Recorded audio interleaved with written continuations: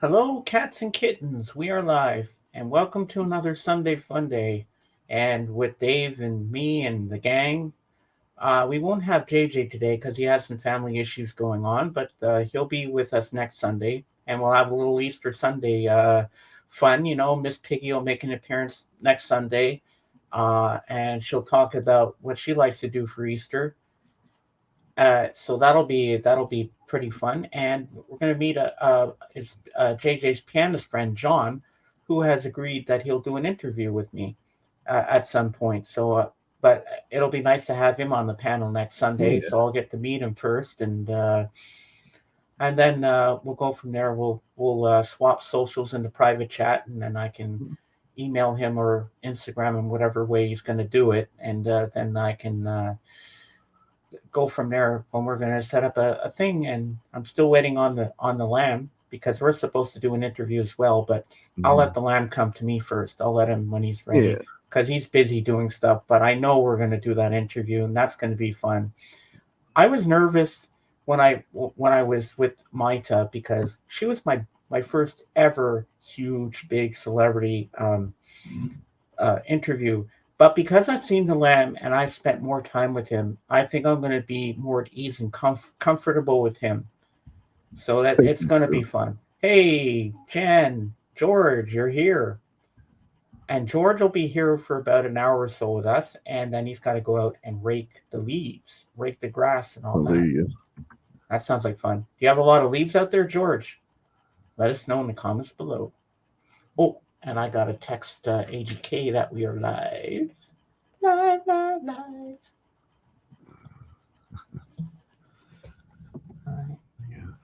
Live. There we go. All right. Now I gotta tell Zeb.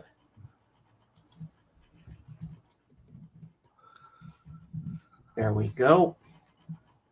Okay, now we're all up to date. Hey, Darren. I hope you're gonna come up today. We're dying to see your new teeth, and you can tell us all the stuff you can eat now. Yeah, it'll be fun. Hey, Jimmy Nickel likes a pickle. I thought you'd be at the Fest for Beatles fan with Joe and everybody. Yeah, we rake the grass to wake it up, loosen it up. Oh, There you I've never heard of that before. That's something new to me. So let's say hi to my co-host, Dave. How's Dave doing today? go. Had better days. Oh Have yeah. had better days. Yeah. I got a sinus infection and didn't sleep too good last couple nights. Oh, Had a I little know how that fever. feels. I've had those before, definitely. We're just making it through.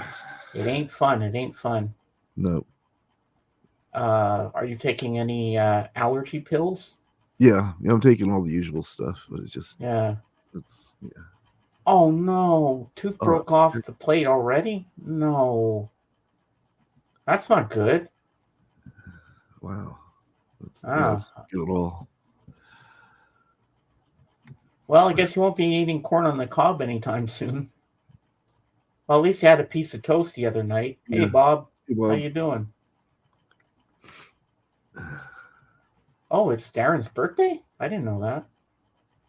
Happy birthday, Darren. happy birthday, Darren. Okay, I'll be right back. All right. Someone's gonna say something. Someone's gonna sing a very special happy birthday to you, and you know who that is. I'll be right back.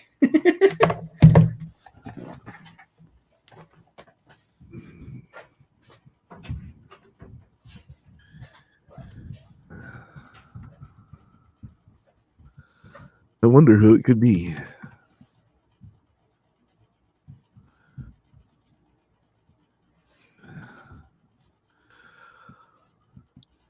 Yeah. So how's everybody else doing out there? Everybody had a good week?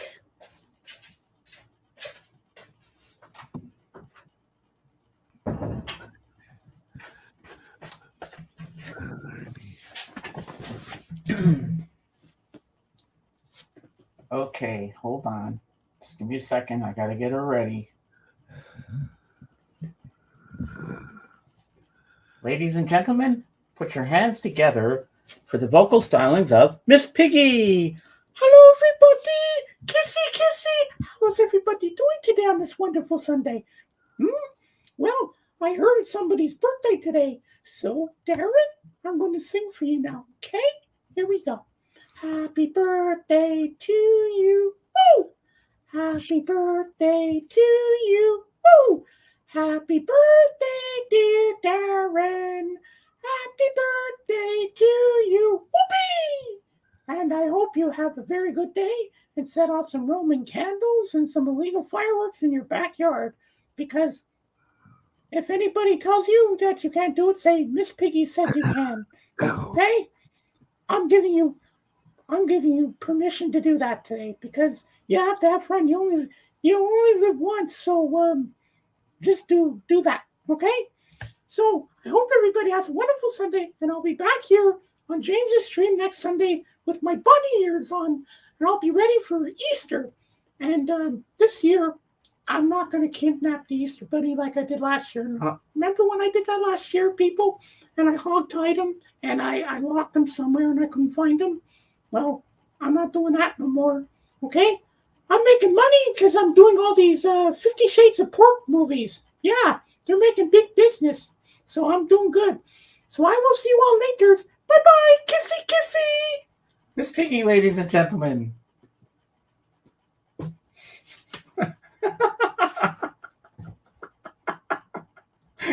Okay. Almost removed myself from the stream. I didn't want to do that. Oh, that was so hard to keep myself in character. But I wanted to just burst out laughing. Well, I'm glad you like Miss Piggy. She likes to sing happy birthday to people. That's her thing. That's her jam, if you will. So I hope everybody's doing good today. You're enjoying your Sunday. I can't believe it's Sunday already. Man, the week went by so fast. And to think next Sunday is Easter already. Wow. And then 2 days after that, on April 11th, it'll be my birthday on the Tuesday. Yeah. And I'll be 54 when I'm 54. And then a couple years ahead, I'll be singing when I'm 64. But no, not yet. I'm still a youngin'. I'm still a little. I'm a spring chicken still. So, yeah, it's nice to be born in the spring. Mm-hmm. I love being born in the spring. Yeah, but it's still winter here. We still have snow. I wish it would melt, damn it, but it takes a long time for it to melt. I was hoping that there would be no. Last year there was no. The snow had melted already before my birthday, but this year, no, the snow is still there. I mean, yesterday it snowed a little bit. It rained. It snowed. It rained. It snowed. It couldn't. It couldn't stop. It's like make up your mind. It's supposed to be spring. You're supposed to melt. Damn it! I love this. 50 Shades of Pork. Miss Piggy's making her bacon. Oh yeah, she sure is. Yep. And but she's not with Kermit anymore because she said that he cheated on her with Janice from the Electric Mayhem. So that's not going to happen anytime soon. That she'll be back with him. So she's going around trying to find a new man in her life. So I wish Miss Piggy all the luck in the world that she'll find someone who will steal her heart and not cheat on her. But you know what? Miss Piggy doesn't want to admit it, but sometimes she can be a little clingy to the men, and so that's why it scares them off. But she's a good woman. She does what she does, and we respect her for that, don't we, Dave? Yeah, she's really good. I see what you were doing there. You were letting me take over the chat for a few minutes to see if I could actually talk to the peanut gallery on my own. I knew you could. Yeah, I could do it. But I knew you were still there in case I freaked out Mm-hmm. because I do freak out sometimes. It's my anxiety. Mm-hmm. That's why I love having you here with me to Yeah. keep me calm. When I struggle, it's like, oh, Dave's here. I don't have to worry. When I'm alone, I struggle. Yeah. No, you But did good. you were testing me there. I knew what you were doing. You were testing me to see Yeah. if I could do it. It's like taking the training wheels off your bike, holding on to the back and then letting you go a little bit and letting you Yeah, balance on the bike. you're kind of motivating me, but Yeah. I'll never. Well, but you know what? I'm good at my vlogs. I can do like maybe 15 or 20 minutes at a Yeah. time by Yeah. myself. Hmm. But when it's a long stream like this, I can't. Yeah. You need more people to do a longer stream. You definitely Yeah, do. it's more comfortable like that. Even Micah said she always likes to have someone on panel with her. Hmm. She Yeah. said, I agree with you, James. Yeah. Like that's where we agreed on that. And you know what? What she has a poll going on, a little vote thing, which I will put in the private chat for you, and then you can put the link up for everybody else. Whoops, what am I doing?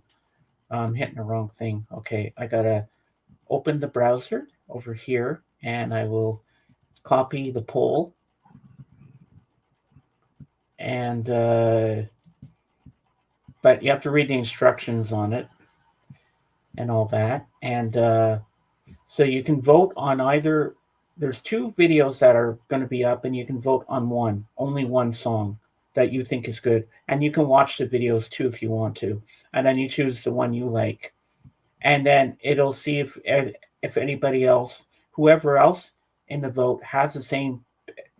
Then later on, I guess we'll find out who else picked the same Hmm. song as you did. So I will put that in the private chat, and then Dave can put the link out for you guys. There you go. It's a big link. Unless you can make that smaller, good luck with that because I don't know how to do that. And we can help, and I think you get a prize at the end. It's going to go on for a couple of months, Okay. and you have to put in your Instagram account and or whatever you have, and you only have to sign up once, and then it registers you. And there's going to be some new um, merch that she has coming out that you might win at the end, but we don't know what it is yet. So everyone, there's the link for Maita's poll. So go check it out. You get two videos, music videos of hers, and then you listen to one or the other. Well, you can listen to both, and then you make your choice which one you want, and then you vote on that one. And and the vote will go every single day. And I did my vote today, and it was "Wouldn't It Be Nice?" Oh, okay. Because well, hey, and she sang that on my stream there that Yes. day on the Yes. interview. So now it's more special to me. So that's why I chose that one. Oh, there you go. Yeah, Bob knows about it. Did I explain the rules right, Bob? I hope I did. They're right there on the link, so they're pretty self-explanatory. Yeah, but I want to see if I could actually explain it to the chat, myself. I think I did good. I think you Yeah, did good. yeah, Bob and I have been doing it for a while. So I forgot Bob was here. Yeah, so yeah, Bob could tell me if I did it right or not. Oops, I almost spilled my drink. Mm. Ah, so what's your favorite thing about Easter, Dave?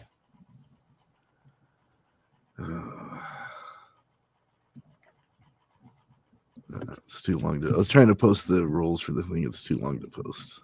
Nah, don't. That's not necessary. You don't need to. Yeah, They can just read it on their own. that's true. That's true. So, what's your favorite thing about Easter? Oh, the whole redemption story. Me too. Like Jesus rose from the dead on the third day. And you Yeah. know what?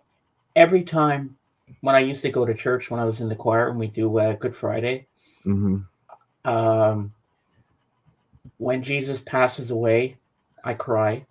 And when he says to the thief, "Today you will be with me in paradise," that Mm-hmm. always chokes me up. I'm even getting choked up now thinking about that. But that's the only religion we're going to have. But I am religious, but I don't flaunt it. But Mm-hmm. I respect everybody's religions and stuff like that. And I love you people no matter what. If you're gay, you're lesbian, whatever, I still love everybody. Everybody's welcome. All walks of life are welcome here. Mm-hmm. I don't discriminate anybody. Yeah. It's also explained on the voting webpage. Yeah. Yep. And well, the second thing that I like about Easter is chocolate. Uh, you know what? You know what I've never had. I've never tried. I don't know if we. I don't know if we have. I don't know if we have them here. Those little peeps things. What are they? Oh, you never had Peeps? No. Oh, okay. Yeah, they're marshmallow. Oh, I like marshmallows. They're shaped like little birds and stuff. I'm not religious, but at least I can dig the zombie aspect of Easter. Okay. I've never heard anything like that before, but hey, there's a first time for everything. What, you think Jesus came back as a zombie? Is that what you're saying? Don't disrespect you, Lord, but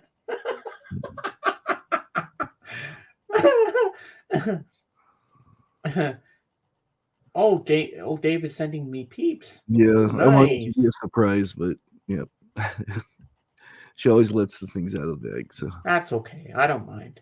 so I don't know everything that's in the box. Hey, I don't mind knowing that I'm getting yeah, peeps. Hey, yeah, I'm looking forward to trying them. Yeah. yeah. We were thinking about sending you one of those Peep sodas, but we thought sometimes the packages go on airplanes and get shaken up, and it might just open up and ruin everything. So, Yeah. figured That's okay. Peeps. If you want to taste it, just chew a Peep while drinking a Pepsi, and you got the same thing. Oh yeah. We have them in Canada. We do? Oh. I might have seen them, but you know what? I love Cadbury mini eggs. Oh, Mm, those are so good.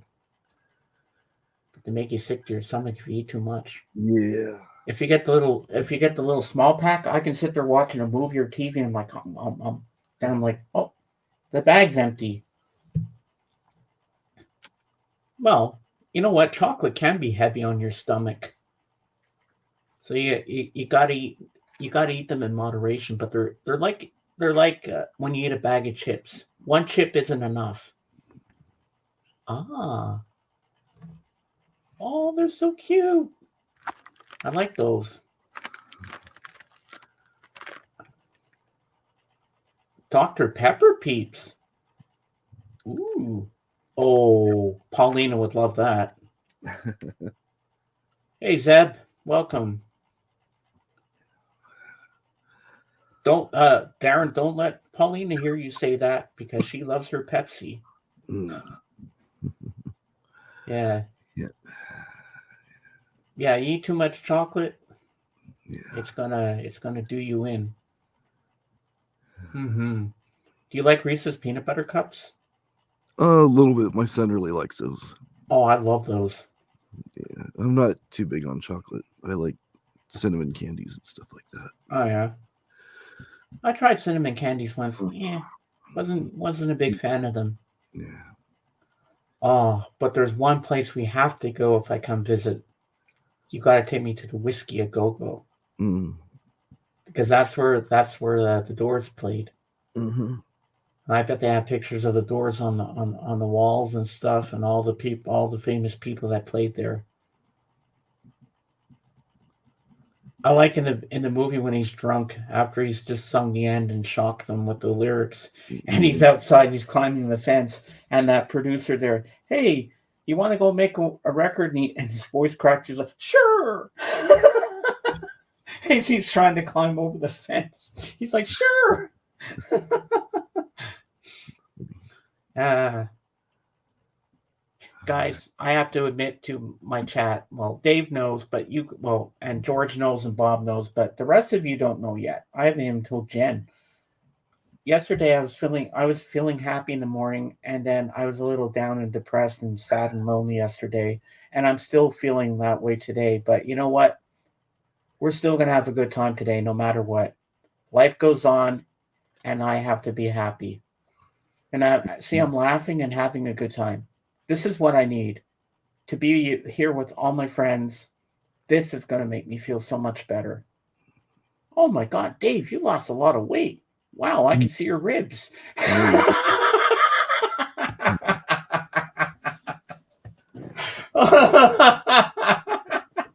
I'm on a roll already. Jeez. And we're only like 19 minutes into the show. Yeah. Hey, we haven't scratched the surface yet. So there won't be any Doc today because he's in New Jersey with Oh, okay. Bob and all the gang, and they're at the Fest for Beatle fans. Hmm.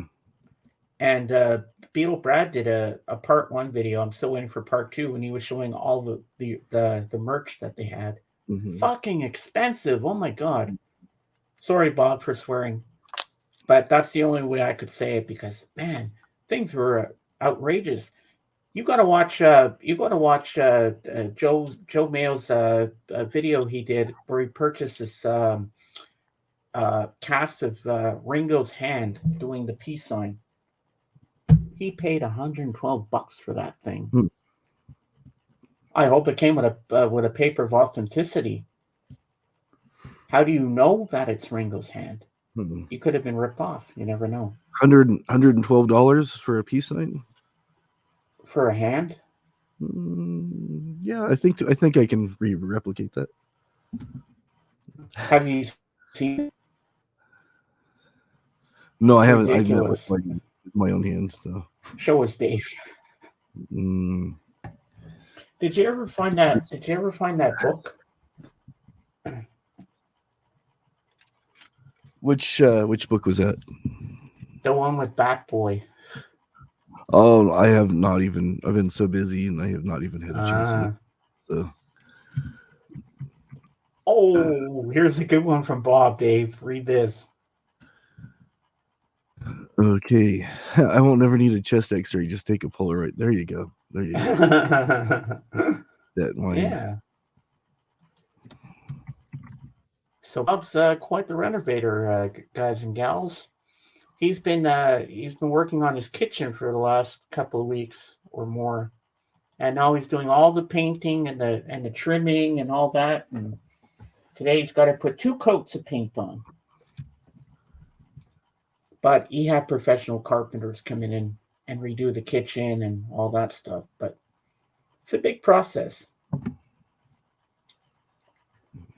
Hmm. 1,200 for a Ringo hand. It was an April Fool's joke. He paid $8 for it. Was it? Was it an April Fool's joke, George? I didn't know that. Huh. Well, he fooled me. He must have fooled a lot of people. I was going to say if it was the real deal, you know, it would come with a paper of authenticity.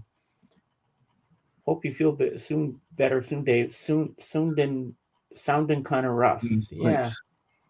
So, Darren, I hope you'll come up on camera with us later because we love when you're up here because I love seeing your record collection and stuff like that. And I hope my friend Scottish Ray will be up. Ooh, what's this? Oh, that's the Ringo Starr thing. Ah, It's bronze. yeah. The one he had was like silver. Wow, They're only $2,000. Should jump on it. $2,000. Who the hell? Who's the idiot that's gonna actually pay that? Somebody I would. wouldn't. I wouldn't. Making coffee already. All right. Woohoo! Yeah, Darren, we love when you're up here with us. You bring some entertainment to us. And then Bob says, "Oh yes, I hate painting trim work. So having to do two coats is a killer. Oh, I Yeah. bet it would be." Oh, Beetle Brad video. Okay. Oh yeah. Yeah, we're promoting you, Beetle Brad. Shout out to Beetle Brad. Peace and love, my friend.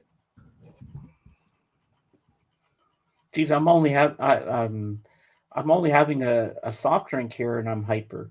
I haven't even had my beer yet and I'm hyper.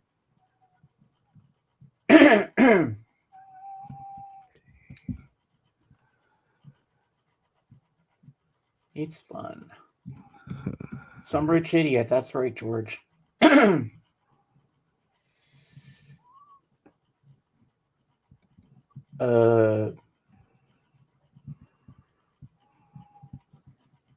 I don't know if I want to risk it, Zeb.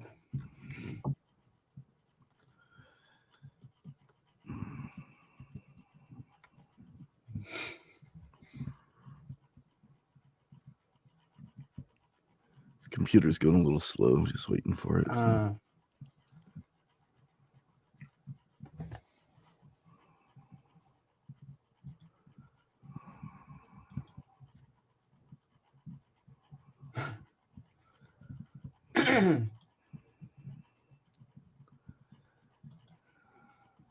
Thanks, George. I got your message there on Insta. I saw the video yesterday. Yeah, it must be a fake. Or is it? Oh, is that a new one? Oh, April Fool. Okay, I see it now. Okay, yeah. All right, I get it now. It's not music. It's not copyright on it. Oh, okay. Well, first Dave who's doing something. I don't know what. I can't find Oh, it. I'm just going through Beetle Brad's video. It's like about 15 minutes long. So, ah, oh, okay. all right. 47. YouTube, don't take me down for this. I'll be so pissed. mm. Mm. All right, let's get over here. What? Excuse me. Yes, I'm burping like Michael Pilmer, so it'll be the Pilmer Show Part 2. There you go. There we go.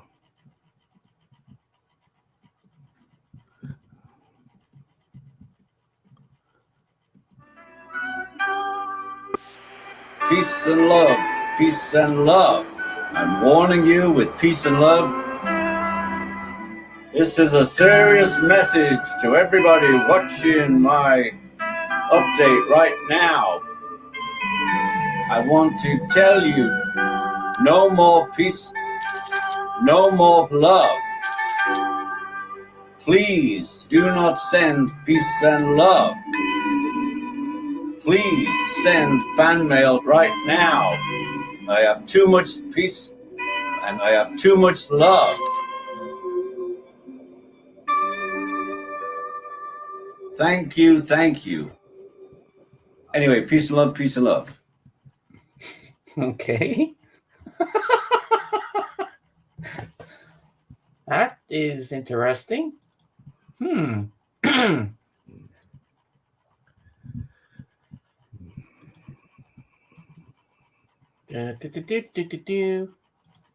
Hold on a second. Here we go. Okay. Boop. Dave, play that one in the private chat that I put. Okay.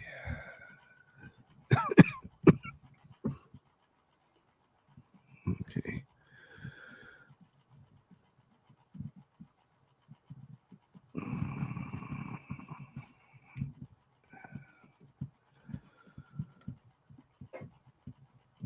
Ringo would not want fan mail. We know that. Hi everybody. It's like 1:30 in the morning. I'm ready to go to bed. The second day at the fest was incredible. So packed, so much fun, so many memories were made. But I just want to tell you that I made the last video where I said that I got a Ringo Starr original peace and love peace sign hand. Some of you got it right, some of you got fooled. This thing here, this is not a. I didn't pay $1,200 for this. Okay, this is a phony hand. The real one says Ringo Starr on the bottom, and it has a platform. This is something that my friend picked up in a TJ Maxx store for $8, and you can see right there, hollow barcode. You know what I mean? April. Yeah, I fell for that one. Hook, line, and sinker. That's pretty funny. Yeah, some people got it, but I didn't. I was fooled. I was an April Fool, and I'll admit it. Yeah, please don't send peace and love, and me money. Have too much peace and love. You do you, Tracker? No, peace and love to you, Tracker. Peace and love. No autographs. Peace and love. No fan mail. Peace and love. It'll be the peace and love channel today.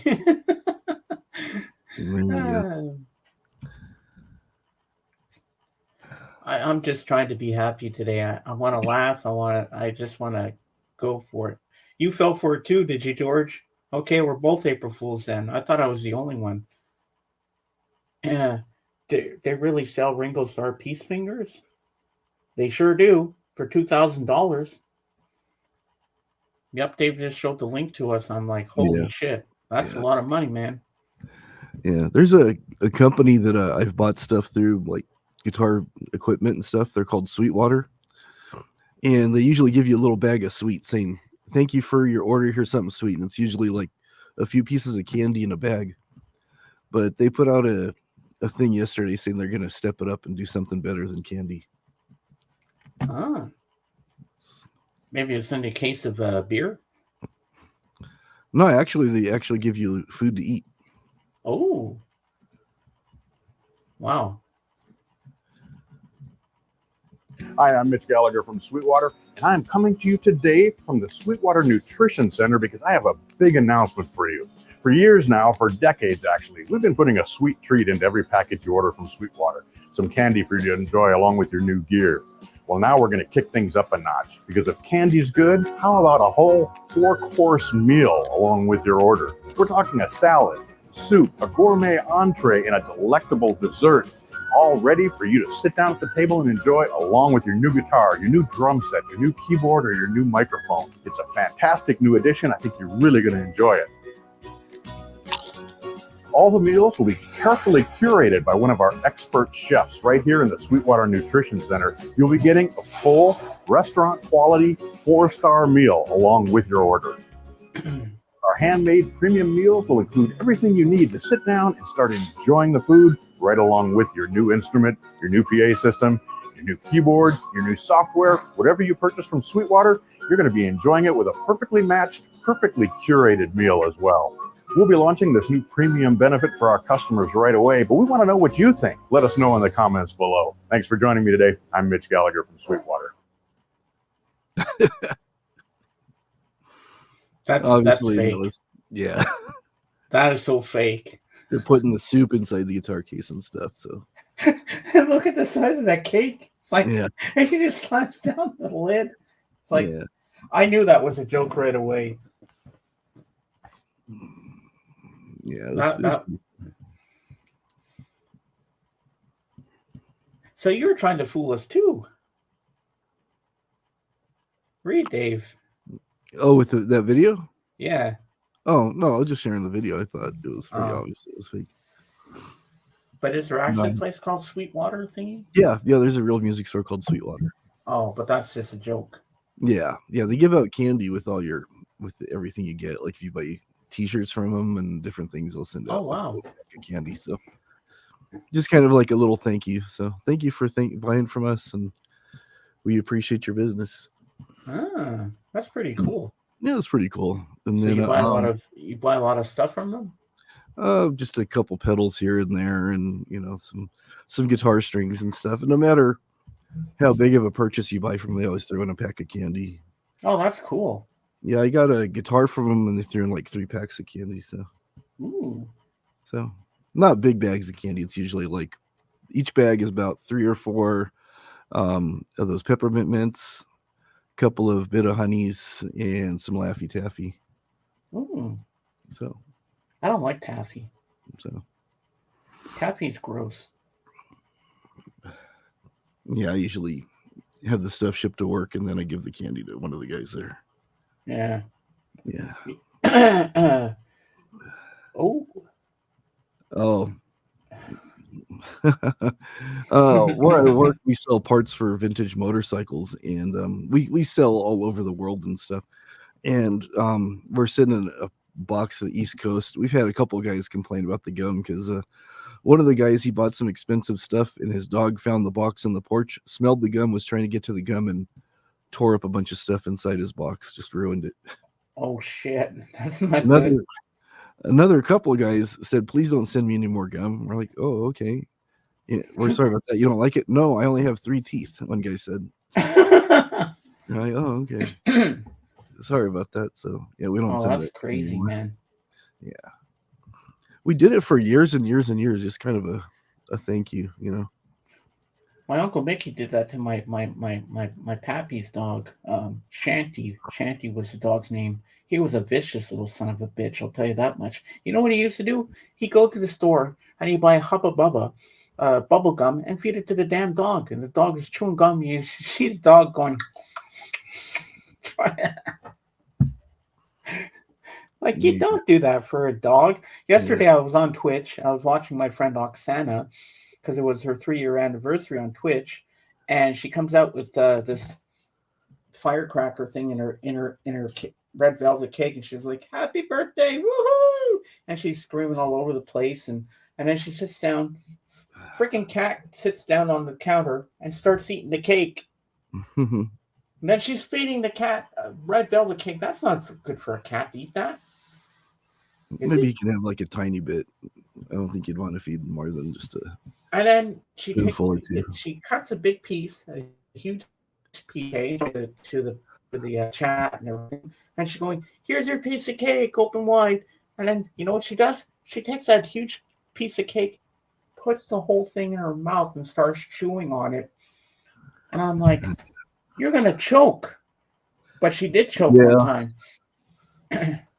it's not One good. time she was eating supper, her dinner on camera. Okay, she loves tomatoes. She goes hum, hum, hum, hum, and then she's like, because she's eating too fast and she's choking. Yeah. And then she takes the bowl of tomatoes, and she goes, "Oh, I love tomatoes."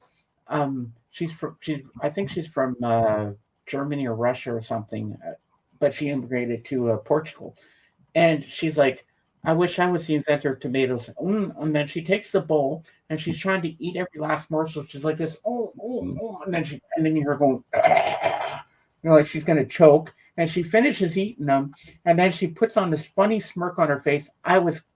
Tears were coming down my cheeks. I was laughing so hard. And then she looks at the camera with this smirk. And she's like, "It's too early to start choking now." And I was laughing so hard. I was like, "Oh my god!"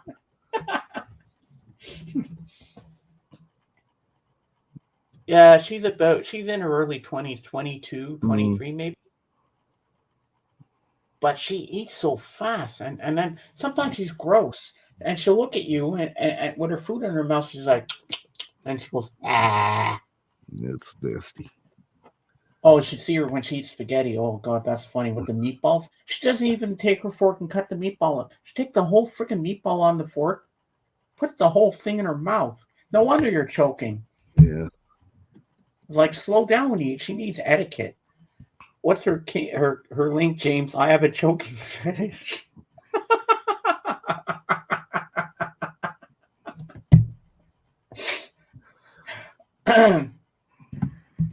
No, I'm not. I'm not going to put it out in the chat. No. Yeah. Yeah. You don't need to do that. Yeah, you don't want to. You don't want to watch that stuff. It's disgusting. Yeah. What can I say? But yeah, she really does that. I was like, what? Why? Why? Why would you do that? It's too early to start choking.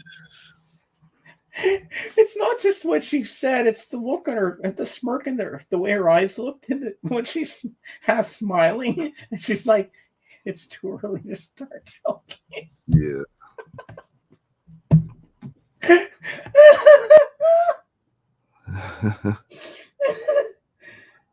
Sorry, guys, I'm just kind of hyper today. I'm just trying to feel better, and I think I am. Hey, at least I'm laughing and not crying, so that's good. There you go. Now I got the giggles. I'll be back in a minute. Okay. Here. Oh, there we go. Zelda, please. Okay, I'll get you the linky because Dave's gone for a second. I'll get you the link, dude, and I will get it for you. Here we go, Anthony. What am I doing here? Okay. There you go, Anthony. The link is out. She is not going to be around long choking on food. I know. It's crazy. But she's fun. And I love the way she says baby. She goes, bye bye, bye bye. And she went to the zoo the other day. She did a live stream from the zoo, and she's looking at all the animals. And she poked the goat, and she saw the zebra. She says, "Hi, little horse. You want to come home with me?" Hi, little horse. Like, and then I said to her, she saw this big tiger, and she says, "Hi, tiger. I want to bring you home. You're so cute." I said, "Hey, you could play with my cat Mia." I said to her, "Oksana, that tiger is bigger than Mia. That tiger would eat Mia. That would be dinner for him, or if it's a girl or a boy." And then she saw lions, and she thought they were cats. I said, "They are cats, but it's a lion." And I told her that that's a female lion on the rock. That's a female lion, and they're called a lioness. And she didn't know that. And then she's seen her with the goats. Oh, she was so funny. And then she saw a turtle, and she knew what a turtle was, but she didn't know that the thing on top is called a shell. She said, "Oh, hi, turtle, but I don't know what that thing is on your back." And she goes, "Oh, it's a shell." Then she realized it afterwards. Yeah, that was kind of funny. You had to be there.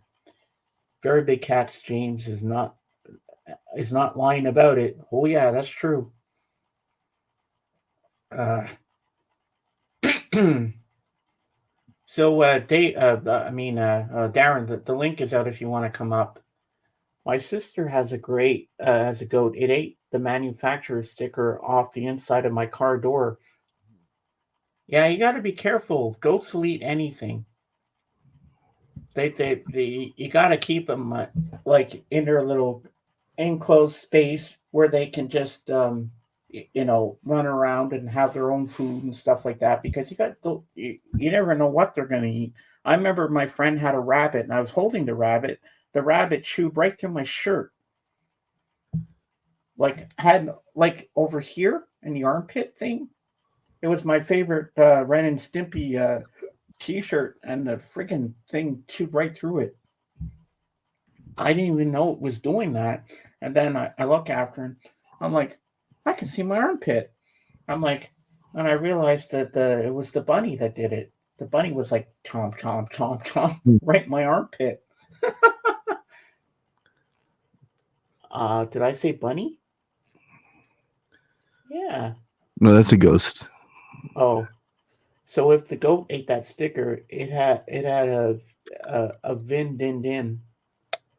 Okay, sounds cool. Yeah, AGK was here. He just said Zelda, please. So I put the link out for him, but he hasn't come up. Hey, Sean, how you doing, buddy? I'm doing okay. Just been a little down since yesterday. A little depression, you know what happens. But I'm still doing my stream, and I'm laughing and having a good time. Because you know what? We got to soldier on in life. If we let things get us down, we're never going to pick ourselves up off the floor if we just stay miserable. So we got to persevere. We got to keep on going. Is that right, Dave? Yeah. We got to keep on going no matter what. If we don't, then it's not a good thing. And yes, my anxiety is kind of off the Richter scale today. But you know what? I don't go to therapy for anxiety and depression. I just deal with it in my own way. I don't take pills for it. I just deal with it with music and other things to keep myself happy. We all have our way of dealing with things, right? Mm-hmm. And I figure that's the best way to go about it. And I have all you lovely people here. Oh, I go for walks sometimes, but I didn't go out today because it's kind of windy outside. And I don't do wind. Well, I break wind, but I don't like wind. Oh, we got Darren. Here he is. Cheers, y'all. Hey, Darren. How you doing, buddy? Hanging in, not hanging over. Just over 12 years. Last night was my dry date. Congratulations. Congratulations to you on that. So it's, bravo. been Aw. Been too long. Then we can relate. But So yeah. you chipped your tooth. Oh, here they are. But yeah, one of the front teeth broke off when I was trying to have a cold cut sandwich. So it wouldn't have come off with something like that. It's my jaw's kind of unaligned, you could say, from all my teeth being crooked. So okay, wow. Bit down on the sandwich, and the tooth popped right off. So oh jeez, so you got to go back and get it fixed. Oh yeah, but that's okay. The denturist is very pretty redhead, so I'm not going to complain. Hey, you got a ginger. That's yes, cool. Another one of us. Well, I don't seem as ginger now. The other night, you were all excited on Patrick's stream when you came in for the songs and that, and you said I was so happy. You said I was so happy I got to eat a piece of toast. Yeah, does sound kind of weird to say that, but you know, first time I could eat toast and actually crunch the whole thing, and you know, well, that's always a good thing. Yeah. So I got to experience it for a day and a half. Hey, well, that's all right. But don't worry, they'll fix it. Oh yeah, it might be another couple weeks though, just to make sure that the thing is set properly and you know stuck together and all that. Yeah. But yesterday I went to visit AGK and had lunch. Went to the flea market, bounced around there. I traded in the CD cassette thing that I had bought off a guy there, and got another cassette deck, and it's actually a nice Yamaha. So I'm going to be able to make some tapes so that I can take outside and practice guitar, that kind of thing. Nice, nice. So did you get some records and stuff while you were there? Uh-oh. Something happened in there. What? You're flashing between Dave and you. No, he'll be back. He'll be back. Where's the flash? I didn't see no flash. No, it's your picture is alternating between yours and his. Are you having issues on your end? Because everything's fine on my end. Oh, maybe it's my reception. I'm not sure. It's probably your reception because everything's clear on my end. I wish I could capture it somehow, like videotape it, because it looks kind of cool. Well, I'd love to. I would love to see that. So, did you like my song that I chose the other night for all the songs that we did? Yeah, I've been. Well, geez, I couldn't even tell which song it was because I've been. Well, it was a U2 song, "Running to Stand Still." That was my. Oh choice. Yeah, that was because the theme was all drugs that night, I think, and. Yeah, and Patrick was surprised I knew that though. That was a drug song. Because it was about a couple who had heroin addiction in Belfast. Ow. Very sad song, but beautiful. Oh, the lamb! Hey, Lammy, welcome. Lammy, if you're not busy, do you want to come up and join us? So I can put the link out for you if you want. You're welcome to join us. We got plenty of room. If you're not busy, I'd love to have you with us. I was hoping you'd come join us today. Yeah, we're just chilling. We're waiting for my friend Anthony to get his button here. He's off doing something, but he'll be here soon. Yeah. So what was wrong with the other? What was wrong with the other tape deck that you had to bring it back? It wasn't working. It wouldn't record. It actually played back with like just weird ticking noises. Oh. So I took the thing back. I need to record onto the tapes as well as play them back into the computer so I can rip stuff. Yeah. Wow. There you go. Email me a link. I can put the link right here in the chat, and all you have to do is click on it. Hold on, Lammy. Let me put the link out for you. Hold on.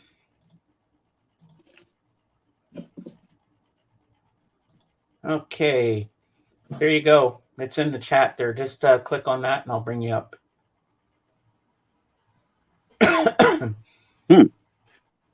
There you go. Trying to set this up so I can see the chat as well as go back and forth easy with seeing everyone. Boy, your hat looks like it's right on your eyes. It's like, there, now we can see you. That's more of a record hound thing. I have several pictures with me, just like with the hat almost covering the eyes. Okay.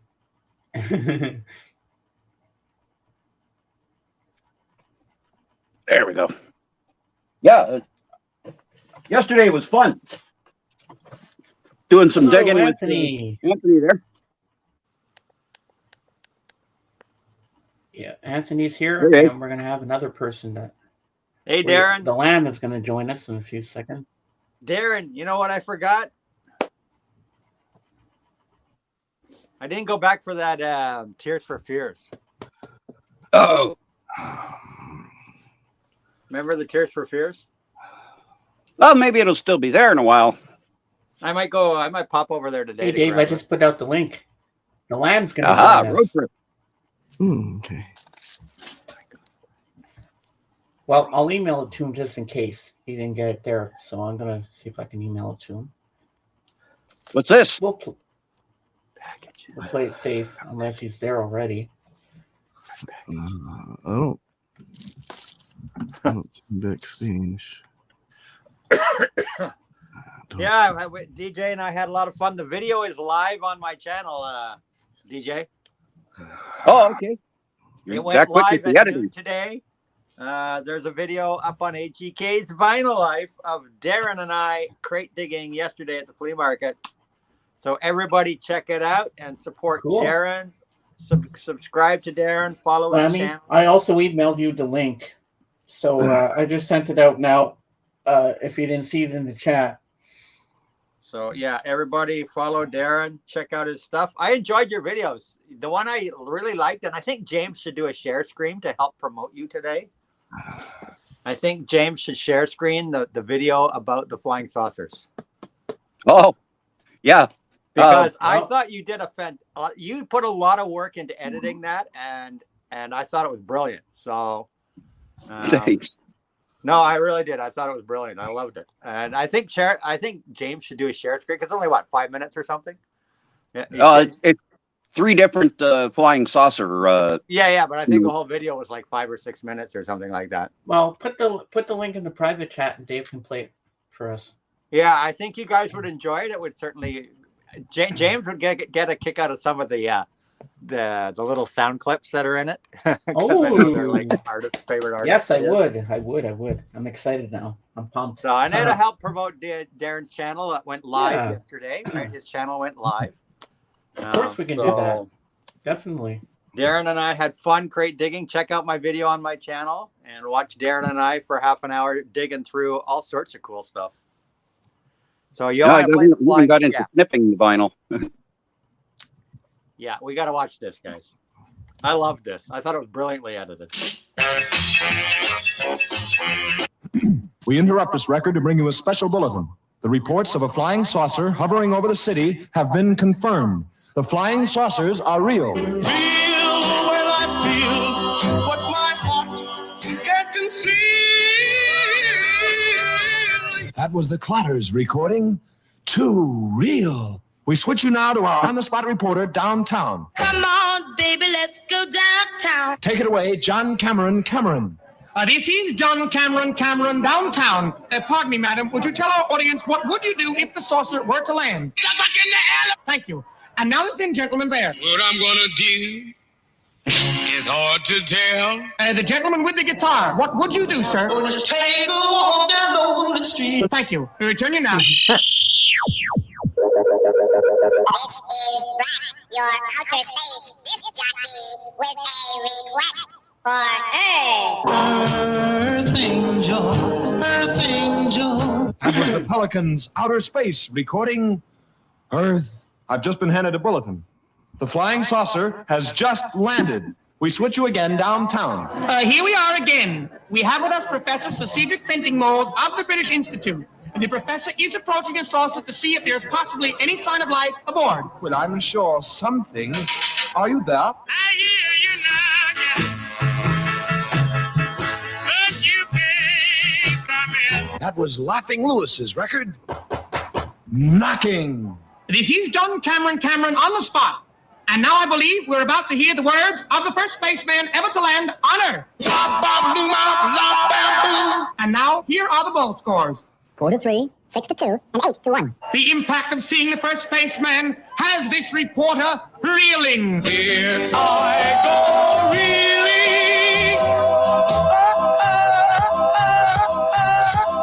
That was the Clatters again with their big one.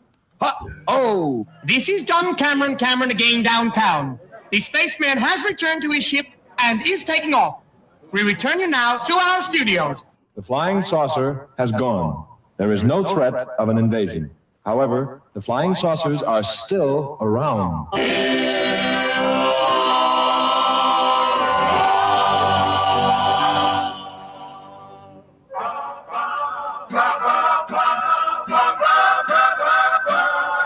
We are not going to interrupt this record. Yes, we are. The flying saucer has landed again. Washington. The Secretary of Defense has just said, Ain't that a shame? that was Skinny Dynamo's record. That's a shame. This is John Cameron Part 2. Gathered around me are several of the spacemen. Tell us, have you come to conquer the world? And now would you repeat that in English? Don't want the world to have and hold. I wanted to go back where you came from! Don't be angry and drive me away. We return you now to our studios. Here is a news item from Washington. The president has just issued a statement to the spacemen, and we quote, You can do anything but lay off of my blue suede shoes. that was Pa Gherkin's record, Shoes. We switch you again downtown. This is John Cameron downtown. Professor Cedric of the British Institute, tell us, how were the saucers able to land? Where do you see Motor cooled down, the heat went down. That was Huckleberry's recording, The Motor Cooled Down. This is John Cameron again. I believe the spaceman has a final parting word. See you later, alligator. We return you now to our studio. The spacemen have gone again, but look to the skies. The saucers will always be there. Always be there. Goodbye, Earth people. At this very moment, somewhere in outer space, the first Earthship is landing on Mars. Look at that. Look at that. Look at that. This is John Cameron downtown Mars. Thousands of Martians have come out to greet the first Earthship. Pardon me, sir. Would you care to say a few words? Shut your mouth, go away. Ladies and gentlemen, here is the Martian national anthem.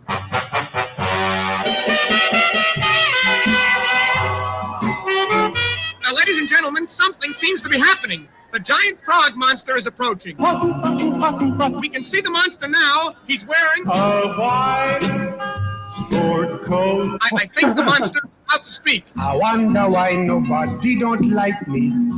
Or is it the fact that I'm ugly? There's only one person who can save these people now. Stepping out of the spaceship is Elvis. How do you feel about this situation? I'm a little mixed up on the field. Do you think you can save Mars from the monster? Yeah. We return you now to Earth for a message from the President. This is Washington. The President has a message. I'm all shook up. We switch you now to London. This is Sir John Cameron downtown London. The Prime Minister has just said, I think I'm gonna cry. We switch you now to Moscow. This is John Cameronovich. We are here with the Russian Chief of Staff. Have you a few words? Dum, dum, dum, dum, dum, dum. We return you now to Mars. This is John Cameron again, downtown Mars. Our hero has won. Wait, the monster is saying, I feel like I could die. our hero is stepping back into the spaceship and is taking off. You saved our planet, and now you're gone. Now you go.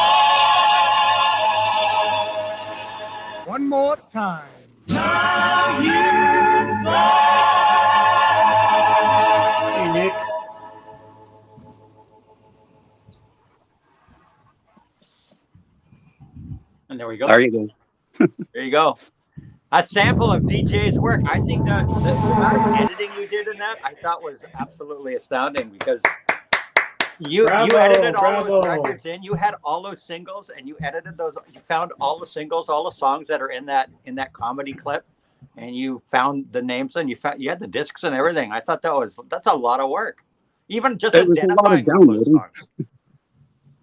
Like I took a lot of the pictures from like either Discogs, 45 Cat, 45 Worlds, eBay listings, you know. Yeah, just to research all the songs that were in that bit and find the discs and splice them in. And I thought you did just a great job of editing that and putting it all together. Thank you. That one did take a lot, but that's about the most involved one that I've done, other than like there's maybe and there's a lot of quick edits and inserts in there, so that's a lot of work. Good job. Thank you. Just started messing around with the video editor in January, I think it was, and started from there. And you did a great job. I really enjoyed that video. I enjoyed the whole bit, the whole comedy bit. I never heard that before. I thought it was actually really a lot of and fun. it got past the censors with YouTube. Well, because it's just like 2-second sound bites, right? So and I totally agree that you need at least 15 seconds of music for it to be identified. That's what the algorithm needs 15 seconds to identify. The stand that I was using to hold the records, I do agree that it looks like a butt. I was trying to do something to fix it. And we did. Oh well. I think you did great. So everybody check out DJ's channel. Yeah, for sure. Sub him up, everybody. Sub him up. Oh, he's amazing. And like I said, the video went live at noon on my channel of DJ and I, of Darren and I, crate digging. Wow. So you'll see him and I having a lot of fun over there, and then we'll show what we got, and hopefully that'll bring you some viewers too, because I have a pretty good viewer count on my channel. So hopefully a few people will watch the video and sub you up. Yeah. That's why I'm not really showing any of the records now. Might as well save it for your video. Yeah, you want to see what we got at the flea market yesterday? Check out the video. We didn't make it to the Coke can stall. Hey, Lemmy. Hello there. How you doing? Good evening. Good. Welcome. Nice to meet you. Yeah, there was a few of the. I don't even know which one is the Coke can dealer, because I don't think we made. If he wasn't there or something, I don't know. The Coke can guy is the smelly guy. Oh, it's him. Okay. Yeah, Coke can guy is the smelly guy. What Cool. do you call the smelly guy? He was a stinky dude. Yeah, I wonder why. If you hung around in that booth all day, you probably smell pretty bad. Yeah, I think he was like a few showers short of a drip of water, but woof. Well, it's not surprising. Like I said, if you see his booth, Yeah. I wonder what if he keeps his booth like that. What's his house like? I can imagine. Well, he said that they made him push stuff around during COVID, I guess. Refrigerator. During COVID, he told me that they made him move stuff around. I guess they had to do something in the building, and he ended up cluttering up that whole area and just hasn't gotten to it since. No. I've been going to that flea market for like 20 years. No. It's always been like that? It's always been like that. No. Liar. Man. Yeah, the pandemic. Yeah. His place has always been a disaster area. I actually dove over a bunch of the junk, and I got a bunch of 78s from him there. You a literally few have weeks to ago. dive over some of that stuff in there just to get to the other side. I was like 2/3 of the way through the 78s, and you come to the back, and he says, "You're not supposed to be back here, and it's kind of dangerous." I'm like, "Okay." Walking into his booth is kind of dangerous. Yeah, but I ended up going through a good amount of those 78s that he had there. Like he had album books just loaded on the shelves. Wow. So I was going through and through and through, and I got a few good rock and roll ones. I got some R&B. I got a couple of country ones. I got "Who's Sorry Now" by Connie Francis on 78. Oh, that's a good one. But and Les Paul, and Eartha Kitt. But yeah, it was a task trying to get through that that stand because a whole wall all along the back of this guy's stand is all albums, but it's covered by like racks and like carts and things in front of it, so like you can't get to a lot of it. But I'd love to go there just early one time and just dive right in, you know, from one end to the other. And hey, Mrs. Hot. Hey, Mrs. Hot. Hey, everybody in the chat. How can you talk with people in the chat and go record crate? Oh, I've got it on a separate screen. Okay. Oh, thank you for posting the video thing. Yeah, I edited. I enjoyed our time. I really enjoyed our visit yesterday, and I edited the video when I got home from the flea market yesterday, and got it all edited up and uploaded it, and it went live at noon today. So, well, I ended up getting home just for long enough to drop my stuff off. People love watching VC. People that watch the VC videos, they love vinyl finds. They love watching people go to stores and crate dig. It's always popular seeing people going to places and crate digging. Oh yeah, I love that. Those are the best. Check out the video. Darren and I had a lot of fun. We the stuff in the video. There's a lot of really unusual records and things in that video. Darren, a lot of unusual stuff we found. That case. Remember the record with the case? I want to go back and just get one of those just for the case. Just for the case. It's a Capitol album, and instead of a record jacket, it's actually like almost like a jewel CD. case. It's like a CD jacket for a 12-inch record. Oh, wow. If I do go there today, maybe I'll go just before the end of the stream. Cool. I'll take you guys. I really want to get that Tears for Fears picture disc. I just thought it was gorgeous, and maybe I'll grab that one that we saw. I thought the case is just so unusual, you know. I'm not kidding. Like he's not kidding. Excuse me. It's a neat looking almost jewel case for a record. Watch my video. You'll see it in the video. We showed it in the video. Nice. Yeah. It's like a CD case it's an LP, but it comes in like a CD case. And it was from some series of LPs because they had a couple different ones there. Oh. Some sort of like stereo masters or something like that. Yeah, I think it was strings or something. It must be some orchestral thing or something. But it literally reminded me of a jewel case. It had the little snaps on the one side and a door that flip open. And the LP was on a little spindle in the center, like stuck on a little spindle in the center. And it had glass windows in the front and back. And a little spot where you could put the cover art, which was more like an OB strip idea. Someone have an excess stock of Laserdisc. Yeah, but it was an official Capitol Records case, and it had it's embossed right in the plastic was Capitol Records, so it's something Capitol had come out with. I'd never seen them before. If laser discs were sold in those kind of boxes, I think they would have lasted longer. That's true. They're just in the sleeve, aren't they? Yeah, they're like in a record jacket. Well, they except the video discs, the first laser discs, which of course were in that cartridge thing that you shoved in the front of your video disc, but it was the same disc. It was a laser disc. It was just I guess they eliminated the whole sleeve idea when the second. They're the same size, isn't they? They are both 12 inches, I think, aren't they? Yeah, they're 12 inches. Like I got a laser disc right here. They're 12 inch, but they have the spindle hole of a 45. So I know in the UK you guys don't have the spindle hole. You don't have it punched out.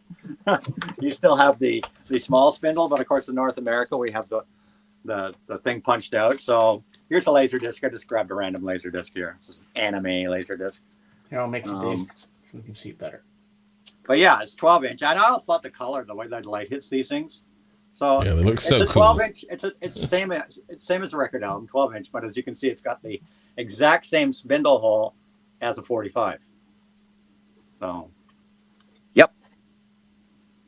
I just love the way the light hits laser discs. Yeah. I got a machine. I don't know if it still works or not, but it did about 5-6 years ago when I plugged it in. I wanted to see if this one. Yeah, my laser disc player is hooked up upstairs on one of my flat screens upstairs, and I occasionally play laser discs up there. Because I got a few things that I have on laser discs that have never been re-released on DVD. I just put it in a regular record sleeve. Yeah, well, most laser discs came in these things right here. A lot of them a lot of the good quality ones, like these Pioneer ones, these anime ones, always came in one of these PVC like thingies. They automatically came in a decent sleeve. This is like the only movie that I have. That's the only one you have? Yeah. Dang. So, Lammy, my friend here, Sega George, well, you've seen him on your channel before. He wants to know, do you collect any vinyl? I don't. No, not at all. I'm purely digital. Not even CDs? No Feeling CDs? quite out of place. No, not really CDs either. It's never caught on in this house. Having to put a thing into a thing to play it, you know.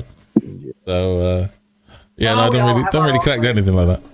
Does your daughter play music like you, Lamb? No, not really. No, she's not into playing anything. Oh, no. So I don't know what she's into. They're growing up in a different world to us, aren't they? Yeah, true. But something Anthony was talking about, that he was talking about those cartridge things that you push into the machine. A video disc, which was a laser disc in a cartridge. Oh, I remember those things. Yes. The CED. It's actually a record in here, and it plays a different. What do you call it? Yeah, I need that, Darren. Why have you got that James Bond thing that I need in my collection? They're a really cool format as well, because for like rewinding and fast forwarding and everything, it's all perfect frame. There it is. How much do you want for that, Darren? It says right on here what it is.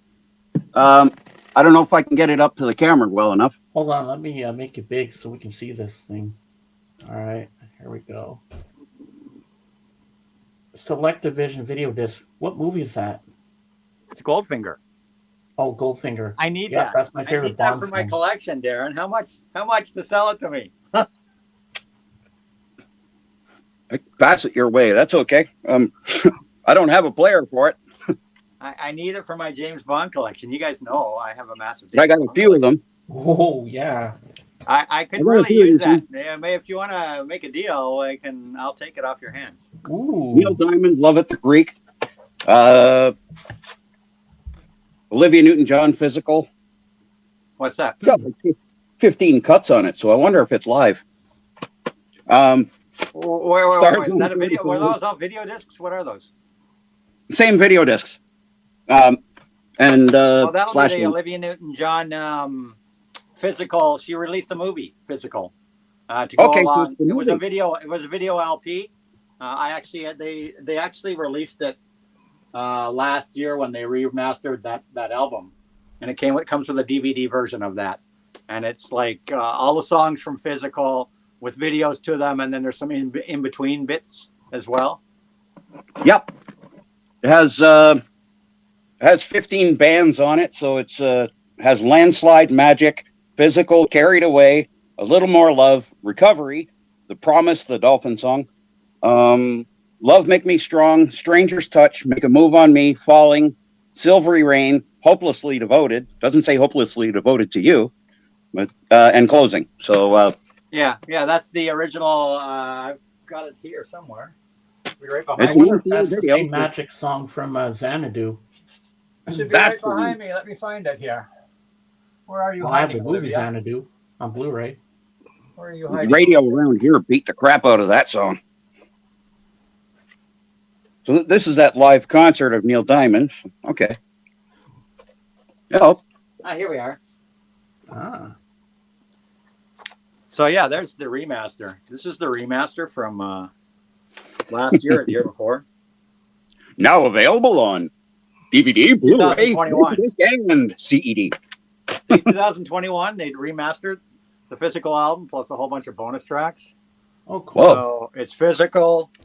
It's like 20 different freaking bonus tracks, like remixes and dance mixes and whatnot. And then there's that exact same. There's the DVD of that exact same thing you showed. Same thing, the DVD version of it. Oh, and even the DVD was remastered, like the actual, the video was remastered. And this one actually says "Hopelessly Devoted to You." Oh wow! Same thing. This was mastered in video DBX. album.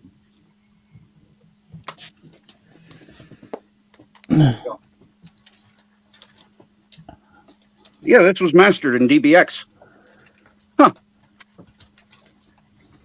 Yeah, well, Wonder how DBX was all the rage when Laserdiscs came out. I like that tape deck. Remember that Luxman I showed you? The Luxman I got from our fellow at the booth there? I showed you it has DBX on it, and only the Canadian version of those Luxmans had the DBX circuit in them. The US version only had the Dolby B and C. Lammy, this is the only album that I own. Joshua Tree. Okay. This has Running to Stand Still on it. I don't know why this record is in here with it, but someone passed a bunch of records my way, and this one here is Mother Zappa at the Fillmore. And real cool thing about this, right across the bottom, it's written like on the cover. It says, "Don't forget to register to vote." And I'm pretty sure this is signed by Frank Zappa because it's not his name on here, but in pen it has here, "Don't forget to register to vote." And it's the same handwriting. Ah. So you would think there would be a record of authenticity for that. I wish there was one, or like if I could maybe send a picture to the Zappa family and say, "Hey, is this thing real or what?" Or it could be a facsimile. You don't know. But I know that's something that Zappa was doing. He was actually putting up registration tables at his concert so people can go register to vote while at his concert. I have to let you down. It's on all the prints. Yeah. Yeah. Just thought I'd check online, and I found 3 or 4. Well, what I mean is, it is on the bottom in regular here. For a while, Yeah. but we'll still have But it's in Stream on pen the over here. background. All right, Bob. I see. Oh, maybe not then. So you got it on there twice. So did you notice, Oh. James? Did you notice, James, that I got a notification? I did a little 2-hour music live stream last night for the heck of it. I just spur of the moment spun some tunes. Oh yeah. And when I started my live stream, YouTube informed me that if I'd like to, I can now invite people to join me on my live stream. Oh wow. YouTube has added multi-person live streaming to their live streams. So that kind of is going to make StreamYard obsolete. Well, unless StreamYard, actually fixes up some of their bugs and things, and Because now I have the option, if I go live, let me see, I'm just gonna do it on my iPad here. And you'll see when I try to go live now, and this is the first time I saw it. Last night when I started the live, it asked me, I go live. Go live, access camera, yes, whatever. But I don't want to go live right away. Let me see. How do I do? I don't know if Dave and I have glitches with StreamYard, but you get used to it, Dave. We're okay with it. So it glitches here and there, big deal. Oh yeah. Mm-hmm. So then create a title, blah blah blah. Test. Why change something you're so used to using? If it's easy for you, stick with it. Stick with what you want. Vinyl collectors going for something new? No. I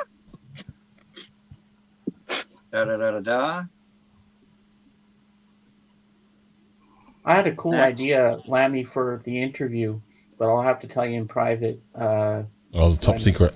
Yeah, it's top secret, but something cool I thought we could try on the stream when we do that. Now, but when I go live, I'm going to be so comfortable with you because I've been to your streams a lot. So the last one I did with Maita, I was a little nervous because it was my first celebrity interview I've ever done. But because I've known I'm not a celebrity, so it's fine. I'm going to be comfortable. I mean, yes, I'm going to be a little nervous at first, but it'll be easier. There's no need to be nervous. It's only me. Yeah, I know. I'm not a celebrity anyway. Your channel's bigger than mine, isn't it? Well, God, twice the size of mine. I'm small fry. I'm not really a big channel because my friend Star Trekker, he got me he did it for my Christmas gift. He got me all the subscribers because I was trying to get to 500 so I could get the community thing, which I've hardly ever used. And he wanted to give me a little gift, so he did that for me. But you know what? If If he wants to do it for me, that'd be fine. Trekker, could you help out my friend the Lamb? Get him some more subs because he's. What's your goal you want to reach? Oh, I don't really know. It'd be nice to hit 1,000 though. Well, I think Trekker can make. Yeah, that once you happen hit for 1,000, you can make like a few cents. Yeah, I'm not too worried about the monetizing thing. We do all right with that, but it's just a nice round number, isn't it? Unless you got like tens of thousands of subscribers. I mean, I get a check like twice a year. I mean, I don't care about the subs. I just like to do these people have. Problem I've got is because the content of my live show, I'm basically shadow banned. I'm more concerned with the food type of subs. But yeah, I don't gather subs like normal people because of the shadow banning, all the usual YouTube bollocks. Totally agree. Yeah, if you get them, you get them. Whatever.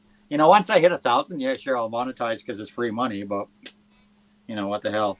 They're gonna make money off you. I'm never gonna go monetize. I'm just gonna stay. They're gonna make money off you anyhow, so you might as well take a chunk of it, right? Mm-hmm. Well, that's why I use a private donation link on mine, and I just take the money through PayPal. And balls to YouTube, they miss out on it, but that's fine by me. Well, when you donate or do the donos, whatever it is, they end up taking a chunk of that anyway. Yeah, it's much less than YouTube. I think the people I do it through, they take about 3%. I think it's not a lot. It's basically straight into PayPal. I thought it was like 30 or something like that. YouTube take loads of money off it. It's terrible. But mine's just a link, you see. People just follow the link and then they can put money if they want. So it's not actually on Trekker YouTube. said he's going to help you, Lammy. He's going to. I'd appreciate that. That'd be great. Cool. It's nice round number 1,000, isn't it? So apparently now this new YouTube live thing, you can invite somebody else to go live with you, but you have to rotate people. Right now, it's only 2 people allowed up at the same time. But you can give them time; they'll probably they'll monetize that, I'm sure. They'll add more. They'll add more screens because they want to. Obviously, they want to steal a business from StreamYard, right? Yeah. Nah, I'm still going to use StreamYard because I'm used to it. This is how I do it. Yeah, but if YouTube then eventually offers it as part of their package for free, right? Yeah, but like they're starting I'm with happy 2 with screens. this. They're starting with 2 people, so you wait. It's going to go to 3, 4, 5 because they don't want people. They don't want people going to StreamYard on YouTube. They don't want people going to Zoom on YouTube. They want to have everything in house, right? That's why they did shorts. They didn't like TikTok. That TikTok was killing YouTube with the short format. So what did YouTube do? They created shorts as competition to TikToks, right? And then they enticed people to do videos, shorts on YouTube more than TikTok because you can get them monetized and you can make money off your shorts. Whereas TikTok, you can't make money off your shorts. So it's all YouTube trying to steal everything from all the other platforms, right? YouTube doesn't want StreamYard out there or Zoom. YouTube doesn't want TikTok. They don't want any of these. So YouTube wants to be the king of the world. Oh, we got Mason. Cool. Bring him up. Hey, Mason. There he is. How you doing, James? Good. Have you met my friend the Lamb? Hello there. I've heard about him, yes. Oh, it's not true what they say about me. Uh-oh. I'm digging that microphone that you have there. That's quite a cheap one. It's a Lewitt 240 something about. What would it be in dollars? Canadian dollars, I couldn't possibly tell you, but it's about half. It's about half. It's about half of what you are in pounds. So it's about $400 then. So it's £200 mic. Probably about like 300 to 400. Yeah, it's all the effects and things. It's all about EQ and compression and things like that. Really, you don't need fancy equipment. You just need to use it right, I suppose. You guys are just less than double. Like your pound is just less than double our dollar. We're doing our best to get it as low as possible. That's a nice. Hopefully, by this time next year, I'll be a billionaire in Zimbabwe bucks. the way it's going, we're gonna have to print some more. I think we run out. Yeah. So I take it you're an artist. Like Who would me or play guitar? Yeah. I'm a rock star, me. Cool. Yeah, so I play a lot of instruments. I used to tour. I used to be in bands and did all that stuff when I was younger. But since then, I had responsibilities and got a proper job and things. So I just started live streaming in lockdown for something to do, and it sort of I just kept doing it. Really, it was quite a fun little show we have now, isn't it? That adulting thing. Jeez. Yes, I know. That was it. You see, I got to about 30, and I was settling down. I had a daughter on the way, and it was a case of you can't be not around really for that sort of stuff.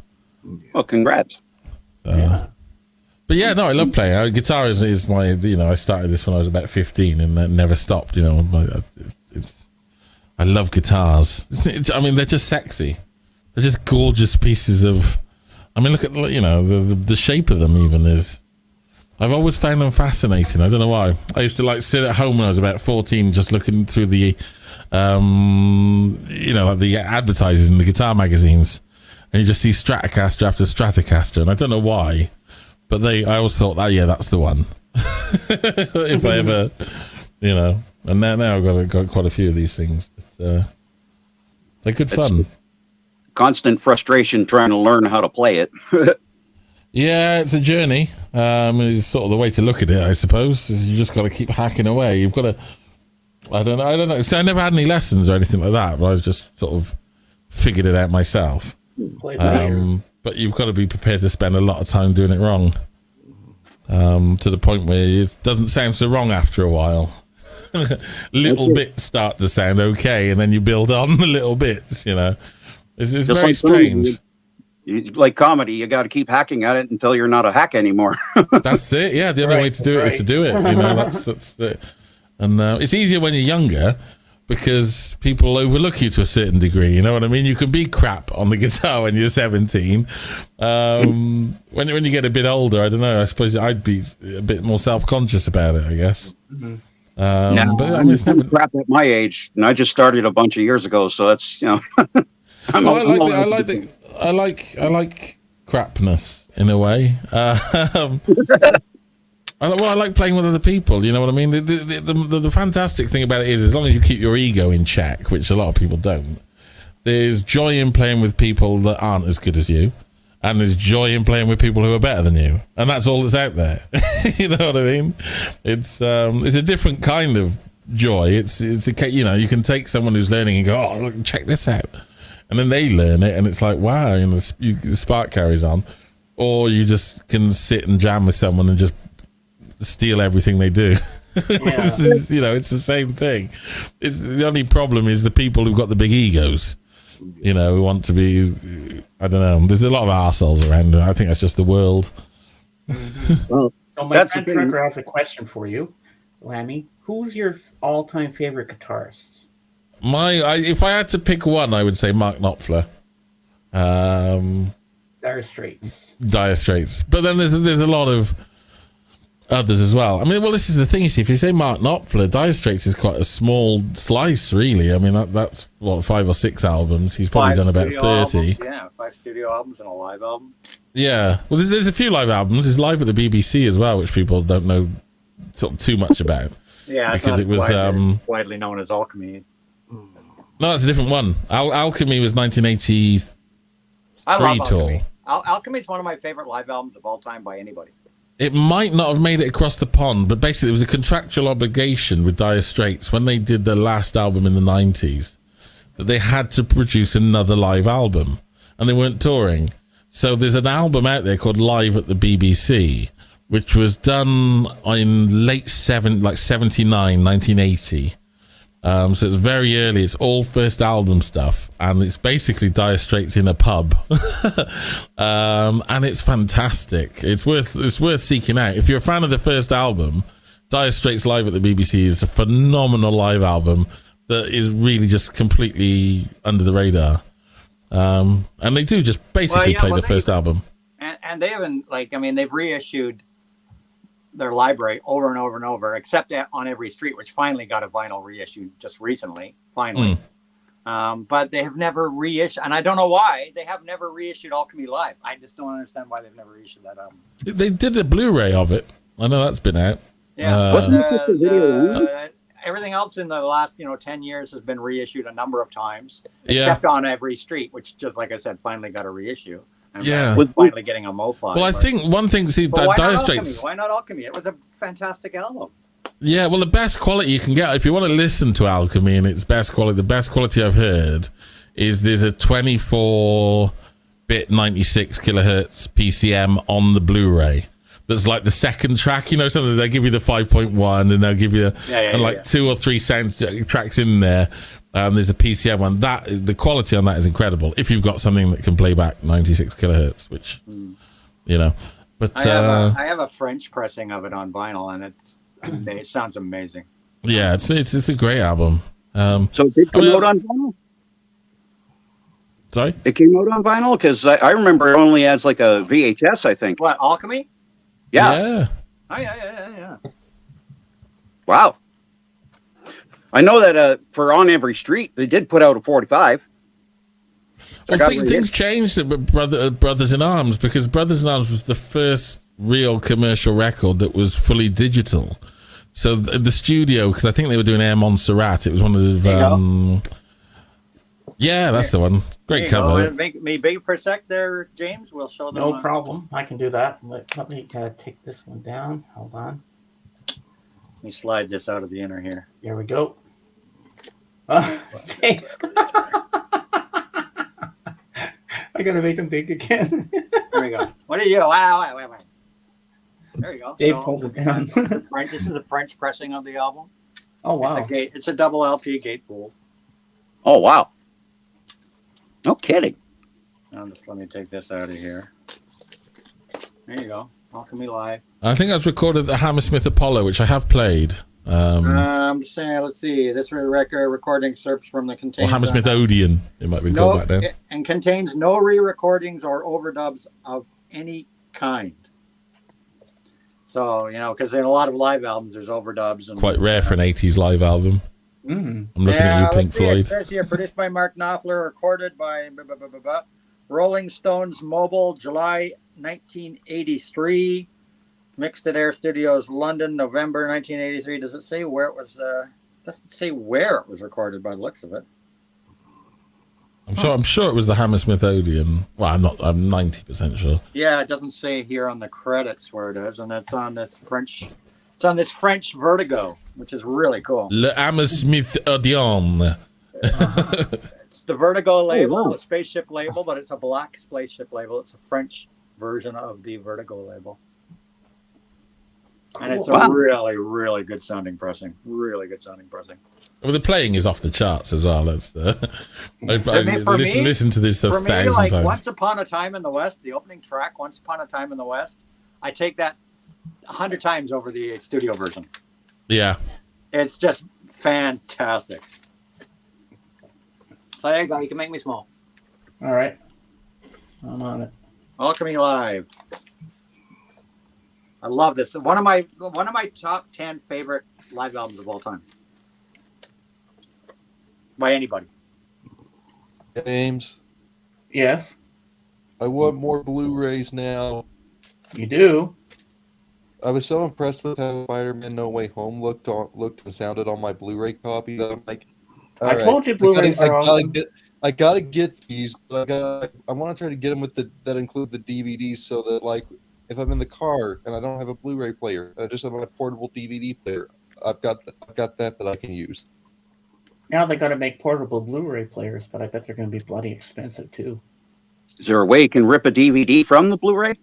I have a portable Blu-ray player. The thing about Blu-ray is the technology costs exactly the same as a CD, and the only reason it's more expensive is licensing. It's bullshit. You know what the difference between a Blu-ray and a DVD is, James? What? DVD has a red laser. Blu-ray has a blue laser. Oh, that's pretty much the only difference between the two. Well, the blue laser can read, a higher resolution or can process greater amount of information. That and they resist scratch a lot easier. Oh yeah, Blu-rays are better than DVDs in that department because they don't get scratched. Just because they have a different I coating. have yet to find a DVD or Blu-ray that was made in the 2010s or later that the aspect ratio will cover my entire screen. I hate watching a movie and you got a black bar on top and a black bar on bottom. It's like it feels a little compressed to me. Yeah, but you got to see that's because those black bars need to be there for one main reason is because that's the aspect ratio of CinemaScope. A CinemaScope is CinemaScope is a 2.35 to 1 ratio. Our TVs are a 16 to 1 ratio. These are flat screens. Some, if you get like the IMAX stuff, it's like 1.166, isn't it? 1 2/3 to 1. It's... Yeah. So rather than fucking with the print to fit it on your screen to remove those black bars, you'd have to chop off the sides of the film. You'd have to chop off a little side of each film to fit it on, because any major motion picture widescreen edition that's shot in CinemaScope is in that 2.35 to 1 ratio. A lot of there was a big industry back when we all had 4x3 TVs of what they used to call pan and scan. They did pan and scan. Where they used to actually, it was the worst. This is just where I stand. Back in the 2000s, I liked that you could buy full screen. Yeah, you had your TV. This is your TV. This is the movie picture. So it used to go like this and try to follow the action on the screen. That was your pan and scan. It would try to follow the main action on the screen or the person talking or whatever. And it would scan. It was the worst. It was the only way to fit it on the old 4x3 TV. You'd hear someone talking, and you see the camera's doing this as you hear someone talking, trying to get to them before they stop talking. yeah, good old pan and scan.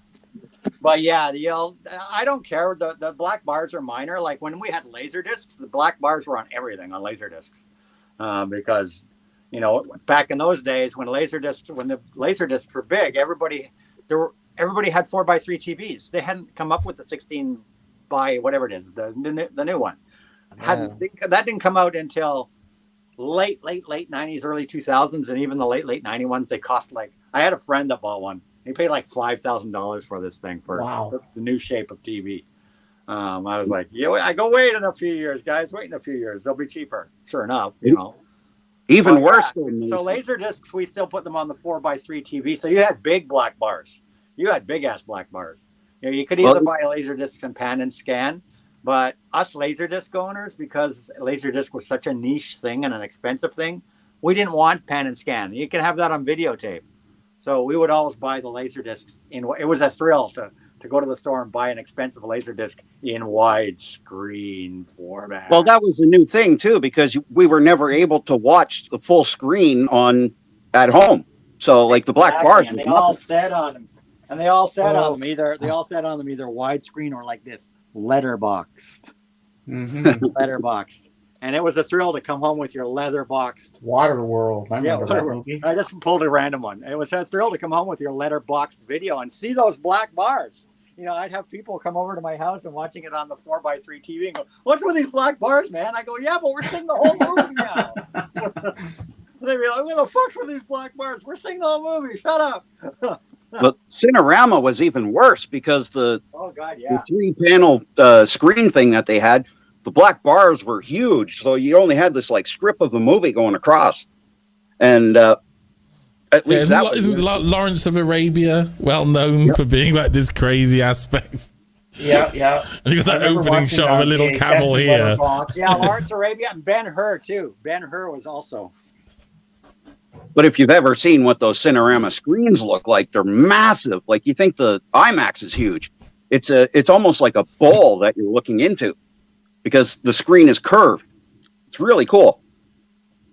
But back when I was a kid, I just got so used to growing up as a kid, just watching a movie in the full screen format, and then when they kind of stopped doing that altogether and it was all widescreen, it was such a drastic change for me that I'm like, I miss the way the things used to be.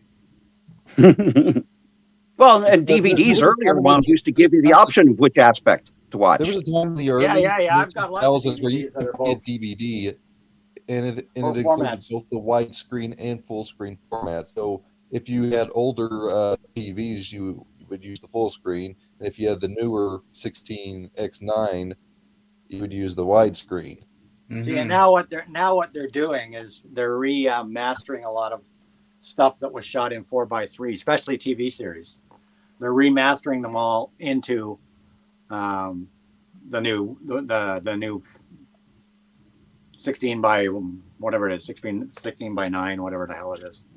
They're remastering old 4:3 TV series into that now. So they're either chopping little bits off, or I don't know if they're doing a pan and scan kind of deal, or what they're doing. It's obviously not. That's the thing, isn't it? Unless you have sidebars, you're in the same situation, really. Yeah, because the annoying thing was that there was a real problem in the early 90s.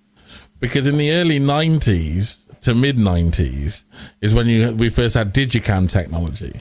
And it was sold on the basis of we can film your pop concert or whatever, and we can transfer it directly to the sales medium, and we can edit it, and so the cost is way, way low. But the problem is the quality is shit. So the biggest travesty, I think, was the way they filmed Pink Floyd's Pulse concert in like 94, which was done on 576i digicams. And it doesn't matter what you do, you can never get that fidelity back. So it'll always be a 4:3 sort of thing. Now they've gone back, because the tour before, the Delicate Sound of Thunder tour, they filmed that on film. Now they've gone back and remastered that, and it looks incredible, in 4K, and it's proper cinematic. But you look at the show they did in the 90s, which was obviously their biggest spectacle, and it's just a letdown, and there's nothing you can do about it, because the source is rubbish. I've seen the modern transfer of that, like you're saying, and the modern transfer of that Pulse that they released a couple years ago. They've stretched it, definitely. Blu-ray, it doesn't look good. So you know what I prefer to watch? I have the original Laserdisc first edition of Pulse, and this thing still looks beautiful. And the Laserdisc is basically the best. 4:3. It's in 4:3, and it looks fantastic. The Laserdisc is basically the best source of the whole thing. You won't get any better. This is the preferred version of that, because the new version, like you said, the version they did for the Blu-ray, they just ruined it. So if you can find if you got a Laserdisc player, and I've seen interviews, where they all regret making that decision to do it on the cheap, so to speak. Yeah, because this looks beautiful. This looks beautiful. Loudness Wars masterings, same thing. They're regretting it now. Yeah, and this came with nice inners. Ooh. Nice inner liners. The original Pulse. I've got some of them lights. And there's the discs. There's the disc. It was 2 discs. I wonder if they use those same inners for the records, because it did come out on vinyl. But yeah, this version here, I actually watched this a couple months ago. Christopher, hello. Threw it in my Laserdisc and watched it a couple months ago, and it looks beautiful. This is one of the best looking Laserdiscs that I ever had. Really. Hey, Dusty. Do you think I would have much luck finding Laserdiscs at like Goodwills and stuff like that? Yeah, they're out there. They're definitely out there, and you can normally pick them up pretty cheap. If I decide to invest some money into a Laserdisc player, that's the hard part, finding the players. I found mine at a Goodwill or a thrift shop for $3.99. Yeah, the problem with the Laserdisc players is there's not many around. They were such an expensive technology, and so it's easy to find the discs in flea markets and whatnot, and they go pretty cheap because it's hard to sell Laserdiscs. Not many people have the players to play them, so you can normally get Laserdiscs pretty cheap. And as James has seen at the flea market by me, right? Mm-hmm. They had those Laserdiscs. They have some Laserdiscs there of concerts, and they all go pretty cheap, like $30 or whatever. They haven't risen in value like some things do. But I picked up a bundle of Laserdiscs in January on my birthday at a place, and they were like $5 each. That's my end game, is that Pulse concert, you see. I'm working on it. Look, I got all these. No kidding. Well, if you've ever watched those videos on how they do the video or the 4K transfers of film, it's amazing how they do it. They have this machine called a wet gate, it runs a liquid through the frame as it's taking the picture, so it actually fills in a lot of the scratches and stuff. And whatever they miss on that, then the computer will be able to take out. But doing those 4K transfers, they just come out amazing when they use the actual negatives. Hey, Jorgen. Morning. Hello, Jorgen. Sorry, I just saw you there now. Hello. One more. So, like I said, what I'm trying to get now with every new movie purchase that I make, I want to look for the DVD plus the Blu-ray plus maybe even the 4K, because I haven't tried watching an authentic 4K disc on my 4K TV yet.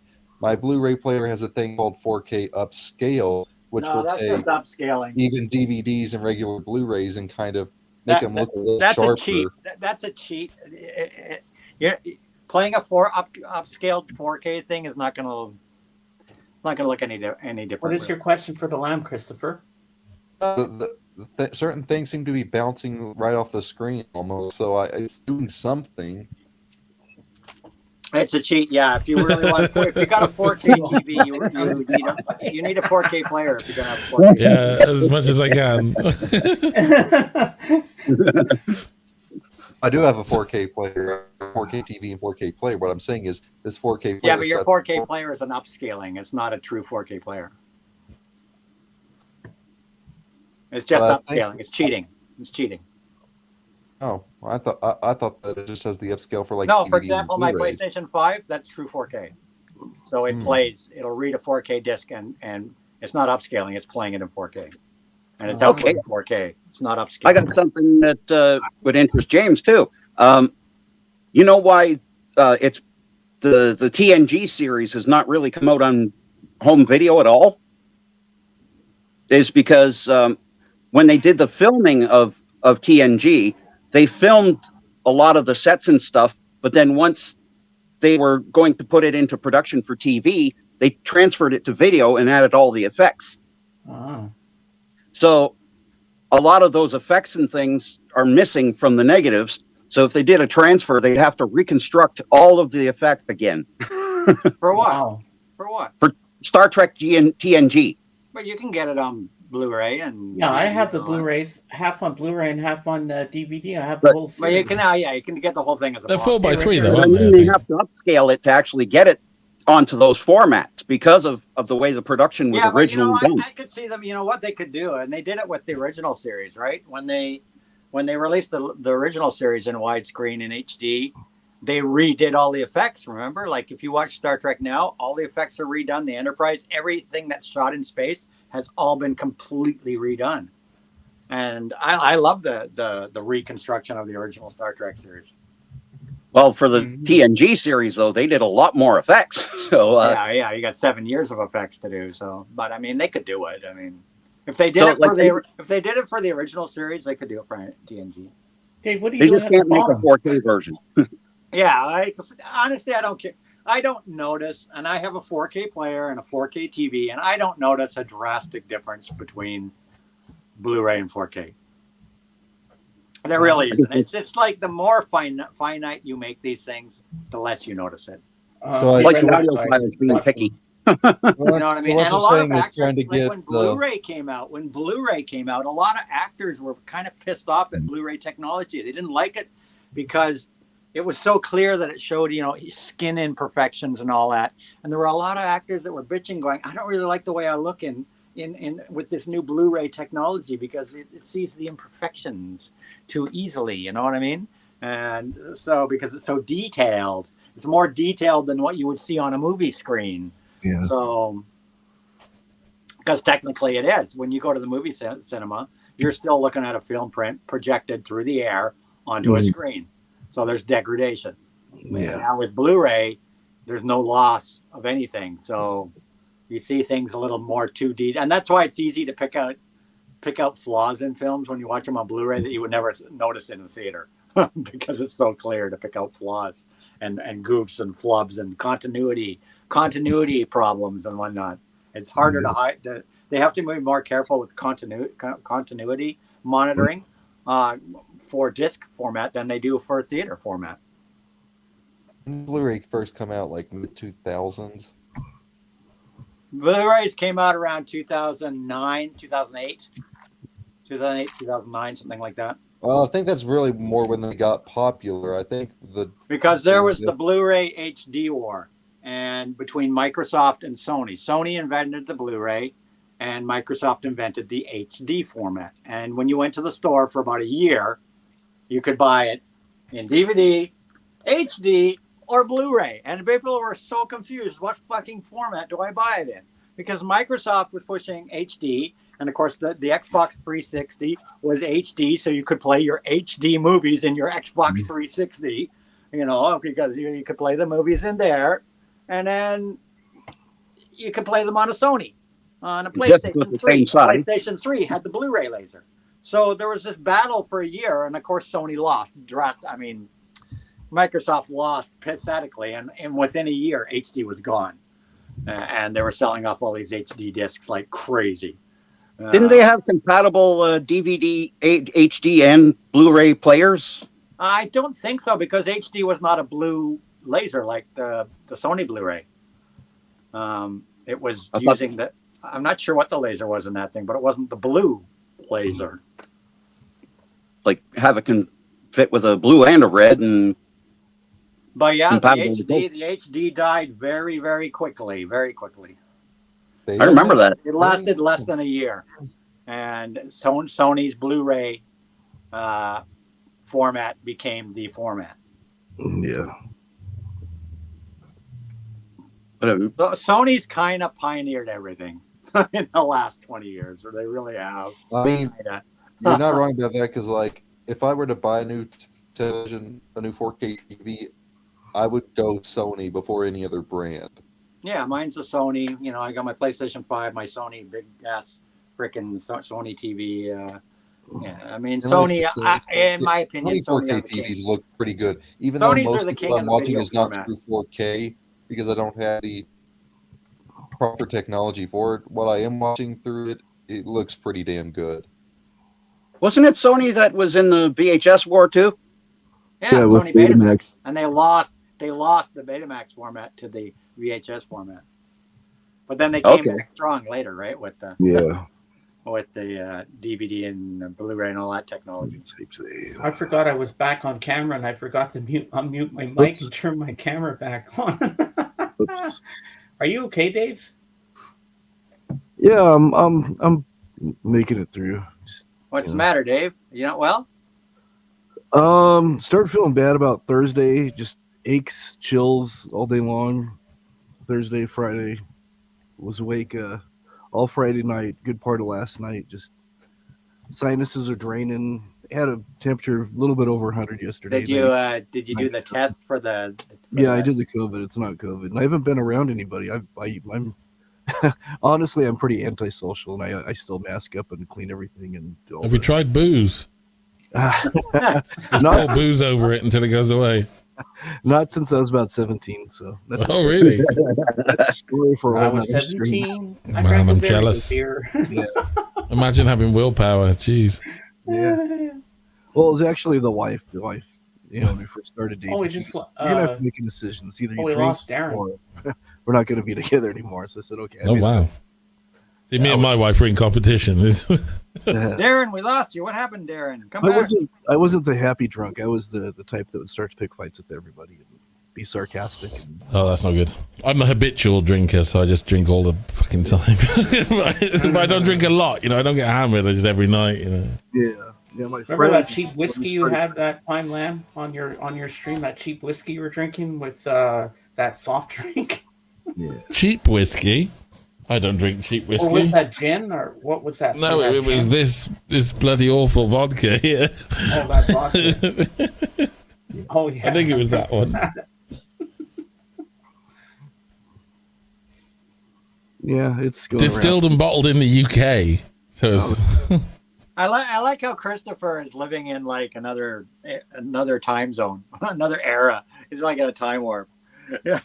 Look at Christopher's comments. 3K isn't as popular as 4K. Well, ladies and gents, this is my favorite part of the show where Jorgen's going to show some stuff he got recently because this is the part I love when what Christopher is going to say about it. And Zeb, here we go. Yeah. Christopher's like Laserdisc is superior to Blu-ray. Sega Master System kicks Sony PlayStation 5's butt. Christopher, get with the program. It's 2023, man. Get with the program. All right, Jorgen, you ready to show your stuff for everyone? All right, I'll make you big. This is my favorite part. What Christopher is going to do. Well, would you be surprised if everyone was doing the wave for my records for once? We can all do the wave. Yeah, we can. That'll be cool. We all go up and down. I got another bunch.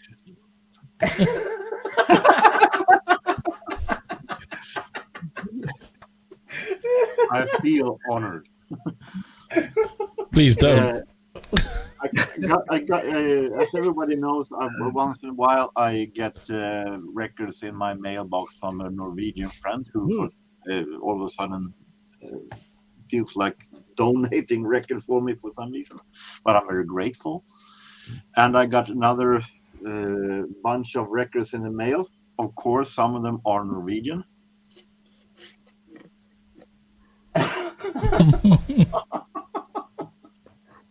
How do you know it's a toilet store? You must have been there yourself. As long as you're blessed with good finds. Just wash your hands after you buy an LP. Yeah. Don't forget to flush. And those are crap I just flush. Get pretty goofy while digging. Let's just say that my 2 Live True collection is pretty easy shown. None. I got first in the mail a musician a jazz musician that I'm not that much I listen all that much to, because normally he does a little too modern jazz for me. But it will be very interesting because he's accompanied by Trondheim Jazz Orchestra, and Trondheim is a city in Norway. Chick Corea live, and it doesn't have any jewel cases yet. I will fix that. Yeah, they seem to love the Digipack. And we have more Norwegian stuff that I haven't heard of ever. And I had, but because it was in the last sending I got, but I haven't heard it before that. This is a compilation of 40 songs by someone called Lillebjørn Nilsen. And we have that one there. This is interesting, though it's Norwegian, but this is a woman called Tove Caroline Knudsen, and the album is called Blå Kveil, which is Norwegian for Blue Evening. She is a Norwegian politician nowadays. So she's in the Norwegian parliament, or was. I don't know if she's there anymore, but she had been. And I listened to this one. It's a little poetry stuff that is combined with jazz. It's going to be very interesting. This one I don't have high hopes for, but it will be interesting. Unit 5 is a box set with four records. I never heard of this band, but I listened to quick peeks on it. But it will be interesting. Now we're leaving Norway. Jazz. He sent me jazz, more of this Quadromania 4 CD box set with Lester Young.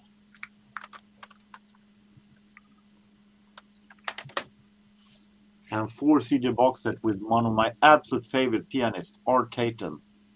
Quadromania, is that called? They must really be jamming the CDs in there. That's an interesting case. Quadromania, is that the Who's unreleased follow-up to Quadromania? Maybe. Actually, that's a series. I saw a whole bunch of them at the local library. Art Tatum does a wicked pinball wizard. Yeah. We always wanted to know what happened after the motorbike went off the cliff. Now we know. I have several of these. This is actually a pretty good compilation series. And now we're leaving the Norway stuff and go to stuff that I bought yesterday. This summer, I bought a whole bunch of jazz records, and many of them were early jazz. We're talking 20s jazz. And I was happy yesterday. I went to the same place. It was a place called Erikshjälpen. And I managed to find more records in the same series almost a year afterwards. So I guess that this place managed to pick out the rest of the same from the same giver 1 year afterwards. Better late than never. So more with King Oliver. I'm in a phase where I'm trying to discover jazz in its earliest form.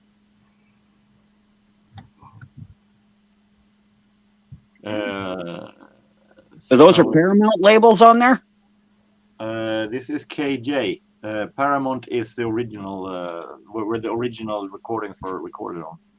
That's a rare label because I think it was the factory or something. The masters had gotten burned.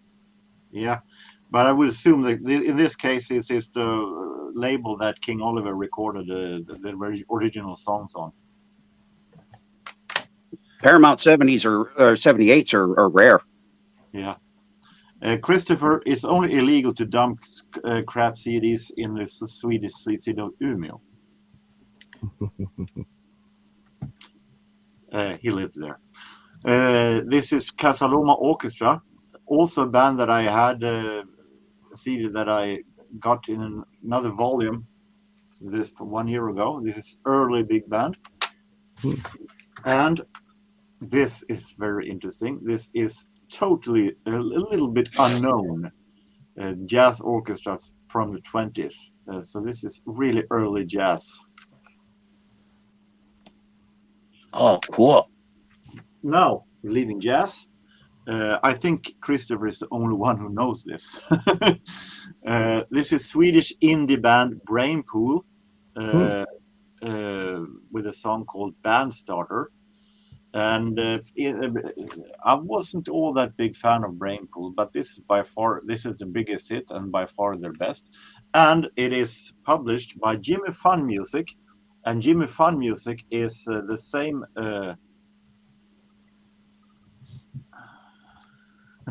Oh.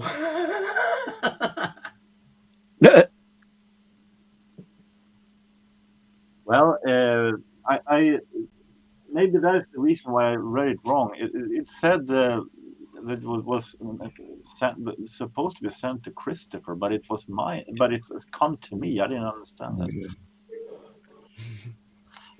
Jimmy Fun Music is Per Gessle from Roxette. It is his label, it's his company. So Per Gessle from Roxette is the one who actually has published this. He was a huge fan of this band. Isley Jasper Isley. This is a spin-off from the Isley brothers. And they're most famous for being the one who did the original version of House Martin's Caravan of Love. This is a single, lesser known single that sounded really, really interesting. And a Quincy Jones album. Oh, that's the one with the Sanford and Son theme on it. And this is very, very interesting because it contains a couple of the few songs where Quincy Jones sings himself. Oh wow! You don't hear that every day. Interesting. Costed me $4. The question is, how good is the singing? Maybe there's a reason why he never sang. I haven't listened to it yet. Report back to us. Let us know. That's the one that has the theme from the TV show Sanford and Son. I have the E-track. Yeah, that is correct. Sanford and Son theme, not NBC City. Well, Christopher, I'm glad you're glad. Okay, see you later, Mason. Bye, Mason. Take care, Mason. Okay. Oh, yeah, I'm done. Make it small. Okay. Do. We always do it. Well, there's a reason why you keep getting Christopher's records, because it's the delivery guy they have. They're outsourcing different carriers for Amazon, and I actually found a rare video of one of those delivery drivers. You did with the guy that just delivered this to me. Yeah. Let's see here. All right. There we go. When you say, Christopher, that is good, do you mean the records, or do you mean that I got it before you? So coming through. There we go. All right.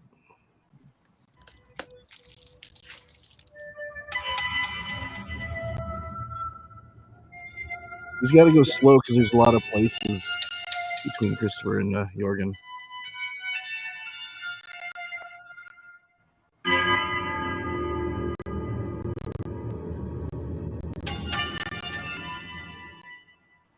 The hell am I watching?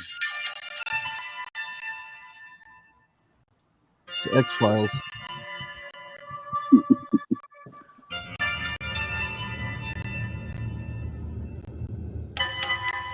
See any Mulder or Scully on the screen, so.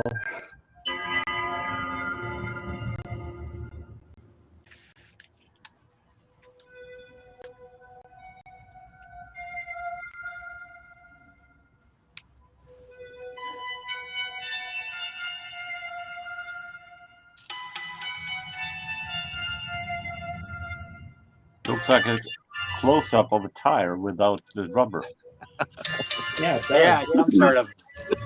some sort of hunk of metal off of something. Somebody's old hubcap or something. I don't know. Oh, there we go. What did that have anything to do with aliens? Yeah, it's supposed to be a saucer. So I'm gonna get getting in my car in a minute and slipping over to that flea market in a minute. Looks like the soldier had been in the rain for the most of the time. I starting to. Where's the pasta?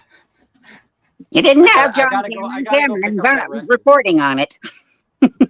I gotta go pick up that record because I won't be able to get back there for a couple of weeks, so I don't want it to be gone. And you got to get that Cat People soundtrack. I want. Yeah, I saw a few copies of that yesterday.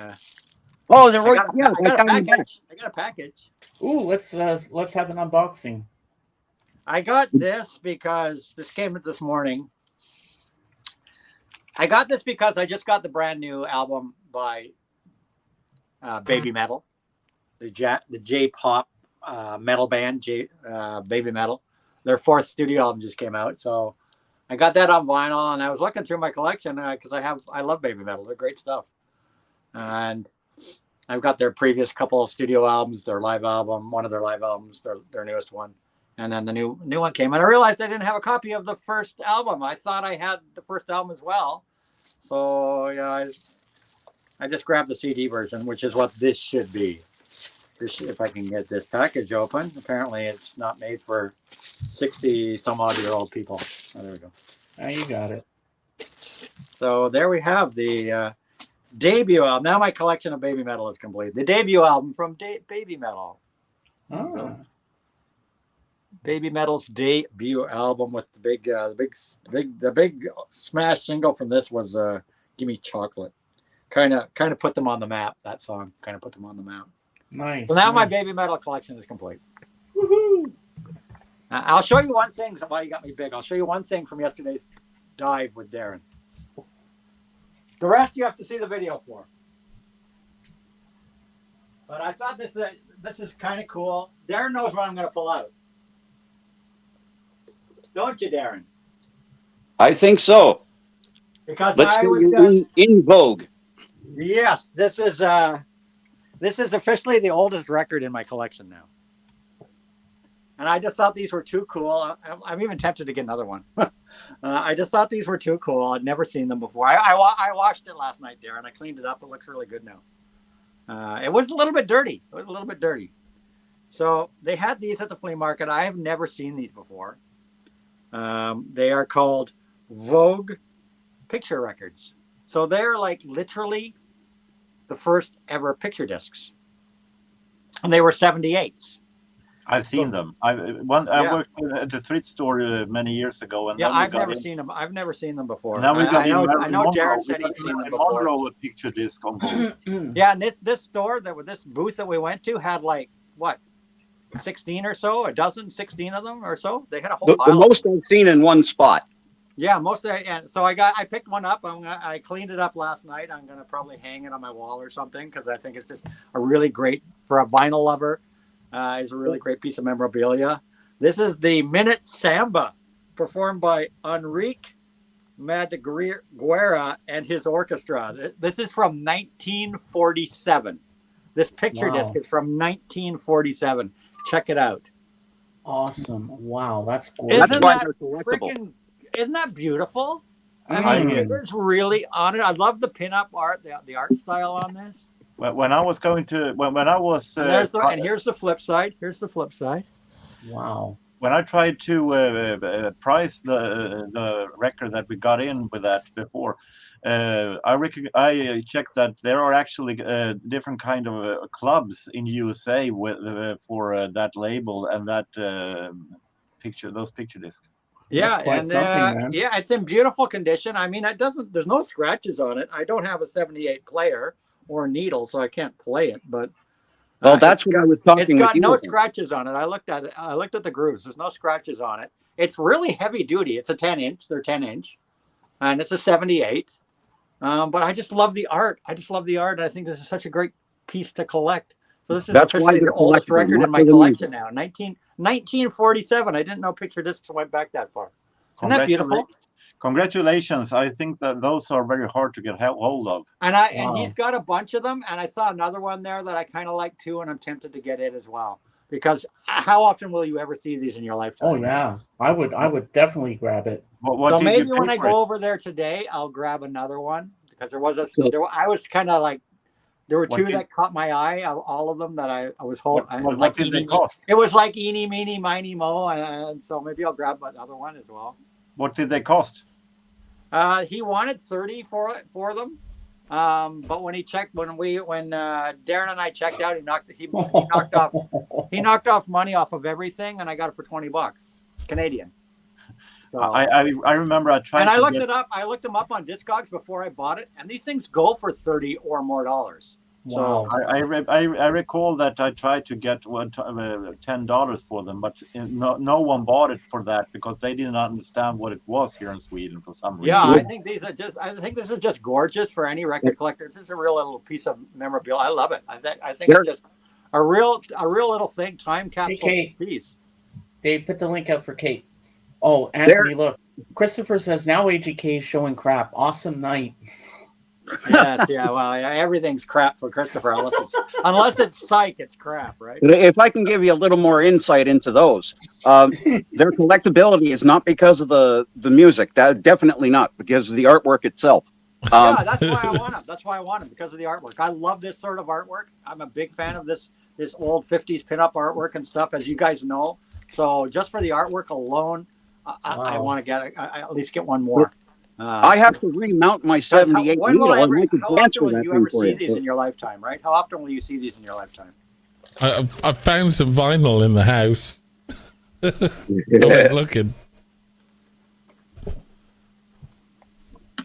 I can transfer that eventually because I got to remount my 78 needle. So anyway. Ooh. I found Richie Valens. Oh, nice. What's the label? Don't know anything about this. Let's have a look, shall we? Line Records? I've never heard of that one, but it... So I'm going to get my car now. Originally released on Delphi. Make sure you have your backup things to for your are you phone expecting me to? Are you expecting me to stream from there too? Well, yeah. He's like, hey, he's like, well, yeah. We love that shit. Yeah, but there'd be nothing rare or special in this lot. My video, you get to see that flea market in my video that I posted today with me and Darren in HD. Oh, geez, they got to see my face in HD. God. Yeah. Sorry, everyone. Of Buddy Holly's greatest hits. Hey, I should have Buddy Holly. I should have put a Nice. disclaimer on the video. I like that. That's Ooh, Oh, Lammy, that's awesome, man. I love Buddy Holly. pretty cool. MCA Records, 1960. Good lord, that's Wow. It's got a bit of a rainbow on the old. Oh. that's awesome. It's mono. That's the early 70s MCAs. I remember seeing those. Nice. What's it say on the back? Doesn't say what year it actually came out, is it? Okay, I How got many my tools are battery you- back up. Like 20? What's it got? Richard, you noticing the pattern? Whoa. Oh. Look. Same That's the guitar. best dog. Look at this. Cool. That's Yeah, cool. actually, Richie is, he was starting to get to be a good guitar player when he got killed. This is Darfly as well. Yeah, yeah. Original His mono biggest recordings. His biggest influence was Eddie Cochran. Oh, that's nice RCA label. Oh, wow. An RCA. Ooh. What? No way. I like that. That's cool. No, it'd just be amazing quality, that's for sure. Yeah. I don't know what the discs like. They've all been around for ages. Ooh, you got some Oh, gems shiny. there. Shiny.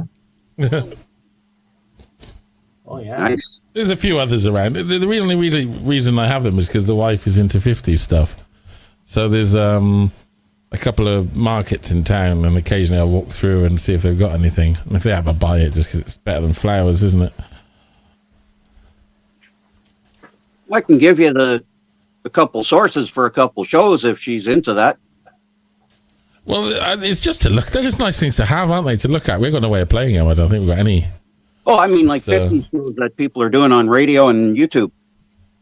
Oh, right. She doesn't watch much of the live stuff. She's a bit more old school than I am. Just watches the telly.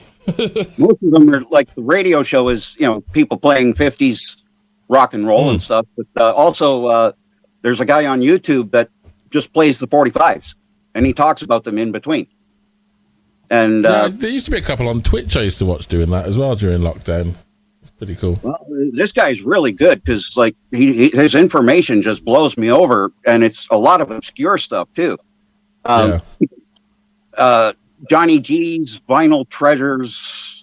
I forget what the full name is, but if you look up Johnny G's, then you'd be able to find his channel.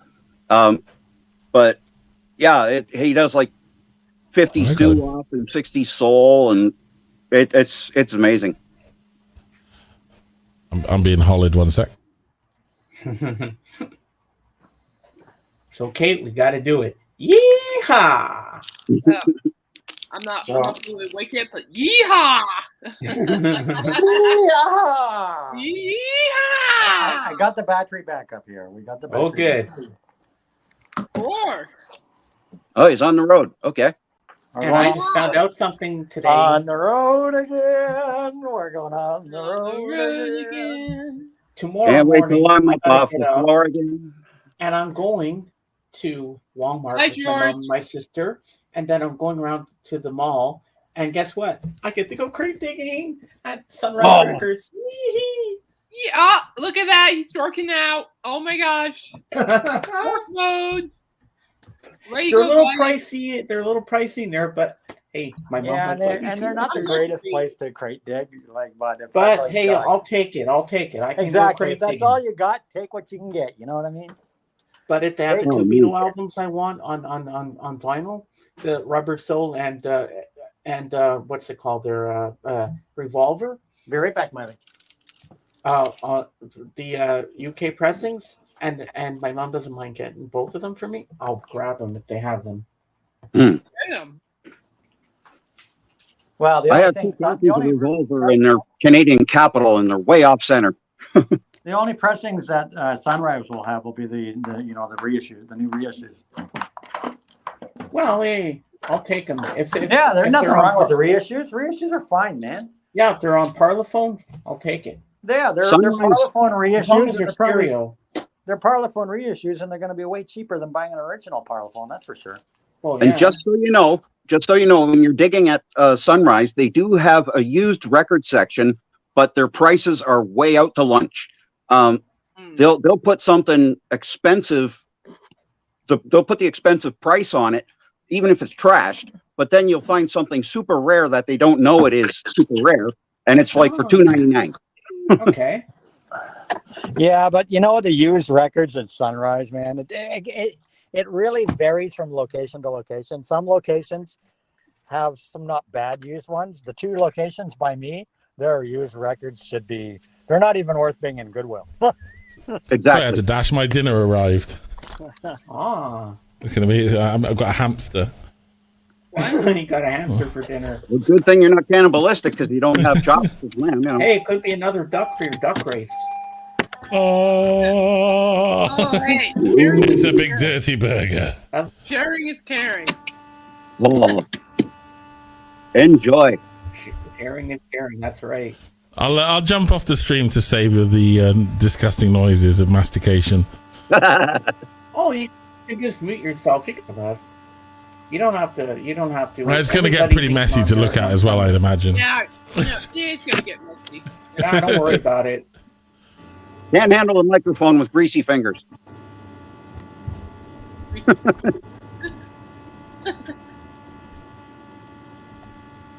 that noise? We'll have some mukbang on this. Let me. Yeah, we've had mukbangs a lot. James, you need to get the West Coast Pop Art Experimental Band Part 1. I don't know if I want Oh, that. they're good. That's a good album.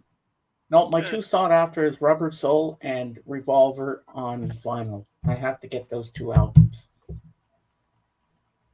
Well, you're more likely to find them like the new reissues at Sunrise. That's for sure. Yeah, I'm sure I will. Revolver. Oh, I know what I got to do. It's time for my beer. With my dad right now. I missed it. I'm 22 minutes after 3 late. Hold on. Christopher, the Beatles are my #1 band, so I want what I want. And it's my birthday coming up, so I can get whatever I want. We're gonna party around like I'll be right back. Hold on, let me get my drink. Im Himmel gibt's kein Bier. No, I mean David's in charge. Oh, we're in trouble. You muted yourself. It won't be that bad today, so I won't cause too many problems. Oh yeah, we'll see. That's all right. Hang in there. Hang in there. Just as much. Dave's holding up good, man. Yeah, he is. Yeah. Oh, James I has know his he beer. does. I have my coffee. I'm good. I'm not fully wake up here whenever that happens. Well, if my screen goes black for a while, it just means I'm making coffee. Oh, really? Well, I already have mine. I had one, but it went empty on me. Oh, mine's full. Full of what? Oh, coffee. Yeah. Well, what? I'm like, dude, you're killing me. So, That's awesome. Dave, make me big. I'm going to show you guys what I'm about to be drinking here. Okay, let me guess. Corona. No? What is that? This is Strongbow apple cider, original dry, and this is from England. Ooh, fancy. Yeah, Elegant. and if you can read that there. Instant cut through and refreshing taste from a classic blend of bittersweet and culinary apples. Yep. Ida Sweetest apple cider. We have a lot of Strongbow over here in the UK, and I can tell you something. In our pubs, you'll get craft ales, which from the time they're delivered, they need to be drunk within about 3 weeks, otherwise they go off. The lagers, the real cheap, nasty, horrible lagers, will last a year in your cellar before they're out of date and you can't sell them anymore. Strongbow will last 2 years. Because it contains the least amount of natural ingredients of any beverage that we consume in this country. It's considered really hard cider.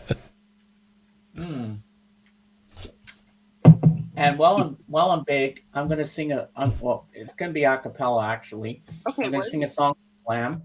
Okay. And this is by U2. It's called MLK. Yeah, go for it. Sleep, sleep tonight, and may your dreams be realized. If the thundercloud passes rain, so let it rain down on you. So let it be. Sleep, sleep tonight, and may your dreams be realized. If the thundercloud passes rain, so let it rain down on you. So let it be. Sleep, sleep tonight, and may your dreams be realized. If the thundercloud passes rain, so let it rain down on you. There you go. Bravo. MLK. Bravo. Woo. Yeah, that's great. Great work, my friend. What's that in G, isn't it? I don't know what I sang it in. I can't. Oh, you sang it in D. I did? Indeed. That's definitely. Did I go higher than Bono did? They start on a G, so they'll be up there. Sleep tonight. Yeah, I must have gone. Am I going lower or higher? Yeah, lower, about 3 tones lower. Oh, well, that's good. It works for me. That's what you got to do. You got to sing when it's natural. I mean, that's what all bands do. They pick the key that puts the top line of the vocal at the very limit of their range, because that's where you get the most power. So You know what song I'd like to see you tackle, Lamb? What's that? A song by you called Bad. What song? Bad. Bad. Okay, hang on. From the Unforgettable Fire. Not Michael Jackson's Bad. Bad, you know it. Oh, I almost dropped my drink on myself. That's not good. This is a good song. You're kidding me, Christopher. You don't know who Bono is? That's why I mentally said, I'm like, dude, you gotta know who Bono is. This is Bono. Oops. I still need to get that. I need to. I just haven't gotten around to it just yet.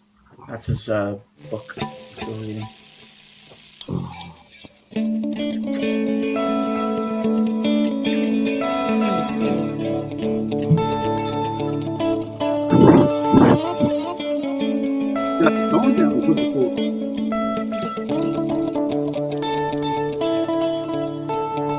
If you twist and turn away. That one. Yeah. I love how you get the echo on the guitar, just like you do usually. Yeah, it's a good trick. I mean, the edge kind of it's a dotted eighth, so it's actually rhythmically the echo comes at a certain point in the rhythms. If I play like one note, you'll hear the echo. So it's syncopated is what it is. So if the echo is and you sort of get a speed that is determined. The tempo is determined by the echo.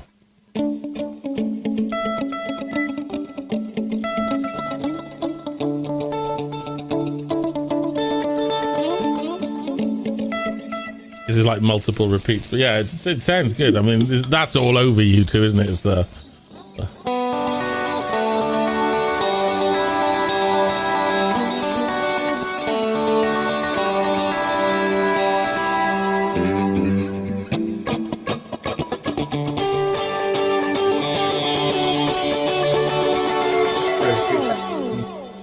yeah, vintage U2. Yeah. Wow.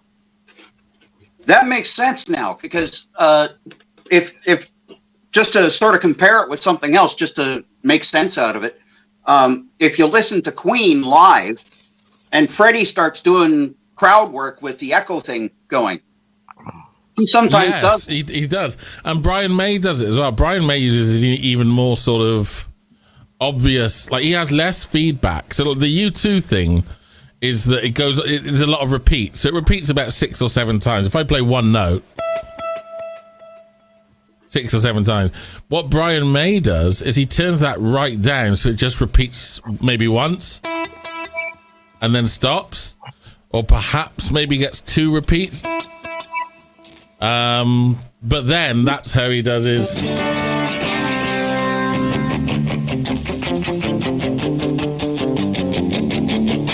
Okay, dorking out here.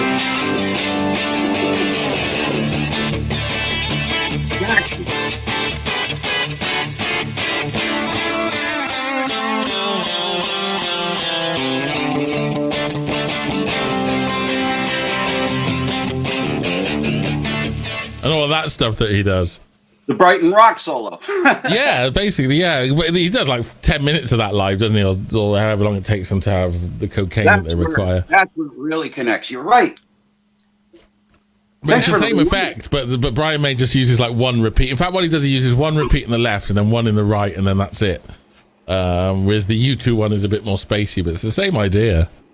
But he's also like going down the scale as he's doing that with the echo, so it's harmonizing itself as it goes. That's right, yeah. So if you play this.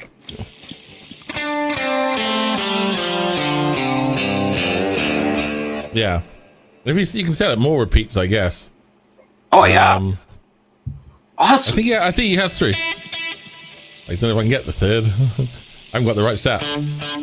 Because I'm on the U2 setting. But yeah, it's essentially the same idea. That actually makes me appreciate Edge's playing a lot more, because I couldn't understand what the big deal was. Just sounded like echo, and he's just strumming away, like it's the way he's he doesn't play particularly technically virtuoso, but the way all the effects and the sounds are put together, he's a guitar producer is what he is, And the problem with the delay is you make a mistake, you hear it 4 or 5 times before it's gone, So you've got to be at least accurate, if not, not like your Joe Satriani's, but. Well, you had to play with it for quite a long time before you got it right. So, wow. Yeah. I get it now. You're right there, Kate. You look like you're Yeah, falling no, I'm asleep. good. Thank you. I'm okay. I don't know how well this is coming over on the live stream thing. And Oh, if it sounds good. good. It sounds good through my headphones. It's excellent, man. Yeah, I really like hearing that. I love YouTube's music and just hearing those riffs. Yeah, I'm still my YouTube kick, and Huh? I forgot I have the YouTube channel on Sirius XM, which should be in the UK. They have the official Beatle channel. I don't know why the UK doesn't have it. It's only available in America and Canada. Christopher, you're out on the line now. I'm going to mute because this Keurig is noisy. No problem. No problem.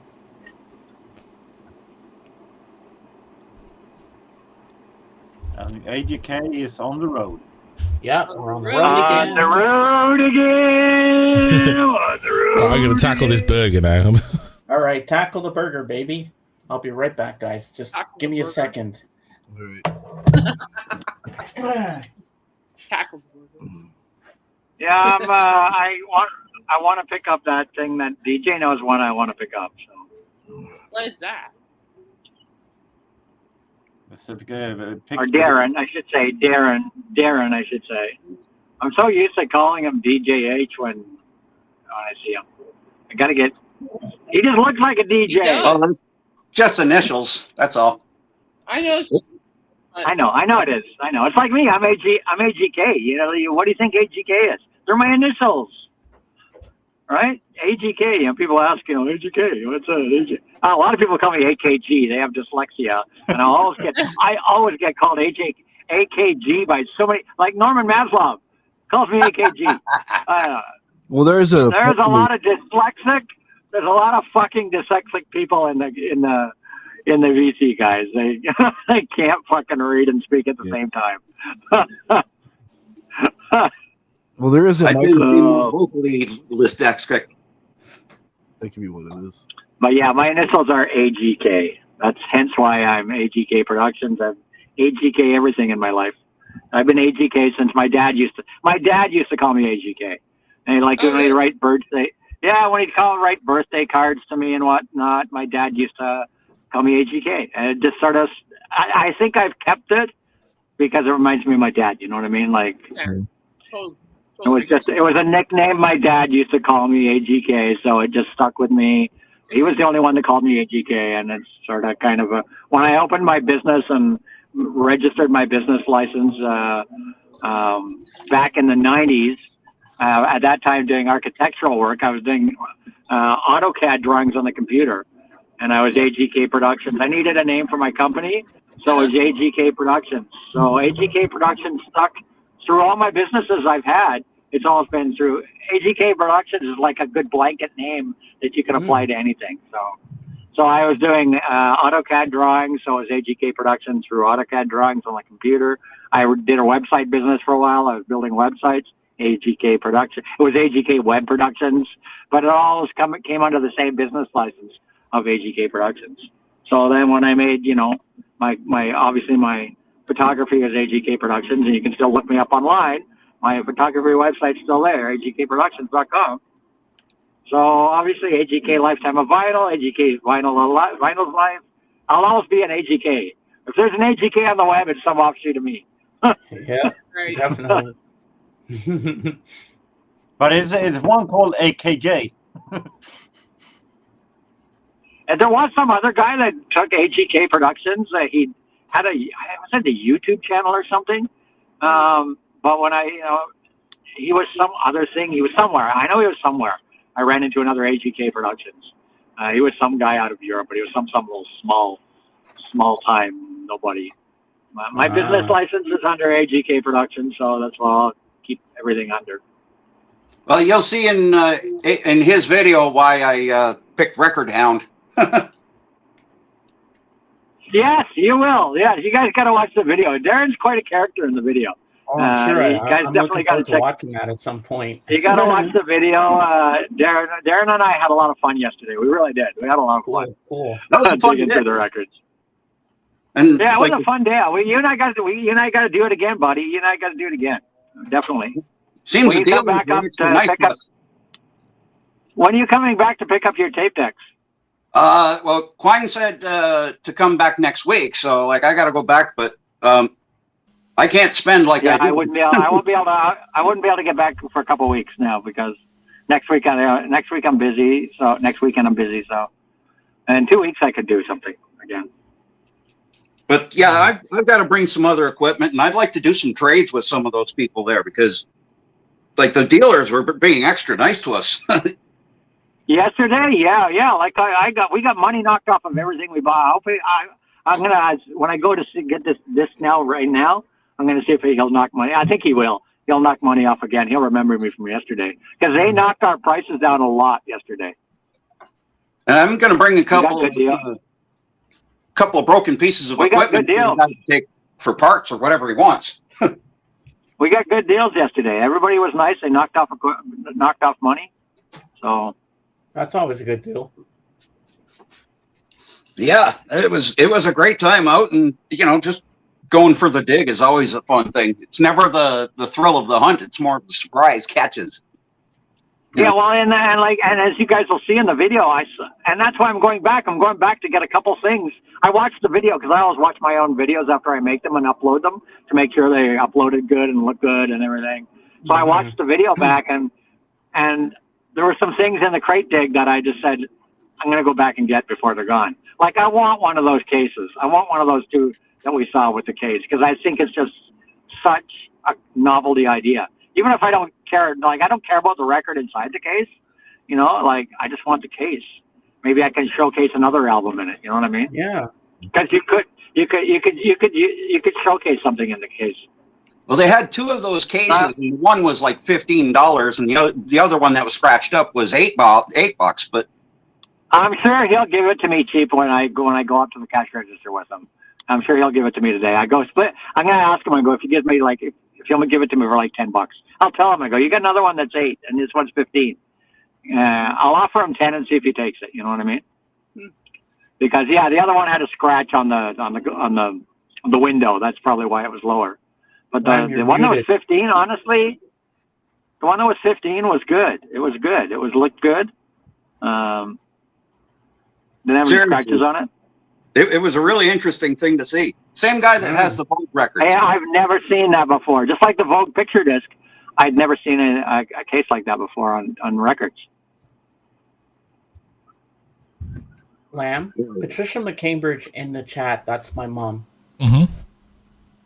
Oh, cool. I'm wondering, you know, if yes, the most. I'm awesome wondering if a guitarist. record jacket would fit in that case. I wonder if a record jacket would fit inside that case. Well, Because the case is a little oversized. You know what I mean, Darren? The case is a little bit oversized. So I wonder if if I put like another record in there and just put the record jacket on top, like you do with a CD booklet, right? I wonder if the record jacket would actually fit inside there too. Well, Just unless a single record, not the album art. not. Have a Yeah, that's what I mean for the album art. Just making my It'd be a copy. great case for like. It'd be a great case for like a picture disc. You know what I mean? Great case for a picture disc. Especially if you have one that's on Capitol. Yeah, for sure. One of the Iron Maiden ones or something. Yeah, I got Iron Maiden picture discs. Dave, you drinking that Peeps Pepsi again? No, it's just A&W. Yeah, Hey, a Beatles picture disc, you know, a Beatles Capitol picture disc would be nice in the case. Actually, you probably Not that I have any. Not that I have any. I'll have to see what picture discs I have on Capitol. I know that Sgt. Pepper came out as a pick disc. Yeah, I did. So did Abbey Road. Neither of them being playable. That was when picture disc tech. That's when picture disc technology was absolute shit, and you did not play your picture discs. I have 2 copies of Abbey Road on original Apple, and both of them skip. Even though, like, the one is almost mint, and it has this one divot in it. Damn it! I have. That's why you wanted that. That's why you wanted that one yesterday, huh? That's why you wanted that one that we found yesterday. Guy had a whole box of stuff without covers, like, priced for like. Yeah, you'll see that. You guys got to watch that video. You'll see that in the video. We went through the crate of records without covers. They were just the discs. There was like Beatles Abbey Road there. There was Led Zeppelin 2. There were all these great albums with no covers, just the disc. It's a great idea. With the freaking disc.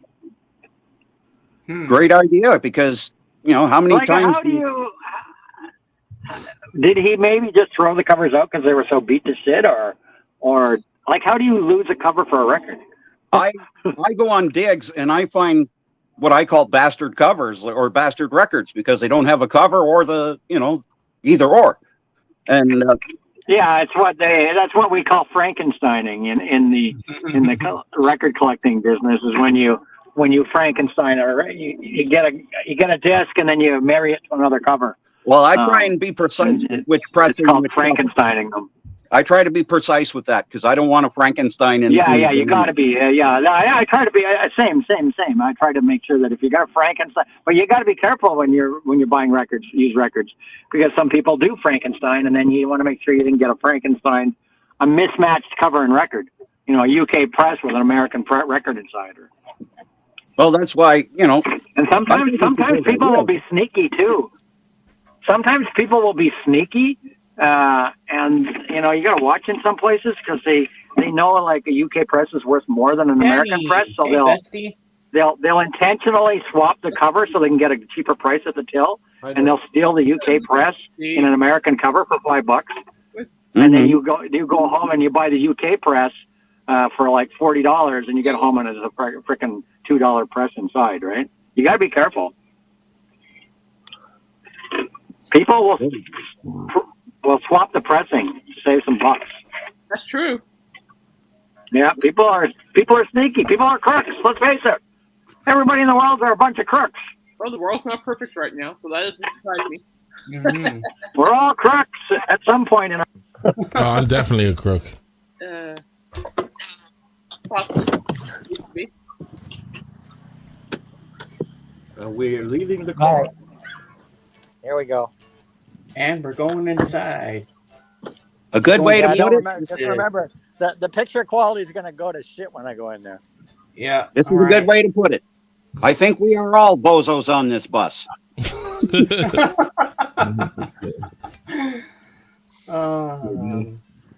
Yeah, because once I go downstairs, you know, it's like Hop said, you know, once I go downstairs, it's trying to search for the network, and then the battery goes to shit. Yeah. So I'm not going to be in there very long today, guys. I just want to pick up those couple things and get out. Get in, get out. Your reception might go while you're in there too, though. Yeah, it does. Well, you'll see the picture kind of gets pixelated. Depending where I am in the flea market, the picture goes. That'll be good. That'll be good. I'm just going to be in and out though today. I lost signal when I was down there. Yeah, there's some here. Well, it's because the basement of this used to be a freaking bomb shelter. Oh, that makes sense. Okay. It was a bomb shelter. There's apparently 3 feet of concrete above it. Wow. Yeah, one of the guys in there told me it was built originally as a bomb shelter. Ooh, They put the little, Pink Floyd there. Oh, I like that. What's that? I like that. Well, let's see. That's another cool guitar effect I was going to show you. Oh, okay. I'm sorry. Is the whammy? I'm sorry. So I can play one note.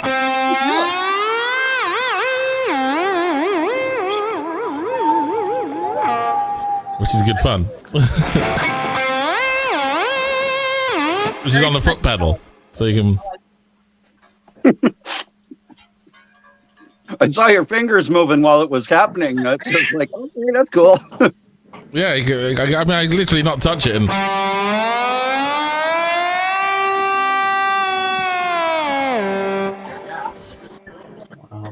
That's like affected that a lot. Yeah. But it's quite. It was Pink Floyd used it. The Maroon track. The Digitech whammy came out in the 80s. All right. And everyone was like, "Wow, that's an amazing effect." Can you play a tune? My mom wants to hear you play something. What's that? My mom wants you to play a song. Play whatever you want. Oh, well, I was going to play, show you this effect in context because this is what Pink Floyd did. All right.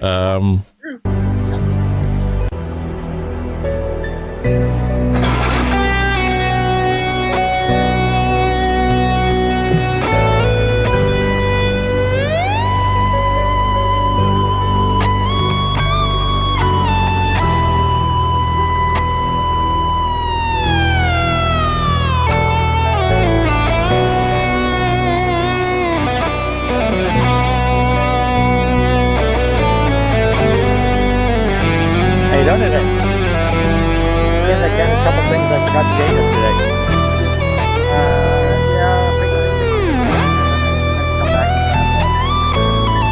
I got one of the bold ones. Yeah. You can go really high. Yeah. Wow, that's amazing. Yeah, a couple things I want to get. So you give me a good deal on it. I see you got the transfer, no problem. Anthony, yeah. And again, do you have a copy of Red Rider?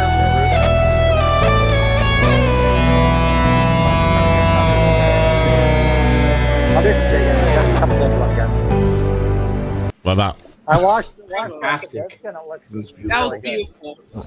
It's such a cool effect though when Yeah, when I you think use I it might get in another one. Give me a context. deal if I get another one. So Andy was at the stand where we were yesterday. That's why you hear him talking. There's another Hey, we got some. What's this? Ooh. This wasn't here yesterday, guys. Was this stuff here yesterday, Darren? I don't remember. No, this stuff was. What is this? Yeah. It's DVDs. What the hell? Horror movie soundtrack. No, it's You Better Run by Pink Floyd.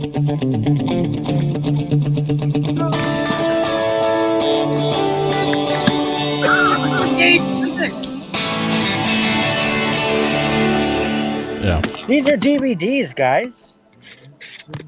These are all DVDs. They look like books for a minute. Yeah, I thought there were books or CDs at first. I didn't Yeah. know what they were. DVDs. Wow. DVDs. What the heck are these? Hmm. I've never seen these before. That's interesting. They're like book style DVDs. Wow. I've never seen them. And with These weren't here yesterday. Look. Are those Sure, like they're not bootlegs or audiobooks? something? They're DVDs. I can't say that I recognize any of these And titles. they're like I recognize them with an they're E. like official Netflix DVD. They're all Netflix. Hey, Aunt Mimi. Hi, Mimi. They're all Netflix. Hello. Still haven't got my hair cut. Yeah. Well, Netflix used to be These are all vending Netflix. machines. Really? They're all Netflix DVDs. They're in really nice cases, like a book with really nice covers. These weren't here Wow. yesterday. That's amazing. They're all Netflix shows. No wonder I didn't recognize them. Ah.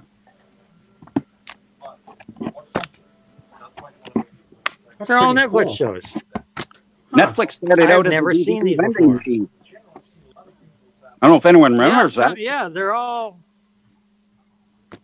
in like really nice. They're really soft texture book style hardcover, freaking jackets. There's a whole whack of them. These weren't here yesterday. Are This they is right by TV the series? picture. Are they TV series or feature films? They're Netflix TV series. Okay, is it They're all one Netflix season? series. Is it one season per? Yeah, see, these are all disc? Netflix series. Look, oh my God, 50 DVDs. 50 DVDs. Wow.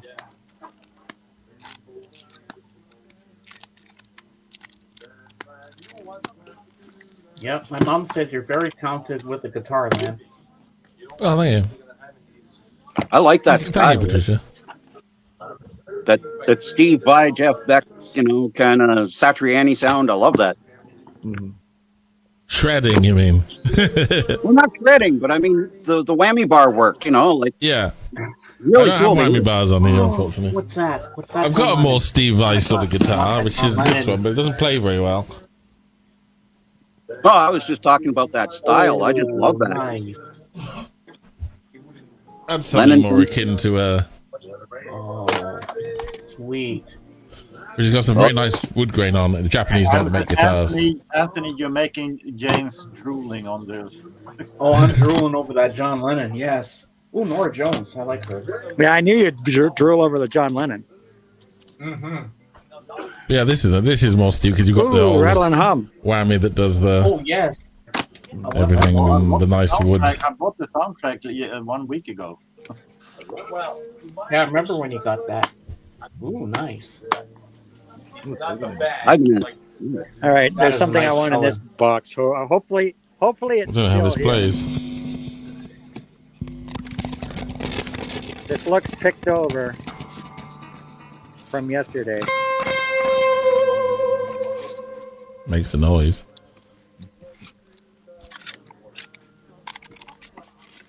There it is. That's what I wanted. I gotta put that phone down for a second. I wanted this. Look like here's woman in pain.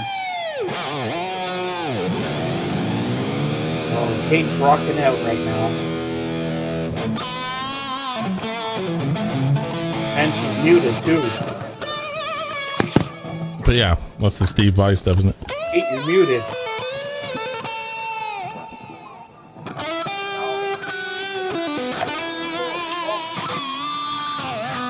Kate's in guitar heaven right now. You can tell by that smile on her face. There's a reason I like Vai, partly because, well, Freak out. It's a bit dirty. This needs a clean up. Yeah. Yeah, it's nice. I don't know what that maple. I guess that is on the top. Yeah, it looks like a pine maple. Yeah. But you see, the nice thing about what makes the Steve is the tremolo system here is perfectly balanced by springs in the back. So it's so feather light. Like if I can sort of demonstrate this, I'll show you what I mean. If I plug a string, the amount of effort required, you know, it's like nothing.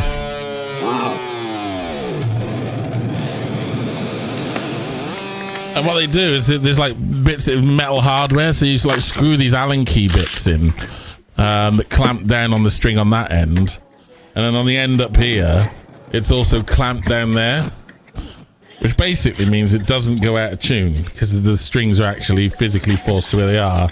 So that's why you can do that sort of. You're slacking them, you know, to nothing, and then it'll still come back for you. I like that. So that's the Steve Vai stuff. Is all. You know. That's awesome, Anthony. It's hard to play when it hasn't got a strap on it, but I bet. fun guitar. It's my Ferrari. Like that one. That's your Ferrari. That's awesome. That's my Ferrari. That's cool. They're all modeled out. They're all. You can relate them all to vehicles. You see, this is a. Yeah. No, I get it. There's your Ford F-150 pickup. Your black guard telly. Running guitar.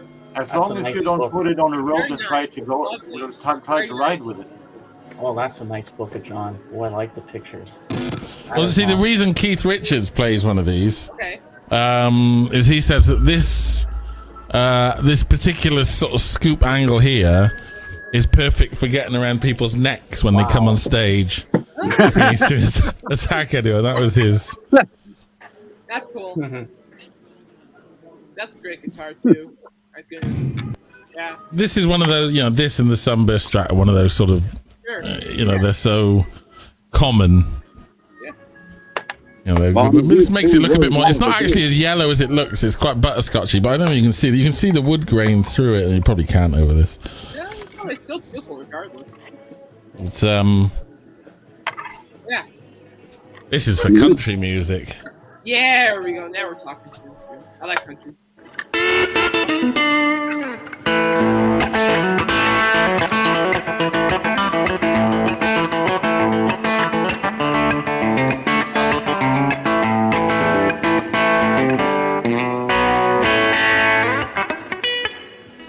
The strings are really old on this one. That'd be good for rock and rockabilly and blues.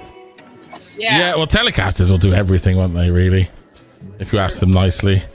Because for rock, it's great.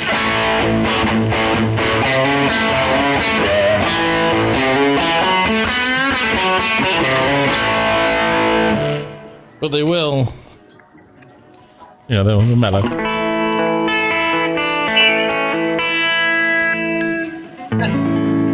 Fortune.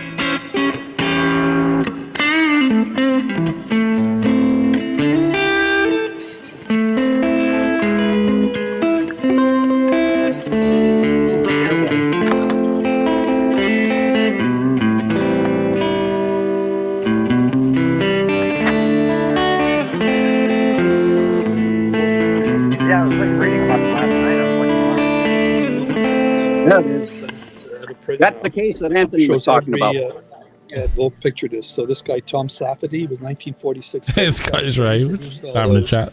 and then he went out of business. Wow, Scottish And Ray's he went here. bankrupt because they were just they weren't Hey, selling Scottish it. Ray. It costing them too much to produce.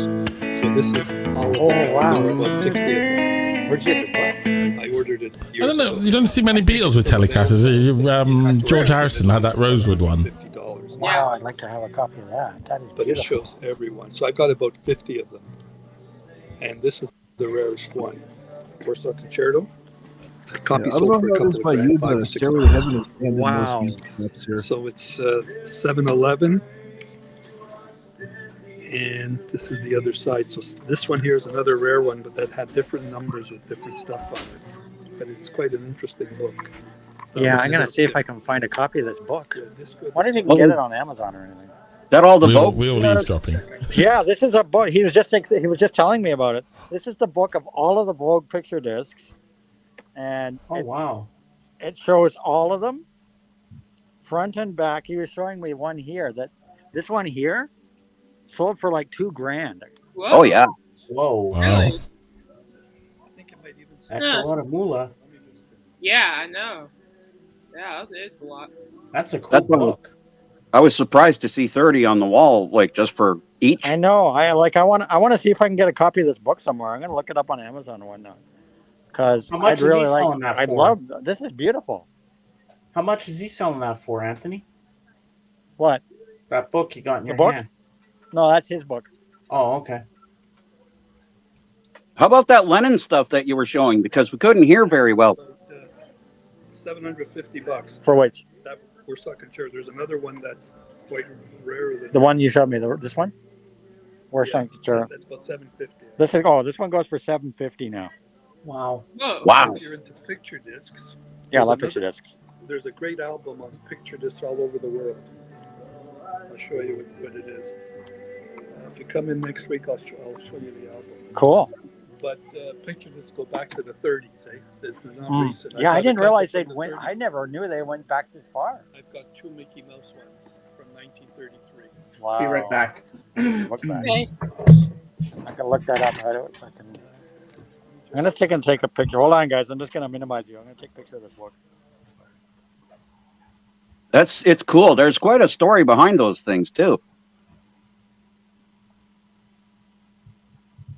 Be interesting to see what it's about. Excuse me. Yeah. Your coffee not going down well enough? Yeah, I'm gonna see if I can get a copy of this It was a book long somewhere. night last night. Just one of those nights, you know. You Yeah, I need a know. big coffee. Well, I'm going to. I'm Is going it in to English walk or is it in after. Italian?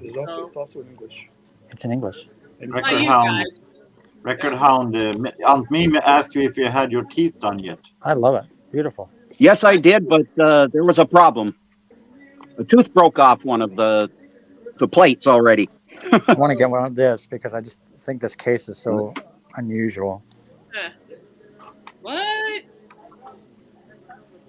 Huh. That's This the is capital. Cases. The case he was talking about. Currently unavailable. And maybe from other sellers, though. Amazon, yeah. You have to go to the guy I think bought it from Abe's for about $125 now. That's what I paid. That's what when it was issued. Google Yeah, book. I'll definitely. I took a picture of it, so I'm going to do a little research. Yeah, do some research on that. See if I can find He one. said he ordered one, $128. It's a beautiful book. All No, that's glossy. what it sold for. But I think Abe has it. I don't know what the NT stands for. Best Vogue record bookstore on email has been out of print since 1993. Wow. So it's out of print, so you'll have to go to the second. Yeah. I'll definitely going to research and try to find one.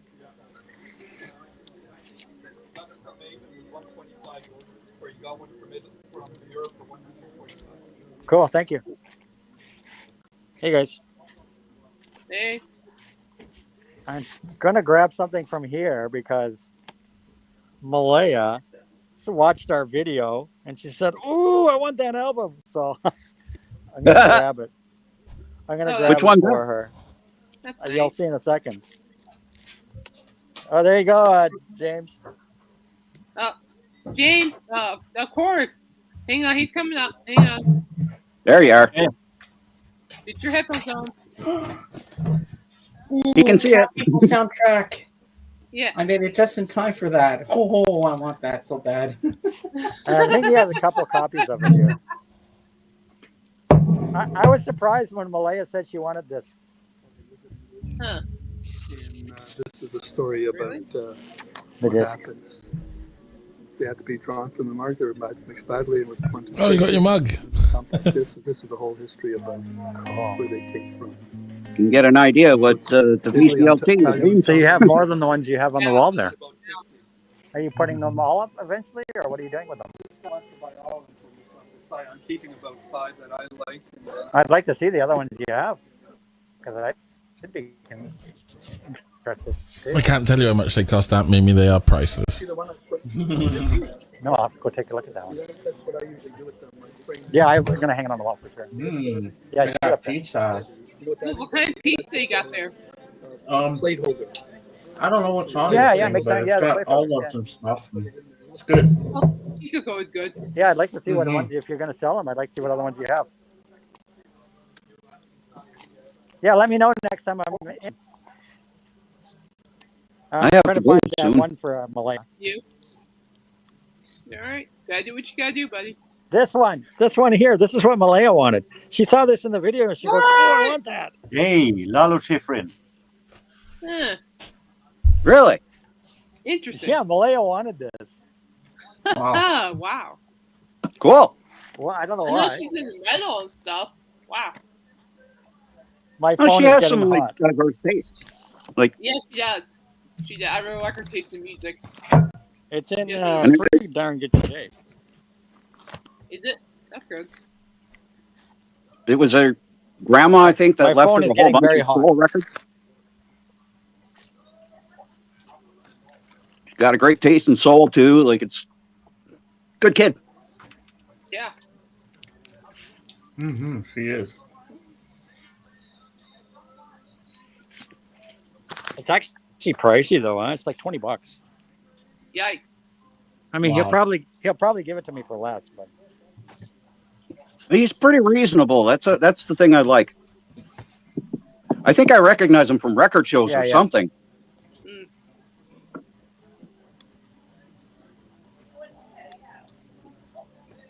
Lalo Schifrin's Mannix. Well, he could knock the price down a bit. You never know. Bum, bum, bum, bum, bum, bum, bum, bum, bum, bum, Bum, bum, bum, bum. bum, bum. All right, guys, we're gonna crate dig.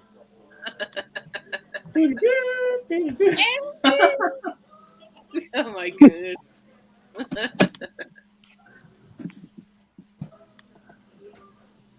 Yeah, I think my friends are streaming now, so I better be off. All right. All right, see you later, Darren. Give yourself. I'm Okay? really enjoying watching the dig here, but I got to split. Well, we did this dig. We did this dig yesterday, so we already did this dig. I still like seeing the place. Anyway, I'll talk with you later. I'm gonna go. All right. Take care. Bye Bye. bye. Bye. Maybe we should make Anthony big. Yeah. No. He has a valid point. James. There you go. Yeah, no. Maybe turn my camera here. Let's see what my battery looks like. That's still okay. Wait. Is there something wrong with this, guys? Right? Latin, right? Latin for lovers. And then we got two little kids on the cover. What the hell? What's the Cole Shader is a great guitar player. Easter is next Sunday? The hell? I didn't know Cole Shader did like Easter listening. It's a guy. Oh, it's jazz. Oh. What? You're in the jazz section. Yeah, man, the jazz section. Nothing wrong with jazz. You're done. No. You dork.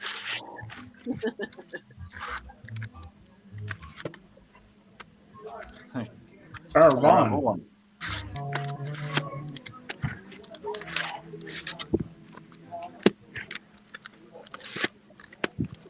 Don't bias. That's right up your alley, dude. No kidding. What? On the other hand, Wait a minute. Oh yes. Well, how's very that in few the that I'm- jazz? That shouldn't be jazz at all. That's On the not hand, there's jazz. very few that I've heard of. That's not jazz. No, it's not. Someone must have hit it there. Oh, Yeah, they hit Jimmy it to Smith. get. Jimmy Smith, my man. Did Jimmy someone Smith. say a party? Are you sure? John Somebody Smith. hit it there to get it later, I guess. Oh yeah. No, Christopher, I did not.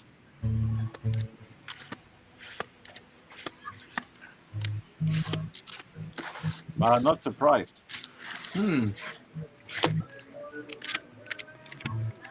Oh, my favorite. That's a great album, Oscar Peterson.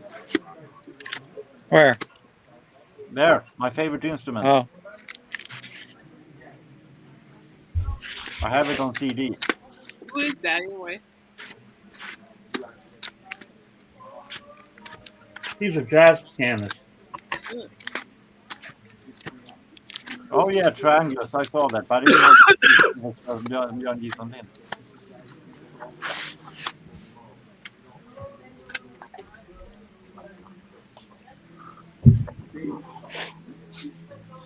The Duke.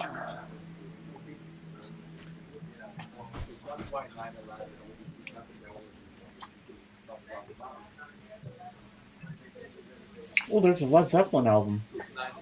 Madonna.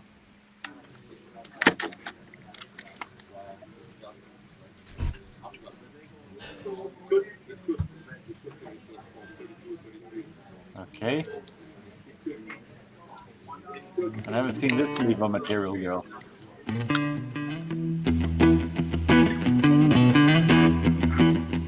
Woman. I love that riff. A whole lot of love. Oh, Star Wars soundtrack.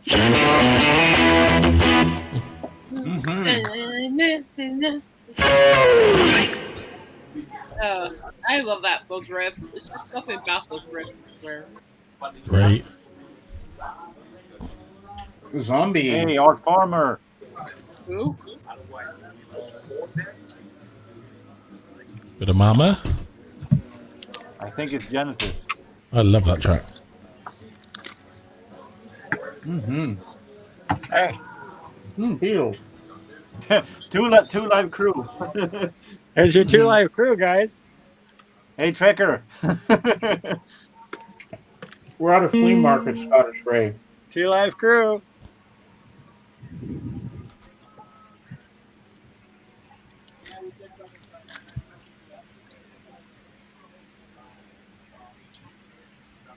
Roll up for the mystery tour. Deep Purple.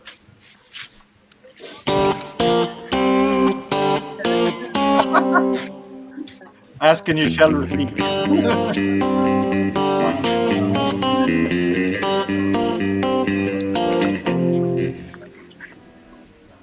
Man, that's a great song. Love Deep Purple.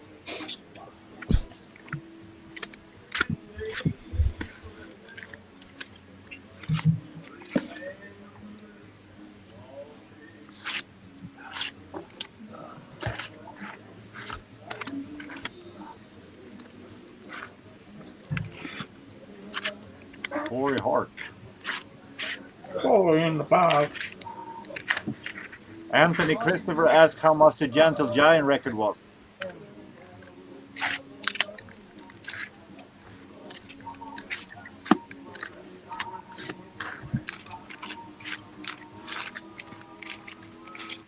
Oh, Deb says pick up the Gentle Giant LP.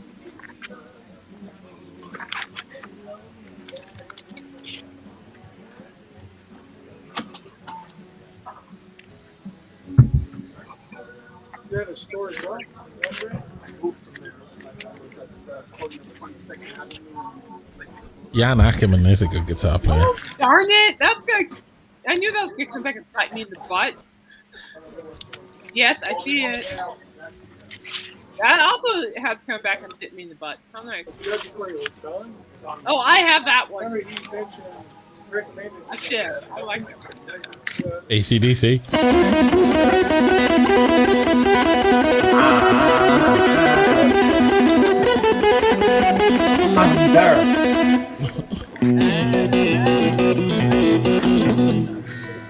Man.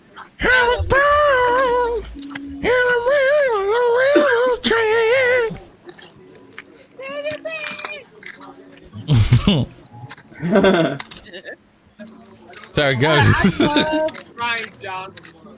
He's awesome. No, he's not in his house. We're at a flea market. He's looking at records and stuff. Scottish Ray. Calling Anthony, are you there? He's in deep now. He's deep concentration. Mm-hmm. Yeah, we concentrate on all the Blood, sweat, and tears. Fat finger. Well, if you want it, there it is. Come and get it. Mm-hmm. Bronchi Beach. No, Berlin, that is a great one.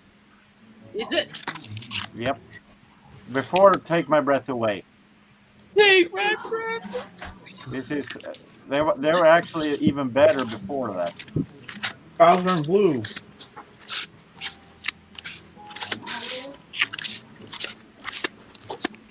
I've seen Bowser and Blue live. Scylla. Scylla Black. Wow. Scylla Black.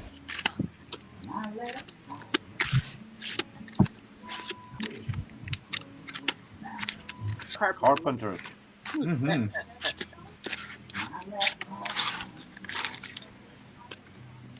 Wow. Captain Crunch. That kind of cereal. I thought it was a cereal. Did they do an album?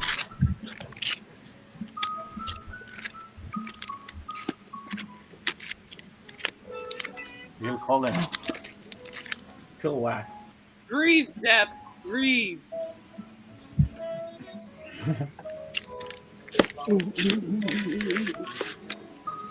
Been a while since I whacked my chili.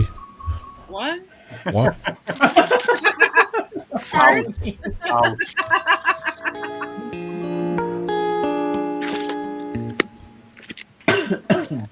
Oh, again. There you go. Back to the fight again. Yeah, that one's pretty easy to get. Well, yeah, over where you guys are. Over here, who cares? But don't forget, he recorded a lot of his albums right here in Toronto. That's Chicago. true. He did. Yeah, it's brought that up before. Many times. He did. Toronto was like his second home. He recorded so much here. Yeah, I remember him mentioning that. I think it was, I believe, last year during his Ignorant radio show. It was real cool to listen to. Oh, that's actually a decent record.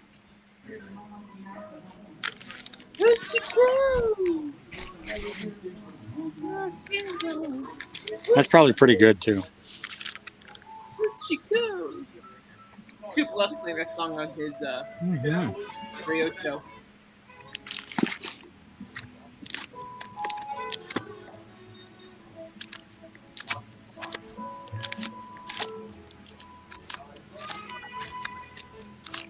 Oh, made in Japan.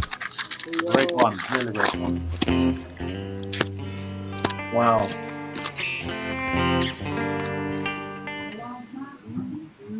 I love those reps. Now we're talking.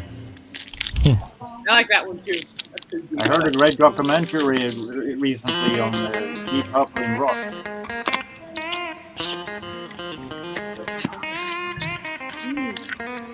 Wayne and Eddie.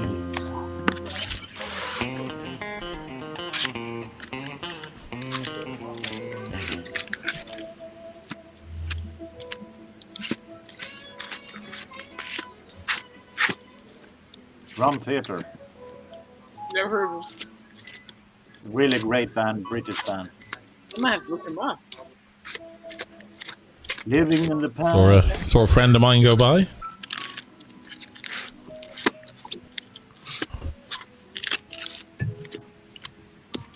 And who's your friend?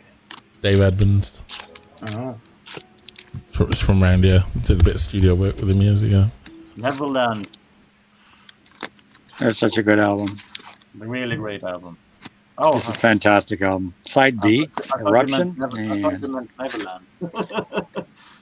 Oh, Frampton.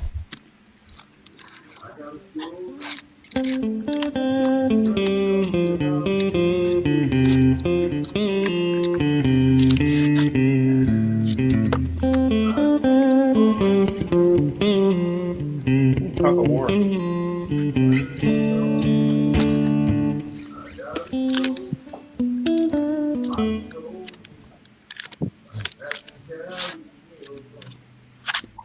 Ooh, Elvis. Oh my gummer. Careful with that axe, Eugene. Yeah.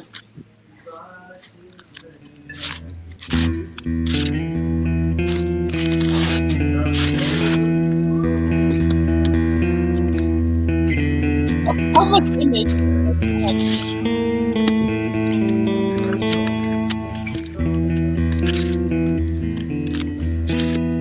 The heart of the sun.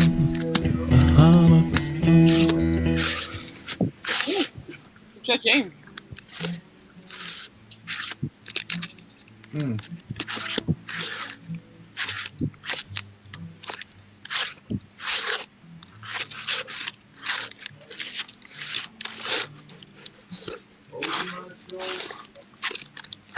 Cody. What, Elvis? Elvis section. My goodness.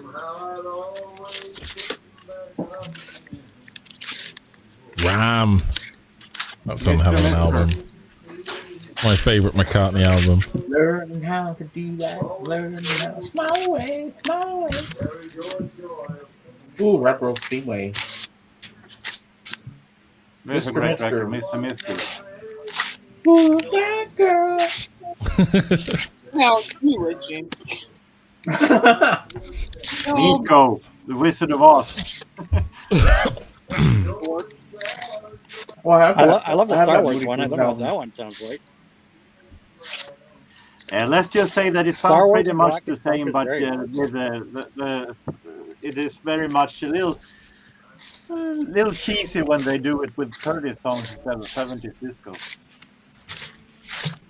I loved Right Nico's back, Star guys. Wars. I'm gonna go get some more pizza. Yeah, I'm that's still fantastic. hungry. Yeah, like the Star Wars pizza. one. We'll be here. We'll try the Hey, game. you have the con. Why? Because you're in charge. I gotta go up and get some more pizza. Be right back. Dave. Ooh. I'm here. I'm here. You got, you're in charge. Olivia Newton-John. Ooh, one I'm missing. One I'm missing.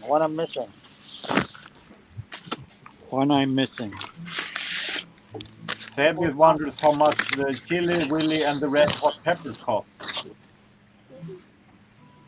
Hi, Ron Baldry. Long time no see.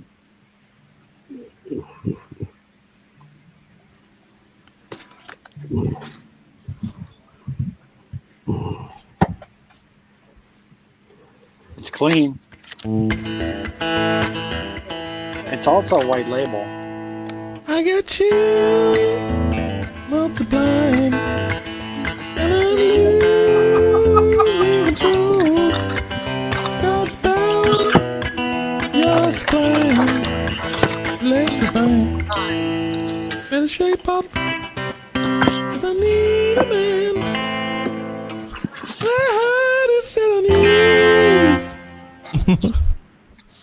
Congratulations, Lam. You managed to do it better than the original.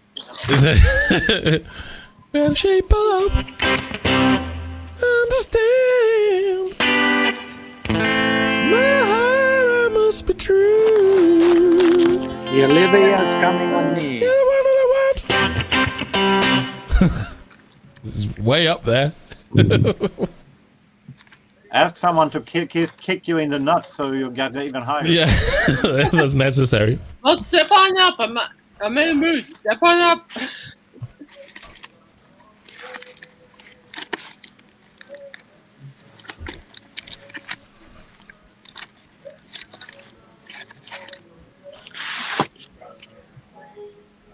Which way am I going, guys?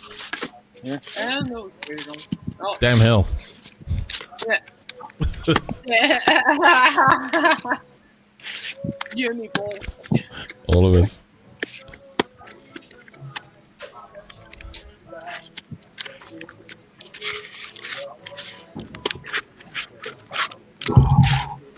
Maybe. Yeah, you have a point, Mimi. Very much so. Oh, right. Is that what it is? He's looking for them knockers. Yep. He likes the boobies. I see. I thought I saw Prince somewhere out Oh, I saw there. shaved fish. Oh, a plastic Ono band. Shaved fish.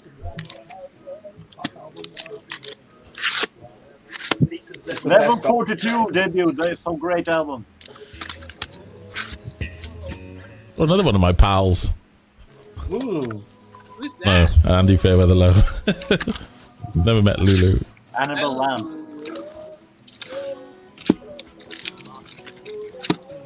Julian Lennon. AJK, will you go back to the one of level 42 albums there?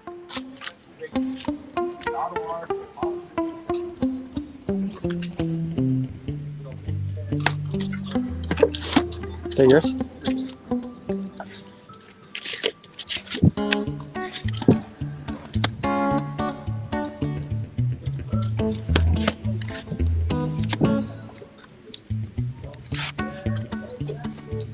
Well, that looks exciting, huh, guys?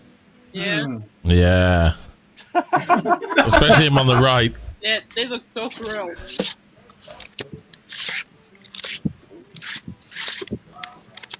That's underground German krautrock band Der Granddads. Grumpy Old Man. The soundtrack. Yeah.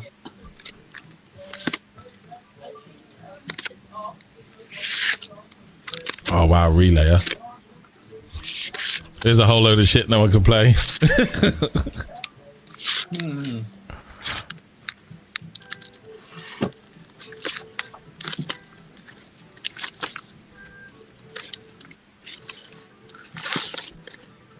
What are you talking about, Zeb? Zappa. Lots of Zappas. Wow. A bit of Zappa. That is right, I'll play that Father one. Ray. That is right. Ooh, wings at the speed of sound. Lamb. Ooh. Yeah. Someone's knocking at the door. Somebody. Jane Weedlin. From the Go-Go. Lots of wings at the speed of sound. Lots of Venus and Mars. Venus and Mars, yeah. Sitting in the stands of the sports arena. I saw the Who. Who? I like Got one of the red vinyls. That's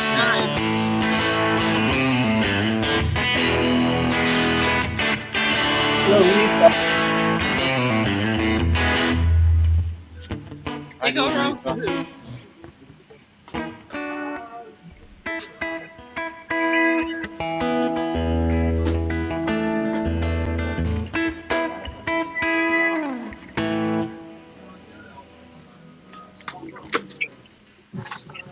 How cool is that intro? The heck is this? The band called Carol Brock. Baby, get down. Oh, there's the boobs. Kind of. I mean, it's bikinis. Dangerous, groovy leaves. Baby, it's sandwiched in this thing here.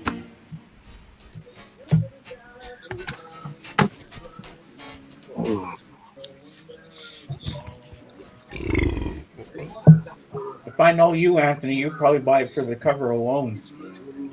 Of course, man. You know me.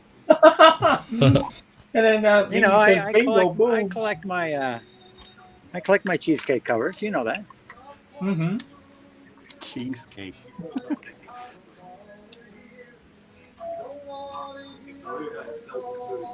Yes. No record. Just the Japanese cover, man. Oh crap. Yeah, it's got the poster. Yeah, but no record. That's not good. Yeah, true. I love Japanese pressings though, so.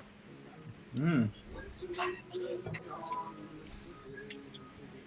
I was gonna say that's a steal. If the record was in there, it'd be going home with me today. Ooh, t-shirt. More Zappa.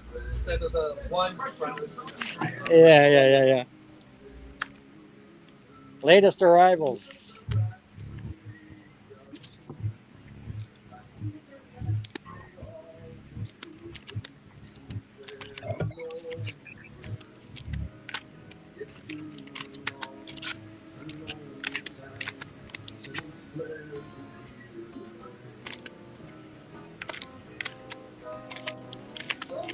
Well, didn't you buy some online last night, Lisa? Some shoes?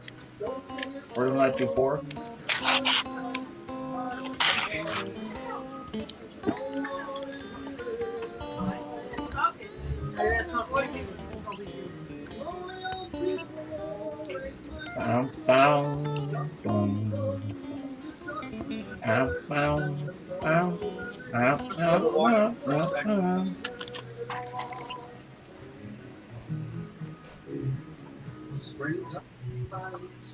It's a creepy cover.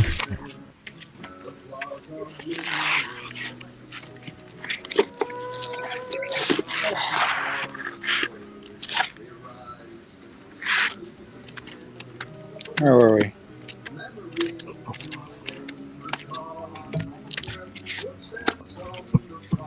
The Bomba soundtrack.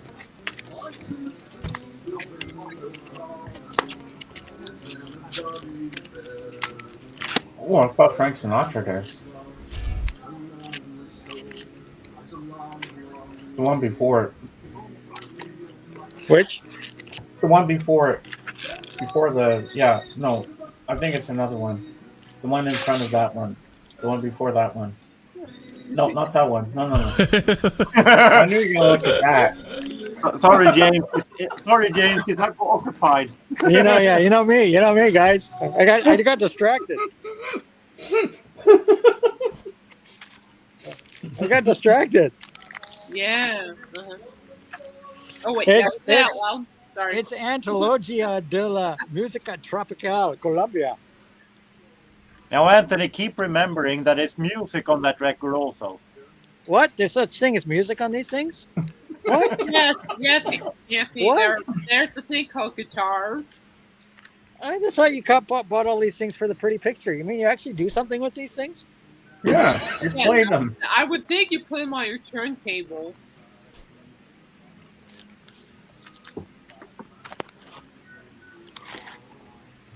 Where was I? Okay, Before I was distracted.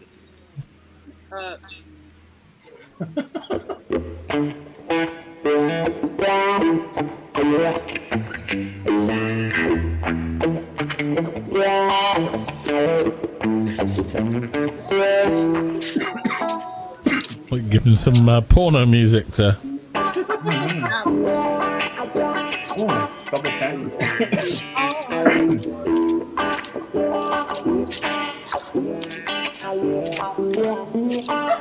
Where's that down child I didn't buy yesterday? Oh, George Benson.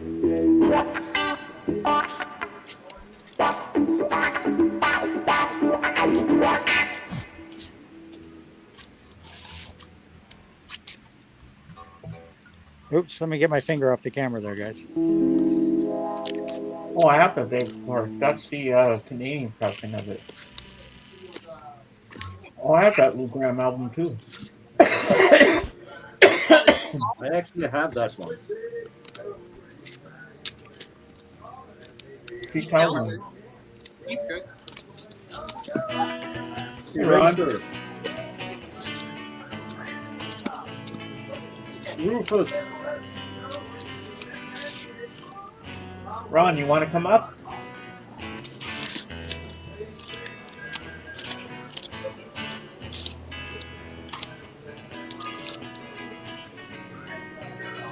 That's because we have a guitarist up here on the channel. Good album. They put the link out for Ron in case he wants to. All right. You're welcome to join us on the camera. It's been a while since I've had you up here. You can join us. Oh, cocktail soundtrack.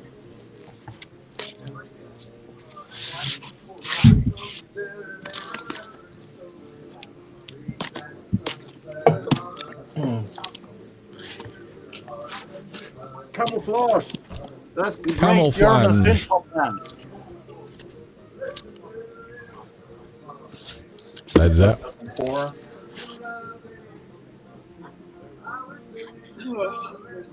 Yeah, Ron. It's nice to have you here. The link is there if you want to come up and join us. Lester Young.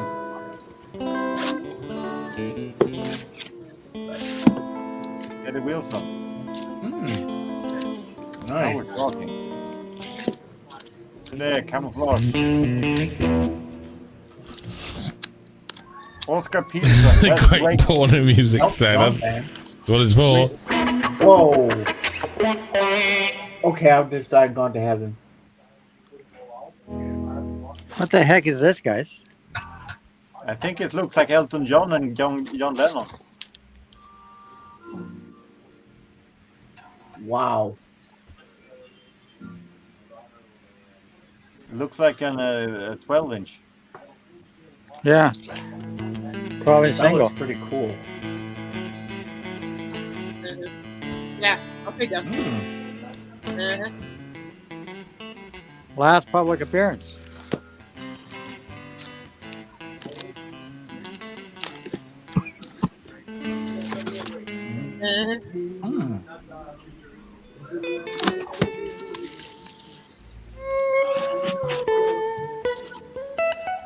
Wow.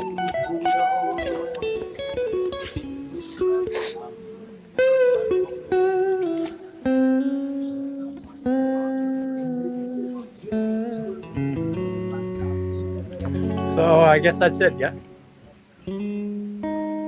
I guess there's no YouTube. Oh, you might check for the U's? You want to look at the Yeah, U's? YouTube.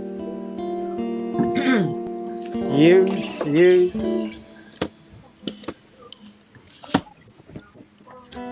Utopia. Bunch of utopias. Uh-oh, low battery. Uh-oh. Ultravox. No. No. Just not.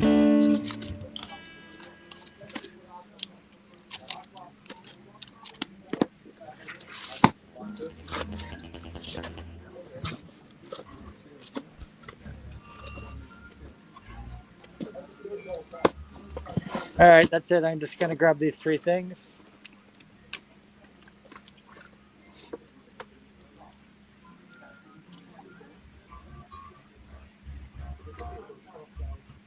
I'll be back, guys. Okay. All right. Have fun. I gotta leave. I gotta leave the app for a minute. So, No worries. because I need to use my bank. So I'll just ask for a link when I come back. Oh, All right, Dave's no on problem. bass. Let's lay down the bass line.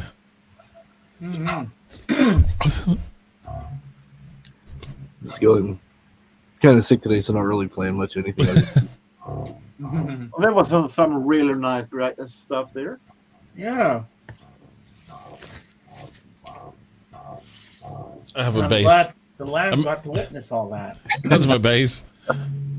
I made my bass. Oh, that's I nice. I can take that. It's all right. I didn't finish it. Oh, okay. Oh, wow. Yeah, trim down the.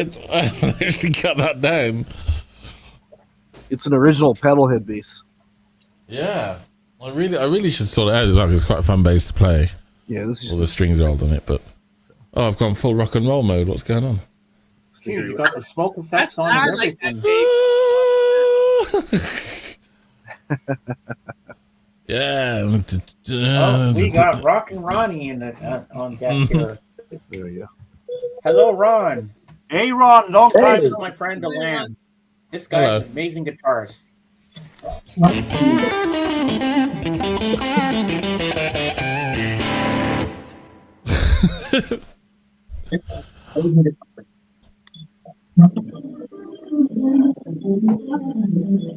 I got to mute the TV, so it's getting a little bit behind. So, how is everybody? The last time you saw me, Ron, I passed out. I think that was the last time I was thinking about the same thing. Yeah, I think it's true. Yeah, because I think I was taking on too much, and I was doing it every day, and I guess it got to me.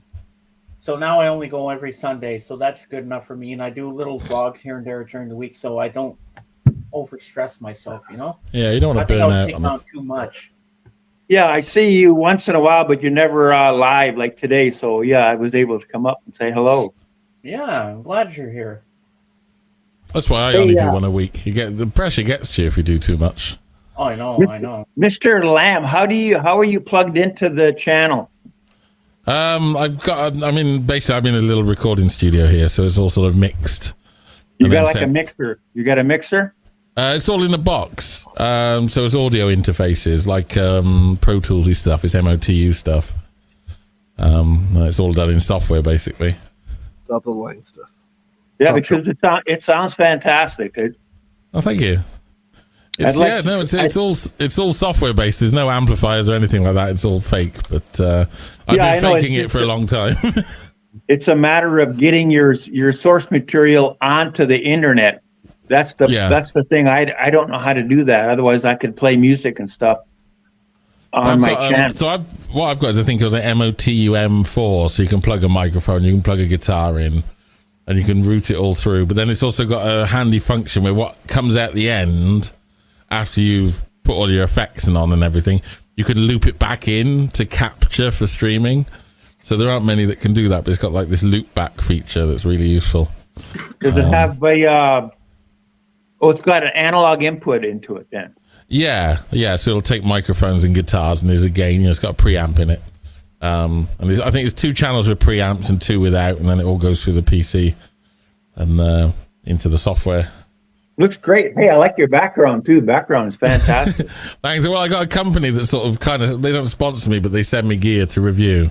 So I did a Dark Side of the Moon special for the 50th anniversary.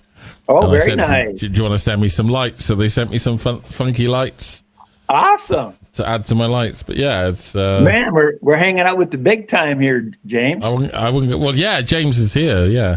Yeah, and I'll be interviewing him soon. Okay, yeah, that's right. That's the musician you're going to be interviewing. Yeah. Mm-hmm. Okay, because I saw you had mentioned that JJ had hooked you up or something. Oh, that's another person you're going to meet next Sunday. That's another person. It's just like he's doing interview after interview. Right. I just on March 11 with Michael Levenbach. I don't know if you saw that one. Soon I didn't. Soon we will be renaming him Sir James Bowie, Sinatra, Lennon, White, Lennon, Carson. Maybe. Well, I do like a live stream every Monday, so I've got like my lighting desk is in the computer as well, and okay, it's quite wild when we have a so live show. You have a channel. Is it the Lamb? The Lamb Live. I don't know. Can we put a link in? Yeah, I'll put the link in for you. Well, we can find it. I can find it. The Lamb Live. I'm You probably won't because I'm shadow banned. Oh my! Well, that's fine. Because I play mostly copyright stuff. But they don't shut me down. They just don't promote me much. The Lamb Live. Yeah, live.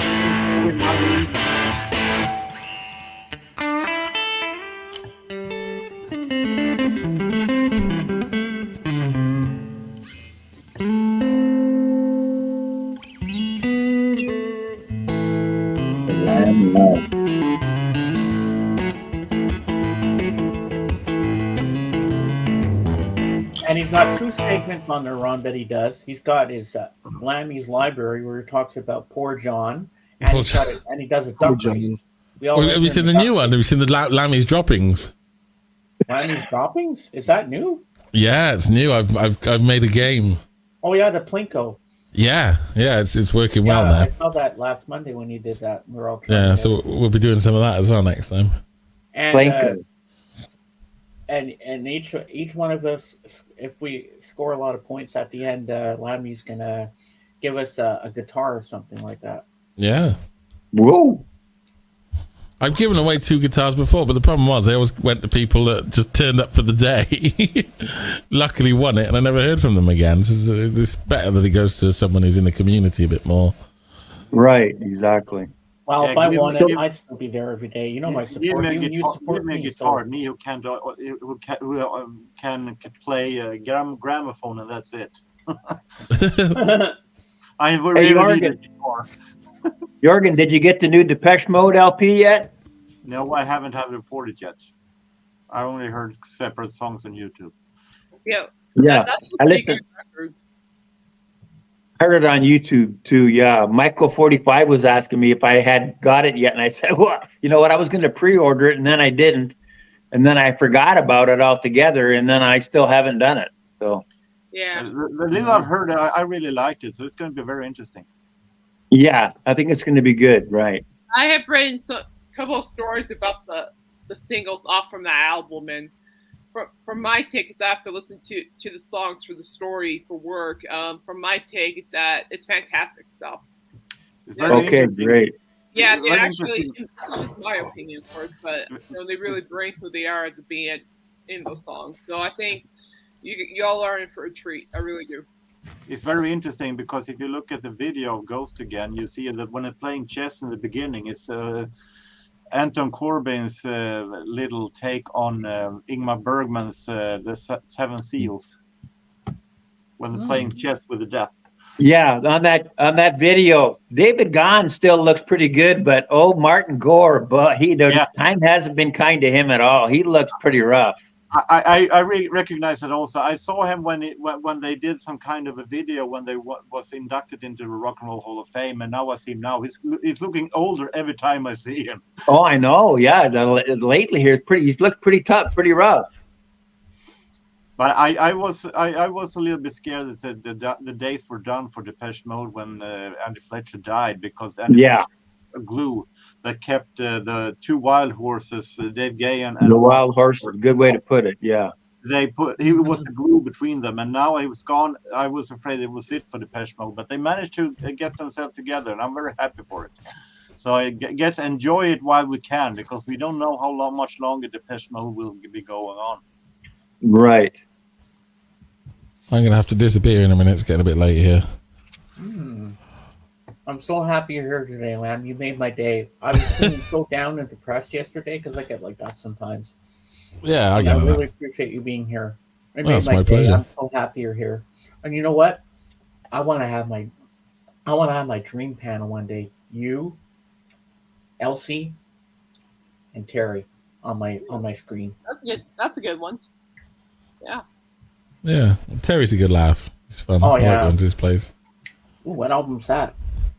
I do still have the Faisley Maverick Hot Frog, but it's packed away. They ready to be shipped reissued off. a lot of the singles from the Depeche Mode box. This is the Ultra box. Oh, really? Got eight singles in it. That's cool. Cool. Well, it's way better than the CD version that they released with all the singles. Yeah. Let me do a song before I go.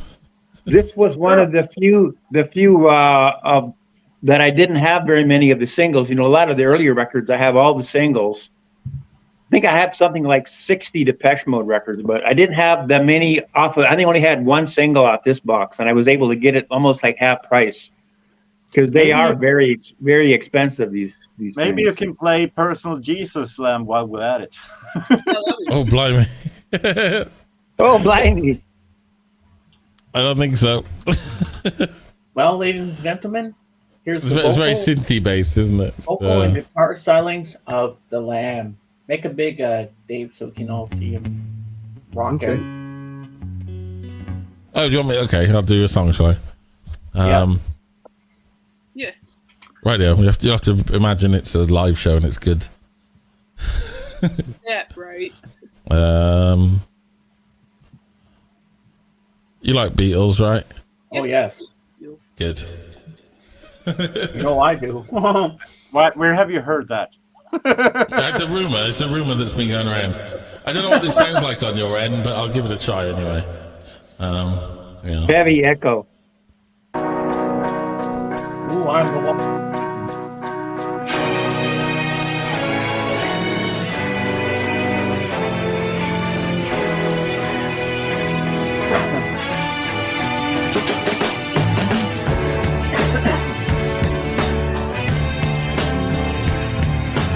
I am here.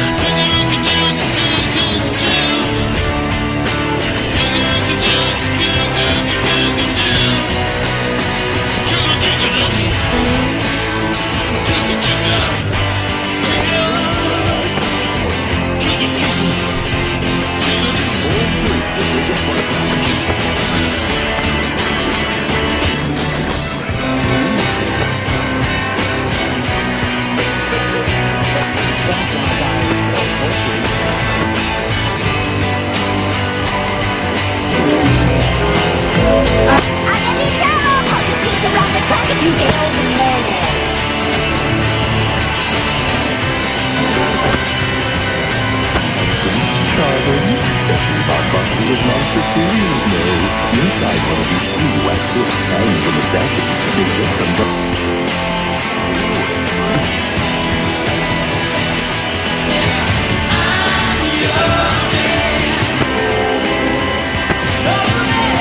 Funky colors. Shapes that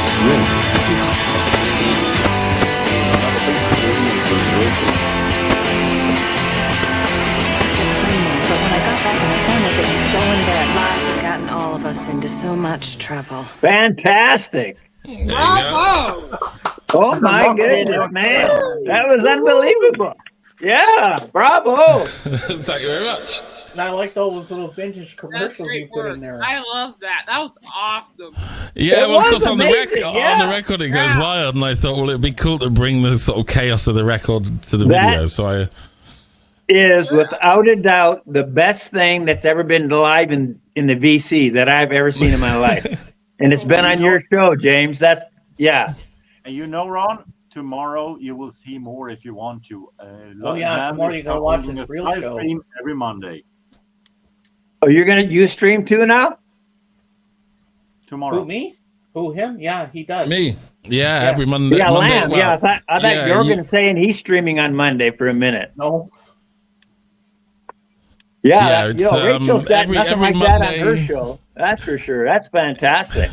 Oh, I do all sorts of. I like the fun for me is mixing the video and all the elements together. You see, That so was, I did that was unexpected at the end. That was like Hollywood production quality stuff right there. That was fantastic.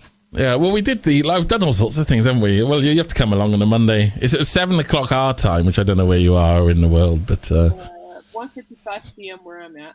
Well, for me, it's 11 3 West o'clock Coast my time. time. yeah. Yeah, 4:00 over here, East Coast, USA. Yeah. So, yeah, we'll come along. We have a laugh. I mean, the Dark Side of the Moon one was good. That's up because I've got video projections, so I played all like the old concert projections That was as well in the background and stuff, and it was good fun. So you're on at 7 your time? Yeah, which is Greenwich Mean Time. Is it? No, it's There's the British link in summertime the, now, isn't chat it? For you, Ron, so you can sup them up. But when I put up like a preview thing on a Sunday that says what time it is anyway, so you'll probably catch Be it. like 2:00, I think, our time, right? Mm. 5 hours. You're 5 hours ahead, I believe. Yeah, it's normally better because I've got some people. In fact, I've got fans all over the states now. But some in Alabama, I think they're Central Time and they're 1 p.m. Right. So it's I'm 1 Eastern p.m. time, Central, I'm 2 p.m. That's Eastern. right. Yeah, Fantastic. I'm gonna have to subscribe to your channel for sure. we have a lot of fun. And you have to watch the Pink Floyd Dark Side of the Moon special he did.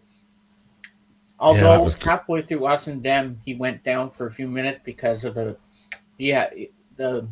was copyright video he was showing because he had the camera focused on the video, and that's what took him down for a few minutes. Oh, they Yeah. took you down, did they? Well, they do the live. You've got to be careful. I mean, if you see I'm dodging laser beams with my show because it's all copyright stuff, and they generally get away with it. But on the Dark Side one, I think it'd just gone on a bit too long. But I'd actually pre-tested everything, and there were no copyright issues. And afterwards, usually anything like Beatles, boom, right away with the first 5 chords, you're done. I can get around most things, right? Because you're singing yourself and everything. It's not. Yeah. But the other thing is the way licensing agreements work on YouTube. If it's already on YouTube, I can play it. It just means I can't monetize it, and my stream isn't monetized, so I'm okay because I'm not making any money. So I'm not actually doing anything nasty. They still take that stuff down regardless when you're doing a live, because you do enough live streams, you know what happens. Yeah. Yeah, no, I've never had. That's probably the first. Well, they don't actually take it down. They just mute the stream and they say stop what you're doing, and and they turn it back on after 90 seconds. But that's happened once. It's no longer available in Belgium, and no, you can't watch it now in Costa Rica or something, whatever. Yeah, I don't get too much of that. I don't get a lot. And the thing was, after the live stream, if you watch it now, you can see the bit that it went down because the live stream had no copyright issues afterwards. It was only during the live.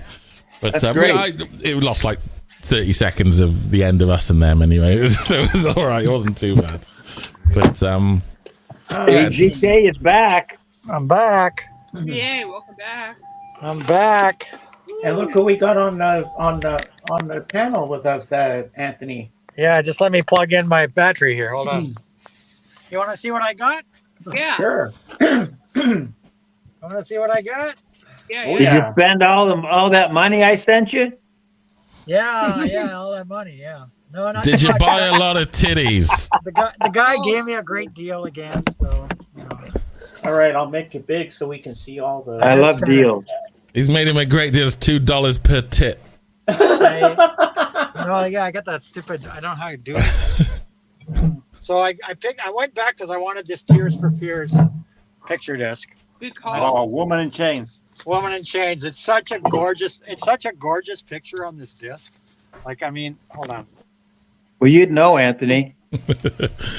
How big are knockers? There we go. No, it's just a beautiful picture. And it's a 1989 picture disc. It's probably going to sound pretty good, actually. Okay. I can't get the light off it. Sorry, guys. It's all right. You can't hold your camera still for that's much better. Just hold still for a second. What album is this? It's like to see it in person. It's a gorgeous disc. It really is. It's Woman in Chains from the Seeds of Love album. Yeah, exactly. With Always the Past, my life in the Suicide Ranks, and Woman in Chains instrumental. So that was one I saw yesterday, and I wanted to get it. This I got for the case alone. Because this is those case I was telling you about. Have you ever seen an LP in like a jewel case? No, I haven't seen that before. I saw that on your video earlier today. You made the video, and I saw that record. Yeah. So you watched the video, yeah. So I came back because I just thought this jewel. I bought it for the jewel case alone. Yeah, that guy with it's the very, very cool, and they're made by Capitol. Huh. I've never seen it before. Yeah. So I just bought it for the novelty. You know, it almost looks framed. Yeah. Exactly. And it's just a little. It's like a jewel case. Like you open the little hatches here, the little flippies, and it opens up. And then the record's on a little spindle. What's the Isn't that band cool? again? I forget. It wasn't a German or what is it again? It's some strings orchestra thing. I don't know what the hell it is. Right, yeah. Well, I maybe just it's got like it for the hi-fi. case. The guy gave me a deal. He gave it to me for $7. He wanted 15. I said I just want to buy it for the case, so he just gave it for me for $7 for the case. Well, that's nice. Maybe this record's going to sound good. Maybe it's a high-end, high-fidelity thing. Who knows? He said that he thought there was some promotional thing that Capitol was doing. There was some promotional series thing. So it might sound good. Who knows? Strings staged for stereo. Well, I don't know. Sounds cool. Whatever. I just got it for the case. And then I got a copy of this because this one's like really minty fresh. Oh, Cat People. Cat People. A really nice, really clean copy of this. I have that one. Super clean copy. And then I found this one for my Olivia collection, her second original Australian album. Oh, that is a This great. was on EMI. It was never released in North America. Only released in Australia and UK. I did play a little tribute when we saw that one. This is a UK white label promo. Yeah, because "Long Live Love" was the song she had in the Eurovision Song Contest, the same one that ABBA won. Exactly, yeah. And this is a UK EMI white label promo. I got it for $8. He gave it to me for $5, and it's a white label promo. You can sell that on your channel for like $7.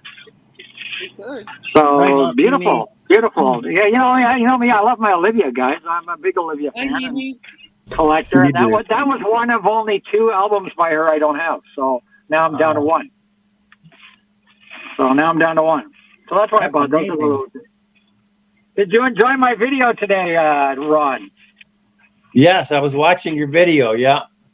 That was crate digging. We had a lot of fun yesterday. We had a really good time. That guy you were with is kind of a kook, though.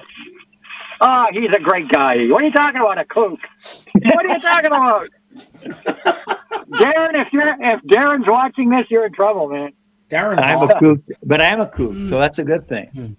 Yeah, no, Darren's a great guy. He really is a great guy. I love him. He's a great fellow. We had a lot of fun. We went for lunch after and hung out, and we had a lot of fun. maybe if Ron, next time you come up to Canada, not like last time, you'll drop by and you and I can go crate digging. Well, I'll tell you what. Yeah, I don't think I'm ever going back to Ontario again in my life. What happened?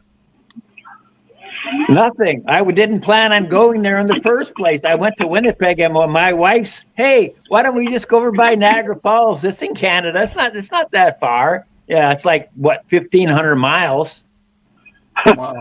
Well, you see, you were coming to Niagara. You should have said, Anthony, I would have taken you guys and given you the tour and all that. Yeah, we talked about it. I give you a little message and then, whatever. So, but you're going to have to. So, James, are you keeping the stream up for a while? The stream you're doing here? I always keep them up. You're going to have to go back. Just before you came on, the Lamb, he did a Beatles, I Am the Eggman, but unbelievable. Sure, okay. You're going to have to watch it. It's the best thing ever on any live stream ever done on the VC ever. Best thing. It's not the first time he's played that. It's fantastic. I actually made that for Halloween, I think. That was for a Halloween stream. Your record's on its way to you there, Ron. Yeah. Your record's on its way to you, Ron. Yes, sir. Thank you very much. I think I sent you the tracking. If you think that's good, what you really need to see is this. You sent me an email with the tracking number. Yeah, okay. Oh, that's for the duck race. That's right.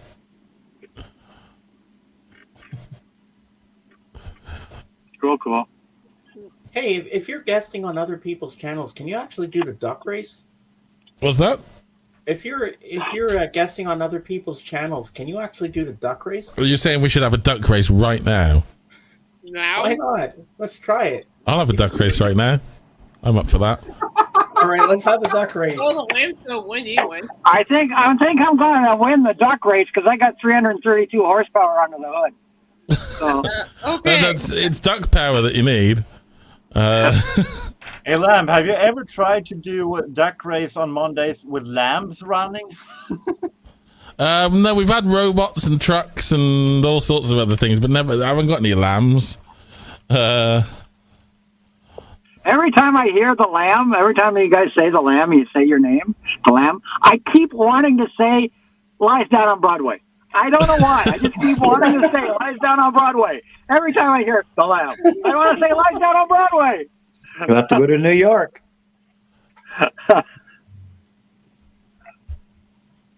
Yeah, I was gonna. Or Winnipeg. Every town probably has a Broadway in interview, but I got too curious. We have to do a duck race. Let's do a duck race.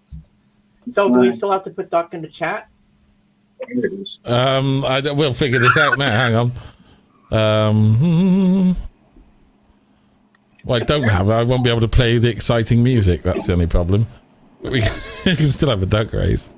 So we're talking your channel's The Lamb Live? Is that what it is again? Yes. Okay. Down on Broadway. Down on Broadway.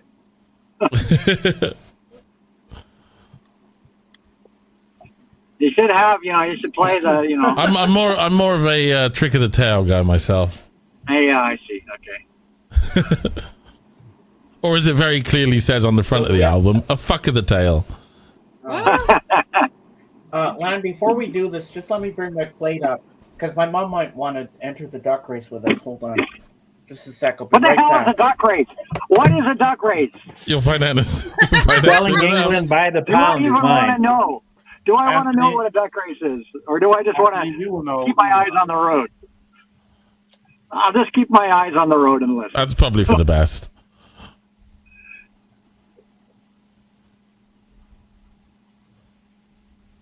The Lamb Live.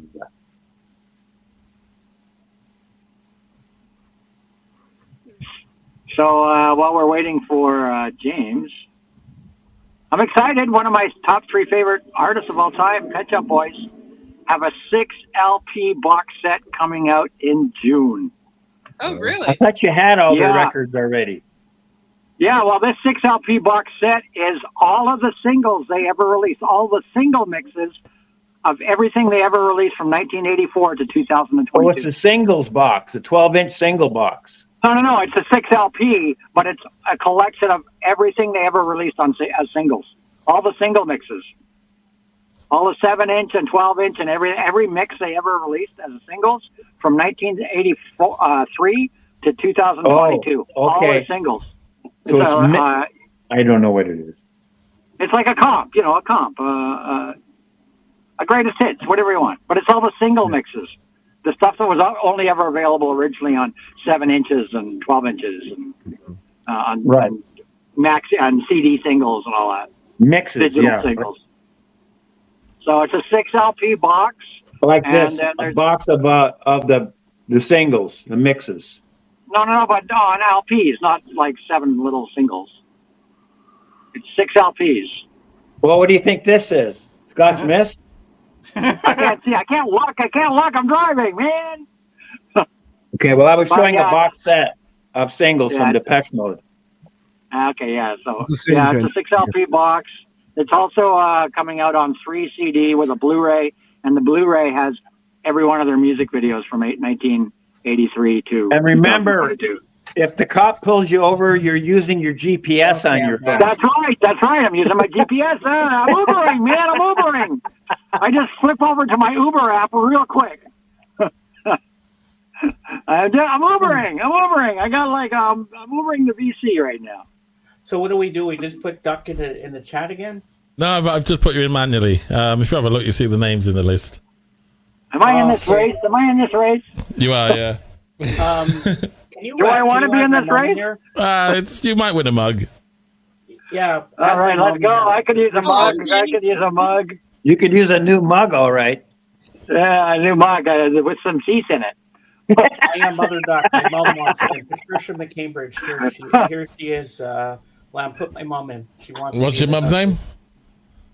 Patricia McCambridge. I put the link up. I put the name up here. She wants in. Mother Duck. Yeah, she wants to be in. Where's that on the YouTube feed? Okay. Anyone else I've missed out? Groovy Lisa, are you in there? Groovy Lisa can go in. No, I see my name. Are you already in? Caitlin's there. I see her. Yep, I'm there. I'm in. So who's Groovy Lisa? Are you also Groovy Lisa? Is that you twice? Or is that someone else? Yeah. This is the Lamb live stream. Davey Strange name wants in, so we'll put Davey. Yeah, Davey wants in. You're the last one then, because we have to go. Win. Hi, Davey. So Groovy Lisa is you, is it, Caitlin? No. It's not. No. All right. She's another person. Okay, so Groovy Lisa goes in. Right, 17 names in. This is a duck race. Oh. Is this actually ducks racing? Yeah. Yep.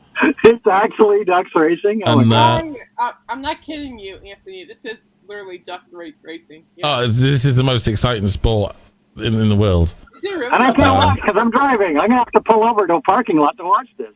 Oh, come on, Ducky. Don't smash into Okay. Come on, Ducky. Don't poop. Everybody ready? Yep, we're I ready. need you, mug. Let's go, Duck! AGK Duck! Let's go, AGK Duck! Ah, Ducky! You have 2 knees! AGK, move it, man, move it! AGK. You know what? I love the fact that you're encouraged. Yeah, there's 2 AGKs. I've gone wrong already. Alright, I got 2 AGKs. You've got double chance. Come on, head up. Go AGK number 2! Go AGK number 2! As you can hear, the crowd are very excited. So you all get a little outfit. So Sir James is Dracula Duck. You got Rumbo, who's got the crown on. AGK's some sort of... Well, there's 2 AGKs, but one of them's got a cigar. I am Hopper's Green. Richard Sipanowski is Woody Woodpecker Duck. So Woody Duck Duck. Let's go, AGK! Zeb, look at the little crown and the nice little pocket lips. Well, this is AGK, go, man, go! Go, AGK, go! What you'll learn about the duck race is the last 10 seconds are all that matters.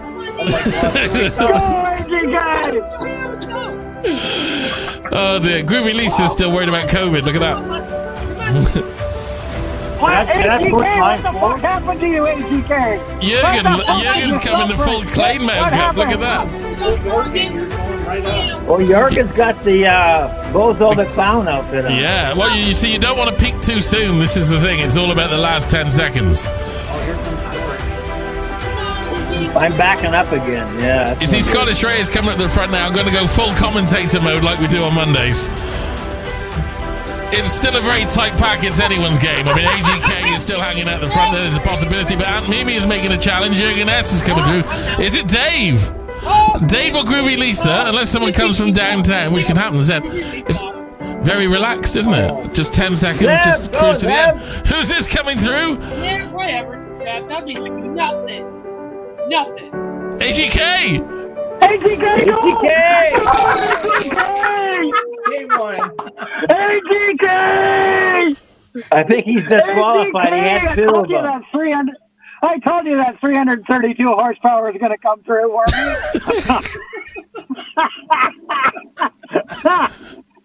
And a note to everybody on the sadly, everybody this is the most fun I've had in a month. Sadly, this is the most fun I've had in a month. I mean, this is the problem because I accidentally put you in twice. This is incredibly tilted. So it would feel dishonorable. That other AGK wasn't me. It would feel dishonorable to give you a prize. Right. You have the pride of winning. That's the prize. And everybody who is watching this and is on the road in Canada, it was not the siren. It was not the siren you heard. It was not the siren you heard. It was Anthony yelling. See, when we do this on my stream, I've got some software that will automatically put your names in. So it's a lot fairer and it's a lot quicker to do. You just type duck and it pulls it. But I can't do it for other people's streams, so right. You did a good job typing all that stuff in there. Thank you very much. That's okay. Well, AGK, send me your address and I'll send you a mug. That's how it works. Email me, thelamb@thelamblive.com. Okay, all right, sure, why not? Okay. So James has got my email address if you need it. And James, just put it in my DMs and Instagram, okay? I will. Email it over. My duck was Daffy. And Mr. Lamb, I went on to the YouTube and I just searched the Lamb Live. I found your live stream and I have subscribed. So we'll be brilliant. Hitting you on Monday then for sure. Oh, that's great. That really helps. Thank you. And it was not the police siren you heard. It was Anthony yelling as he won. For those of you. Yeah, that's right. And the police out there on the streets. This is my, if you're interested, this is my lighting desk. You see. All the drivers around me wondered what the fuck was going on in my car. Oh my god. Anyway. I think they thought I was having a freaking fit in my car. Well, you won. All the cars around me gave me wide berths. You were taking part in one of the most important sporting events of the year. I mean, they should know. I was in a race. I was racing. If you calls me over, I'll say I was in a duck race. Man. Exactly. If you'll find you've got full duck-climatic immunity if you get pulled over. Yes. Let's just say you will have a little quiet time explaining this to the cops if they come. No, it'll be on GPS by then. Duck race. I'll send a mug to the station. We'll get you out. I use it for bail. Yeah. Bail money. Yeah. Right, I'm going to go now. Good race. That was sadly the most fun I've had in a month. The funny thing is on my stream, sometimes I do the duck race early and you can see the viewers drop off once it's over. That's it. Oh, I say the whole 9 yards from start to finish. A lot of people do. He usually does Lammy's Library, Poor John. Which is just a dirty euphemism-riddled story. Yeah, some features. Oh, yeah. Dave, how dare you say that? That hurts my feelings. Well, I want to thank everybody for being here today. We've been going for 4 hours and 17 minutes already. I'm going longer these days now. Whatever, Dave. I still love you, but whatever. I want to thank my panel. I want to thank my co-host Dave. I want to thank Ron Beaudry. I want to thank Kate Of course, my buddy. I want to thank Jorgen. I want to thank AGK. And I want to thank the Lamb for being here today. He's made this the best stream I've ever had in a while. Oh yeah. Well, best all my ever in the streams are whole awesome. internet. Yeah, the Lamb. And this is fantastic. That was great. And tomorrow, please tune in to the Lamb, and you'll see some more. He'll rock out for you on his guitar, and we'll get to enter another duck race, and you'll get to hear Lammy's library, and you'll get to hear about poor John. Yep. And are you bringing back top of the comments tomorrow? I might do. I could do, as you've asked, by special request. It's like 20 minutes of work for 30 seconds of content. I'll do it. But that's the way it is for all content on YouTube. You put so much work into 10 minutes of content. And you got to come right at the start so you catch them adverts, of course. There's a picture. There's a picture that shows up of a little girl pointing to a sign that says, "It's over now. Piss off."